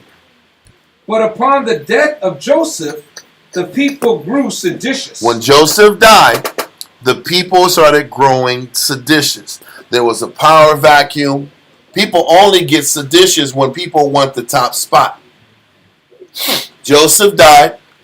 Hyrcanus was kicked out of power. Now you got these 5 sons that are sons of Joseph Two that want died. power. 2 died. That's why it's 5. Yeah, 5 left. You got 5 left fighting for power. There's a power struggle at the top, at the prince level of Jerusalem. And you also are having the priests aren't the strong power figure. It's the Tobiads that are the power figure in Jerusalem at the time. They hold the clout. They hold the influence in the area. So there's seditions at this time. Read on. The people grew seditious on account of his sons. For whereas the elders made war against Hyrcanus, The elders or the priests, they start making decisions to make war against Hyrcanus because the other 5 sons were pushing for it. Read on. who was the youngest of Joseph's sons, the multitude was divided, but the greater part joined with the elders of this war. It was a literal civil war. They're going to war over whose brother is going to get respected and followed as the top guy. And what ends up happening is the majority of the people, there was divided, but a lot of the people chose the 5 brothers side versus Hyrcanus' side, even though the 5 brothers were corrupt. Read on. As did Simon the high priest, by reason he was one of kin to them. But Simon was kin to all of them. It wasn't just the fact that Simon the second, the high priest, was kin. There was obviously a deal he took. That deal, what the 5 brothers gave Simon the second, was a better deal than what Hyrcanus was going to give him. So he took the better deal. So the high priests were on the side of these Ammonites, and the people were on the side of these Ammonites as to who was going to be the leader of the movement moving forward. Wow. But it's still Ammonites at the top that our people were following. Read on. However, Hyrcanus determined not to return to Jerusalem anymore. Because I'm going to be killed. So let me get out of here. Let me get out of this arena and just get away from all this crap. Too much jealousy and envy. Too much jealousy and envy, too much drama. Let me just get away. Read on. But seated himself beyond Jordan, and was at perpetual war with Arabia. So listen, it wasn't like he won going to Arabia. He's fighting a bunch of Arabs there, or he's fighting in Jerusalem. You know what's worse? You got to make a decision. Either be killed by your brothers or killed by some strangers. Kinda. Those are the options he's got. It's hell either way. Just because his brothers were envious and they were unable and willing to work out the problems and fix them. Read on. And slew many of them, and took many of them captives. He also erected a strong castle, and built it entirely of white stone to the very roof, and had animals of a prodigious magnitude engraved upon it. Engraved upon it. He also drew round it a great and deep canal of water. So he put a big canal of water like those old castles. A moat, yeah. And water all around the castles. It was hard to get over here and made it very difficult to cross over and invade the territory. Read on. He also made caves of many furlongs in length. That's underground. Underground tunnels that are below this land. Read on. By hollowing a rock that was over against him. And then he made large rooms of it, some for feasting and some for sleeping and living in. He introduced also a vast quantity of waters which ran along it, and which were very delightful and ornamental in the court. But still he made the entrances of the mouth of the caves so narrow that no more than one person could enter by them at once. Read on. And the reason why he built them after that manner was a good one. It was for his own preservation. Because he had a lot of enemies. He had enemies of his family, enemies of these Arabs. Everybody wanted them dead. Read on. Lest he should be besieged by his brethren and run the hazard of being caught by them. Moreover, he built courts of greater magnitude than ordinary, which he adorned with vastly large gardens. And when he had brought the place to his state, he named it Tyre. This place is between Arabia and Judea, beyond Jordan, not far from the country of Heshbon. And he ruled over those parts for several years, even... For 7 years. Sorry. For 7 years, even all the time that Seleucus, the king of Syria... Seleucus, the king of Syria, reigned for 7 years. He had control of that territory for 7 years. Read on. But when he was dead, his brother Antiochus, who was called Epiphanes, took the kingdom. Yes, read on. Ptolemy also, the king of Egypt, died, who was besides called Epiphanes. He left 2 sons, and both young in age, the elder of whom was called Philometor. Yep. And the younger Sychon. So this was guys, quiet. Guys. So listen, we had Ptolemy the 5th. Now Ptolemy the 5th. The 5th Ptolemy was 2 sons in power and a sister. So we're at the fifth reign of the Ptolemies. Now we're at the 4th reign of the Antiochus. Things are changing.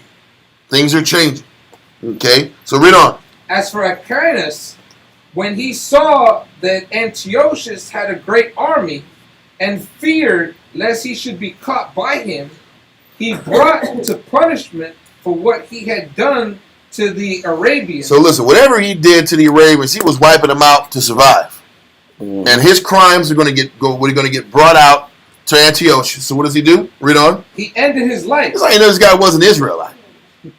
This guy was Ammonite. He killed himself. Yeah. Versus having the faith to see what the Most High was going to do with him.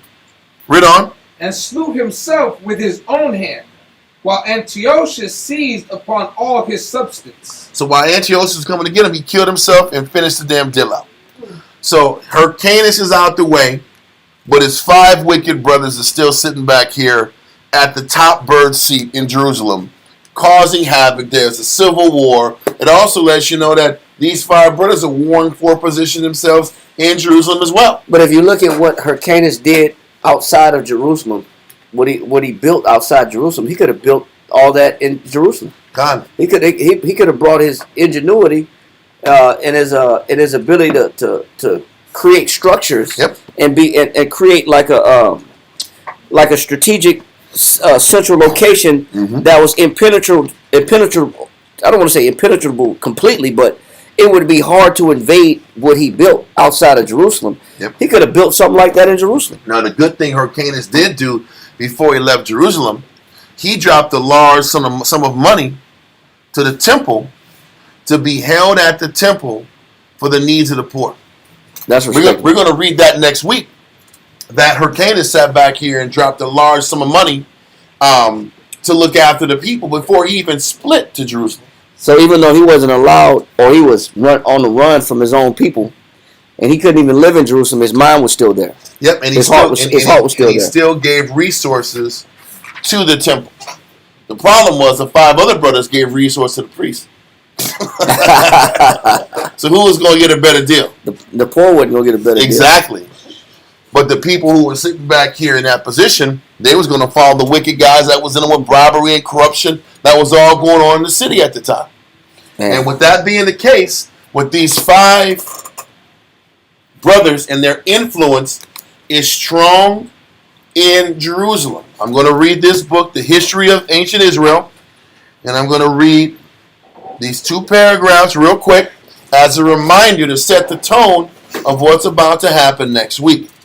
The leaders of that class were the house of the Tobiads. What page is that? Page 201 and 202. Descended from Tobiah the Ammonite, who had made trouble for Nehemiah, and now in the reign of Ptolemy III Eugetus, these Tobiads took advantage of a new opportunity. For when the high priest Onias II of the line of Zadok chose to withhold taxes from the monarch, then it goes into, he says, subsequently, Tobias' son Joseph became extremely well known as a tax collector, businessman. Matter of fact, I missed the part. The Egyptian government, I'll just read the whole thing. I didn't like how they explained what Onias was doing, but it said probably under the influence of the Egyptian Seleucid enemies. The Egyptian government punitively transferred the lay branches of the high priestly authority to another Tobias, the head of the family, at that time, and gave him additional powers as well. Subsequently, Tobias' son Joseph became extremely well known as a tax collector, businessman, and financier on an international scale, regularly to be seen at the Ptolemy's court. Then it says the Tobiads show a receptive interest, just their family in general, show a receptive interest in the Greek way of life. And indeed, this type of existence was now accessible to many Palestinian Jews. This is the problem. These Tobiads, which are Ammonites in nature, but still know the law, they were heavy into the Greek culture. But the Jews looked up to them like they were the standard of how to be. Because they worked their way into leadership. They worked their way to the top, and they're in the elite status of Israel, and they're rolling like Greeks, and they're bringing that Greek culture already into the city before Antiochus comes in. These Tobiads were the leaders. So it says the Tobiads showed a receptive interest in the Greek way of life, and indeed this type of existence was now accessible to many Jews. Now, you know what's funny? Is that as you bring this out, you know, the Most High said in Deuteronomy 7 and 6, he said, but this is how you shall deal with them. You shall destroy their altars, break down their images, cut down their groves, and burn their images, their graven images with fire. So the Most High said you eradicate the deities that they serve. Now that's obvious to see when a foreign nation is trying to implant or trying to incur their deities on you and their belief systems on you. But what the Tobiads did was very slick and sly, because they believed in the Most High. They believed in the temple. They believed in the worship. They believed in the sacrifice, the daily sacrifice. They believed in everything that we believed in. So it wasn't like they was trying to impress their gods upon us, but they were able to work themselves in by marrying in and then worship the gods of the Greeks. So it just shows you how in the long term, if you don't destroy their graven altars or images, or even if you do, you're not done yet.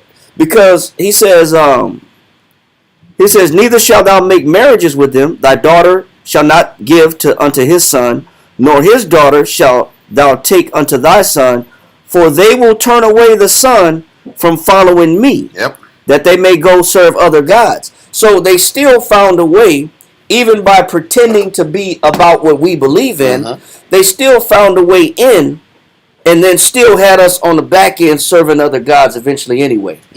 So it was almost like we asked them, and they helped bring the influence into us. So there's influences that must be done away with that are obvious, and there's also influences that must be done away with that are also subtle. Because the subtle influences still lead to the bigger influences. Now, if we didn't subtly let them into Jerusalem, we wouldn't have to be worried about them inviting the Greek way of living amongst our people. It would have took longer for us to get corrupted. But what we say is, they're just friends. We're just friends. They're not serving their gods. They're just friends. But it just shows you when you let a certain friendship go on too long and you let it become intimate, and then you end up seeing how damn destructive it is on the back end. On the back end, your kid's still going to be worshiping Christmas on the back end. Your kid's going to be saying Happy Halloween, trick or treat on the back end. On the back end, your kids will still be celebrating Valentine's Day on the back end. Yep. So there are some influences that are obviously wrong, but then we got to watch out for the ones that are not so obvious, but still have the same impact on the back end. That's all I'm trying to say. Come. And this is why, but this subtle breakdown of the culture, this is how it starts to happen. Just think about this. You just read First Maccabees 1, and all of a sudden you read, oh yeah, we want to be like the Greeks. We want to have gyms, and we want togas on and some of that. That just didn't happen out of nowhere. That was a gradual diminishing and decline of the caliber of men. There was a decline of the standard that we set. Then we're sitting back here and seeing that other half-breed Israelites coming out here pushing the Greek way to us and making the Greek way look appealing inside the doors of Jerusalem, inside the gates of Jerusalem. People that walk around here, they're going to Alexandria, they're bringing Greek fashion into Jerusalem. All the top big wigs are dressing like Greeks, rolling like Greeks, and they got the money, and they have the money also. They have the resources. The people with clout are looking like the Greeks. Would you say that the Herodians did the same thing that the Tobiads did? Done. It's the same concept. Because what we're going to read after we get through all the Greek stuff, we're going to read about how the Maccabean dynasty ends up breaking down the same way. And Edomites get in here, and they get the position, and we're following their ways also. So now it's the same concept. Now we got the Tobiads brought the Ammonites into the Jerusalem, and then the Maccabean fallout brought the Idumeans in the picture. Yep. Well, the Idumeans were slaves, and there's another guy named John Hyrcanus that comes in and puts the Idumeans in order and forces them to follow the law. Now, was he a descendant of this Hyrcanus? No. This John Hyrcanus was from the Maccabean line, and he was one of the last of the strong Maccabees. He demands that the Edomites follow the law, and they do.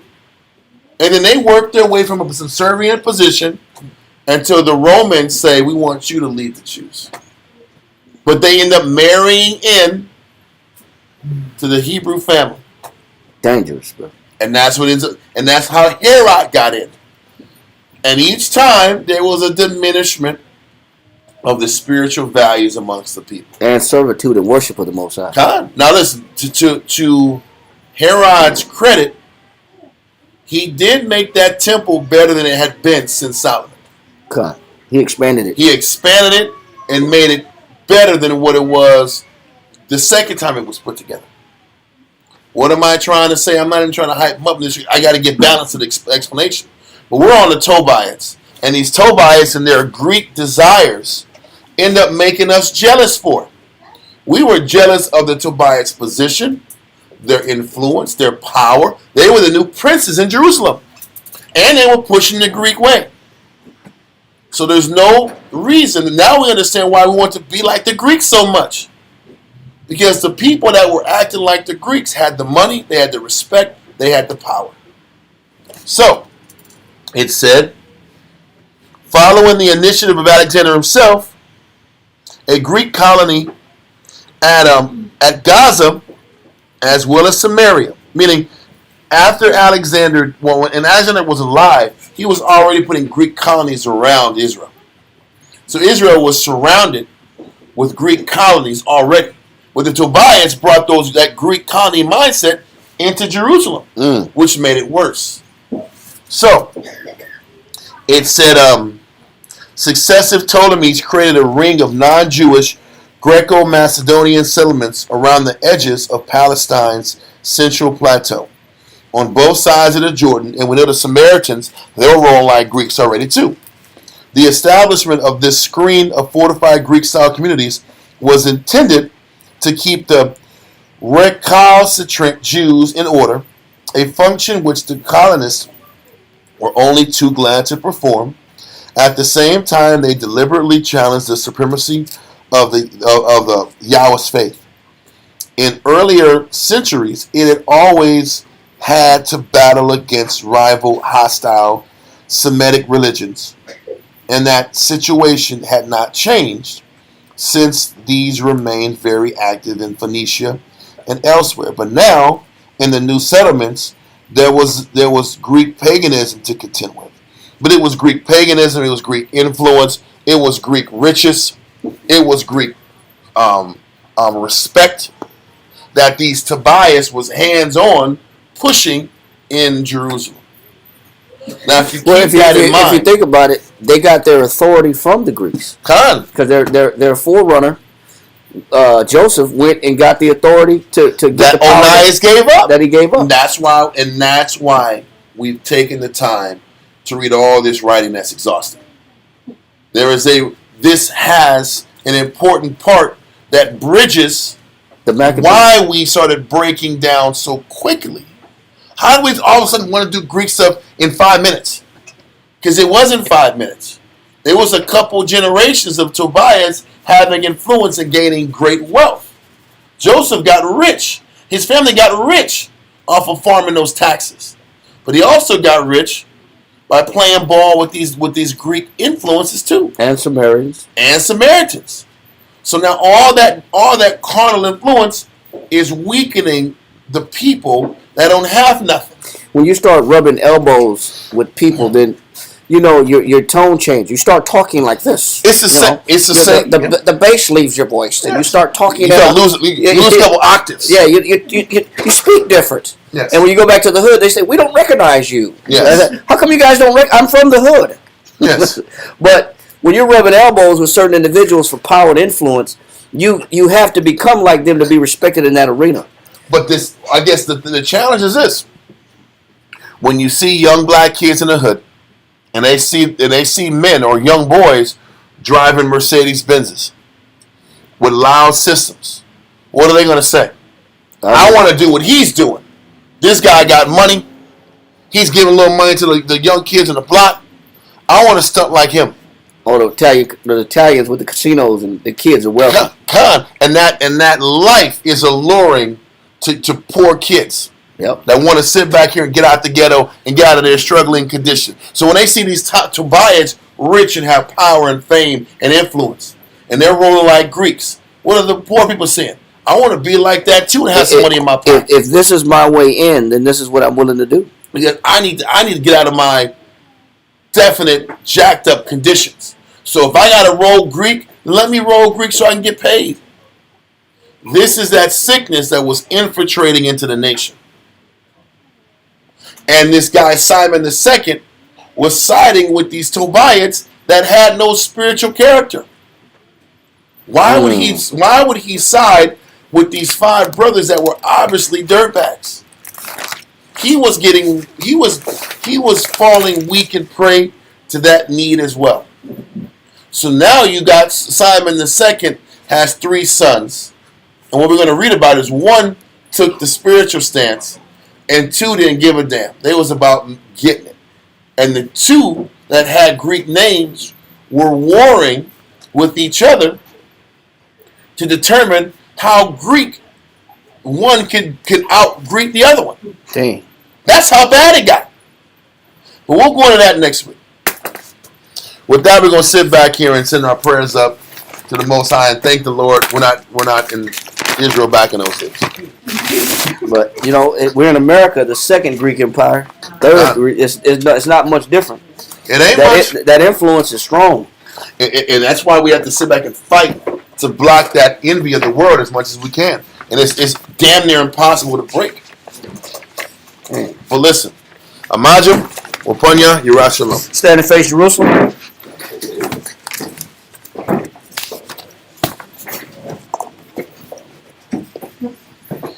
Yahweh Yahweh. Yahweh. In the name of Yahweh In the name of Yahweh Shai. please listen to us right now. Please listen to us right now. Send Micah Allah Send Micah Allah and the righteous angels and the righteous to angel watch over, to watch over, bless, bless, heal, heal, protect, protect, and make strong and make strong the people of the Yasharallah. people of Yasharallah. Also send unto us Also send unto us much wisdom, much wisdom, much knowledge, much knowledge, much understanding, much understanding, much patience, much patience, much faith, much faith, much brotherhood, much brotherhood, and much love, and much love, spiritual power, spiritual power, and forgive all of our sins. and forgive all of our sins. Yahweh Shai come quickly, Yahweh Shai come quickly, for in thee for indeed is our hope, is our hope, always, always, and forever. and forever. Amen. Amen.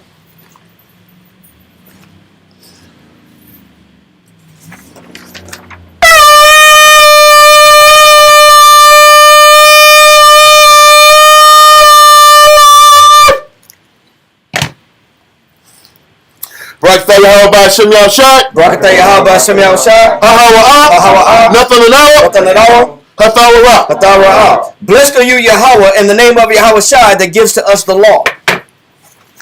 Barakatah Yahweh Ba'ashem Yahushai. Barakatah Yahweh Ba'ashem Yahushai. Ahawa'ah. Ahawa'ah. Nothing at all. Nothing at all. A war. A war. Lawa'ah. Lara'ah. Blessed are you, Yahweh, in the name of Yahweh Shai that gives us the light to see.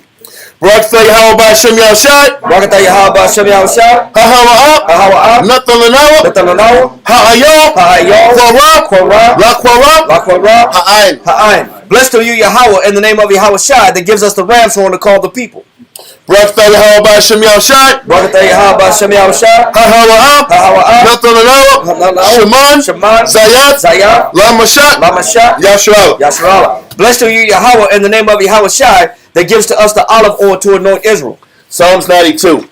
It is a good thing to give thanks unto the Lord, It is a good thing to give thanks unto the Lord and to sing praise unto thy name, and to sing praise unto thy name, O Yahweh, O Yahweh, to show forth thy loving kindness in the morning, to show forth thy loving kindness in the morning and thy faithfulness every night, and thy faithfulness every night, upon an instrument of 10 strings, and upon an instrument of 10 strings, and upon the psaltery, and upon the psaltery, upon the harp, upon the harp, with the solemn sound. with the solemn sound. For thou, Yahweh, For thou, hast Yahweh, made me glad through thy work. hast made me glad through thy work. I will triumph I will triumph in the works of thy hands. in the works of thy hands. O Yahweh, O Yahweh, how great are thy works, how great are thy works, and thy thoughts are very deep. and thy thoughts are very deep. A brutish man knoweth not, A brutish man knoweth not, neither doth the fool understand this. neither doth the fool understand When it. the wicked springeth the grass, When the wicked springeth the grass, and when all the workers of iniquity do flourish, and when all the workers of iniquity do flourish, it is that they shall be destroyed forever. is that they shall be destroyed forever. But thou, Yahweh, But thou, Yahweh, art most high forevermore. art most high forevermore. For lo, thy enemies, Below thine O enemies, Yahweh, O Yahweh, for lo, thy enemies below thine enemies shall perish. shall perish. All the workers of iniquity shall be scattered. All the workers of iniquity shall be scattered. But my horn shalt thou exalt, But mine horn shalt thou exalt, like the horn of a unicorn. like the horn of a unicorn. I shall be anointed with fresh oil. I shall be anointed with fresh oil. Mine eye also shall see. Mine eye also shall see. My desire My desire on my enemies. on mine enemies. And my ears shall hear. And mine ears shall hear. My desire My desire of the wicked that rise up against me. that rise up against me. The righteous shall flourish like the palm tree. The righteous shall flourish like the palm tree. He shall grow like a cedar in Lebanon. He shall grow like a cedar in Lebanon. Those that be planted in the house of the Lord Those that be planted in the house of the Lord shall flourish in the courts of our power. shall flourish in the courts of our power. They shall still bring forth fruit in old age. They shall still bring forth fruit in old age. They shall be fat and flourishing, They shall be fat and to flourishing, show that the Lord is upright. to show that the Lord is upright. He is my rock. He is my rock, There is no unrighteousness in him. and there is no unrighteousness in him. By Hashem Yahushai. By Hashem Yahushai. Psalms 133. Shayar. Shayar. Hamayawa. Hama'awa. Ladawad. Ladawad. Hana. Hana. Ma. Ma. Sawab. Sawab. Wama. Wama. Na'ayam. Na'ayam. Shabbat. Shabbat. Akim. Akim. Gam. Gam. Yachad. Yachad. Kashaman. Kashaman. Hatawab. Hatawab. Ayo. Ayo. Hara'ash. Hara'ash. Yerad. Yerad. Ayo. Ayo. Hazakwan. Hazakwan. Zakwan. Zakwan. Aharan. Aharan. Shayarad. Shayarad. Ayo. Ayo. Payah. Payah. Madawafiwa. Madawafiwa. Katal. Katal. Haramwan. Haramwan. Shayarad. Shayarad. Ayo. Ayo. Araria. Araria. Zayawan. Zayawan. Kaya. Kaya. Sham. Sham. Tazawab. Tazawab. Yahweh. Yahweh.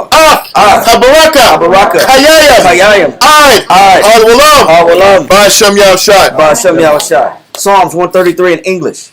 Behold, how good and how pleasant it is for brethren to dwell together in unity.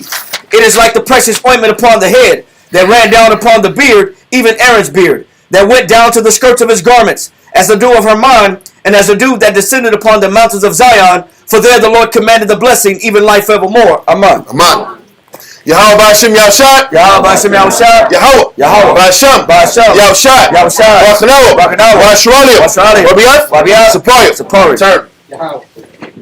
Yahweh. Yahweh. Ba'ashem. Ba'ashem. Yahushua. Yahushua. Barakanawa. Barakanawa. Washralia. Washralia. Wabiyath. Wabiyath. Sepoyah. Sepoyah. Turn.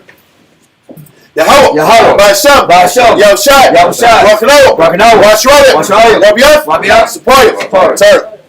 Yahweh. Yahweh. Ba'ashem. Ba'ashem. Yahushua. Yahushua. Barakanawa. Barakanawa. Washralia. Washralia. Wabiyath. Wabiyath. Sepoyah. Sepoyah. Turn.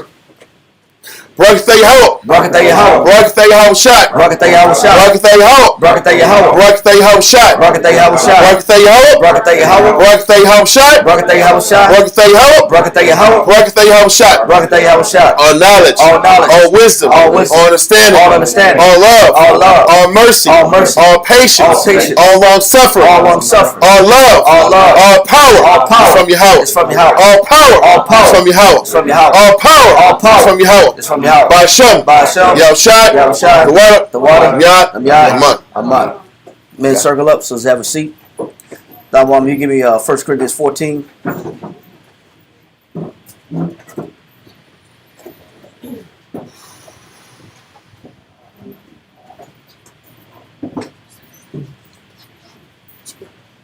It's fine. He can be right there. We'll explain. Yeah.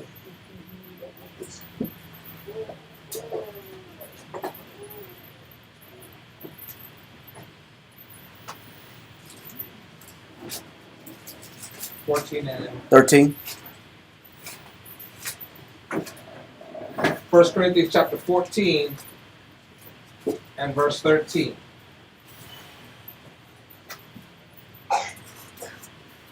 First Corinthians chapter 14 and verse 13. Wherefore, let him that speaketh in an unknown tongue pray that he may interpret. Go ahead. For if I pray in an unknown tongue, my spirit prayeth, but my understanding is unfruitful. So what we said was, when we asked the Most High, we did what's called the four corners. We asked the Most High in the name of Christ to bless the house of books that are scattered throughout the four corners, and that's why we went in every direction asking the Most High to bless the books, the house of books, and the schools that are scattered in every direction. We want to pray for those schools that teach this knowledge also. Read verse 14. Verse 14. For I pray if an unknown tongue, for if I pray in an unknown tongue, my spirit prayeth, but my understanding is unfruitful. Jump down to verse 27. Verse 27.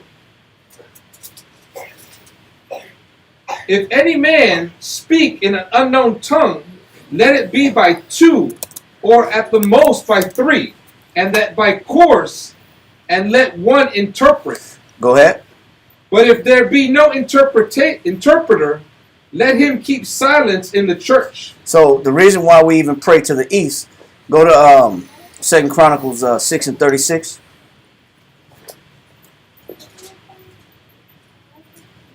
And while we rise and face Jerusalem. 2 Chronicles 6 and 36. 2 Chronicles chapter 6 and verse 36. 2 Chronicles chapter 6 and verse 36. If they sin against thee, for there is no man which sinneth not. Because we're all sinners. Read on. And thou be angry with them, and deliver them over before their enemies. That's how we ended up in American captivity. Read on. And they carry them away captives unto a land far off or near. Go ahead. Yet if they bethink themselves. It says, the Most High said if we bethink ourselves, which means to think again. Read on. Yet if they bethink themselves in the land whither they are carried captives. Go ahead. And turn and pray unto thee in the land of their captivity. And we're in the Western Hemisphere, and the land of our captivity is east. And this is why we face the east. We're not just facing the east for any reason. We're facing the east because that's where our temple is. That's where the temple was built, where the Most High's name was placed in Jerusalem. Read on. Saying, we have sinned. And we confess our sins. Read on. We have done amiss. Go ahead. And have dealt wickedly. If they return to thee with all their heart and with all their soul in the land of their captivity, whither they have carried them captives, and pray, toward their land, And this is why we face Jerusalem. That's our homeland. Read on. which thou gavest unto their fathers, and toward the city which thou hast chosen, and toward the house which I have built for thy name. Which is Solomon's temple that he built. Read on. Then hear thou from the heavens. Then the Most High will do what? Hear thou from the heavens, Go ahead. even from thy dwelling place, And do what? their prayer and their supplications, and maintain their cause, and forgive thy people which have sinned against thee. So this is why we rise up, we face the east, we pray towards Jerusalem, and in particular the temple in Jerusalem, and we're asking the Most High to forgive us our sins, which he made a statement that if we do, the Most High would hear our prayers all the way to heaven and forgive us our sins and maintain our cause. And so with that, we want to go ahead and salute the brethren first and then the sisters. We're going to ask the Most High in the name of Christ to bless the brothers, and they're going to return the blessing back to us. We're going to ask the Most High in the name of Christ to bless and watch over the sisters, and they're going to return that blessing back to us. Go for it. Saluting out in the heavenly order. Yahweh, Yahweh Shai, Ukor Sharola, Ben Israel, Amadra, Rock, Yahweh Hashem, Yahweh Shai, Barakah. Kuya Sharola, Kuya Sharola, Kuya Sharola, Kuya Sharola, Kuya Sharola.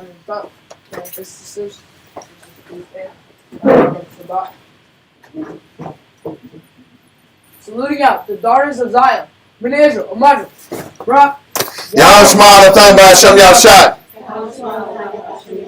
Or shalom. Yep. Shalom. Yes, Matap. Dismissed. Fall out. To all of Israel for tuning in. See y'all on Monday. All right. Shalom.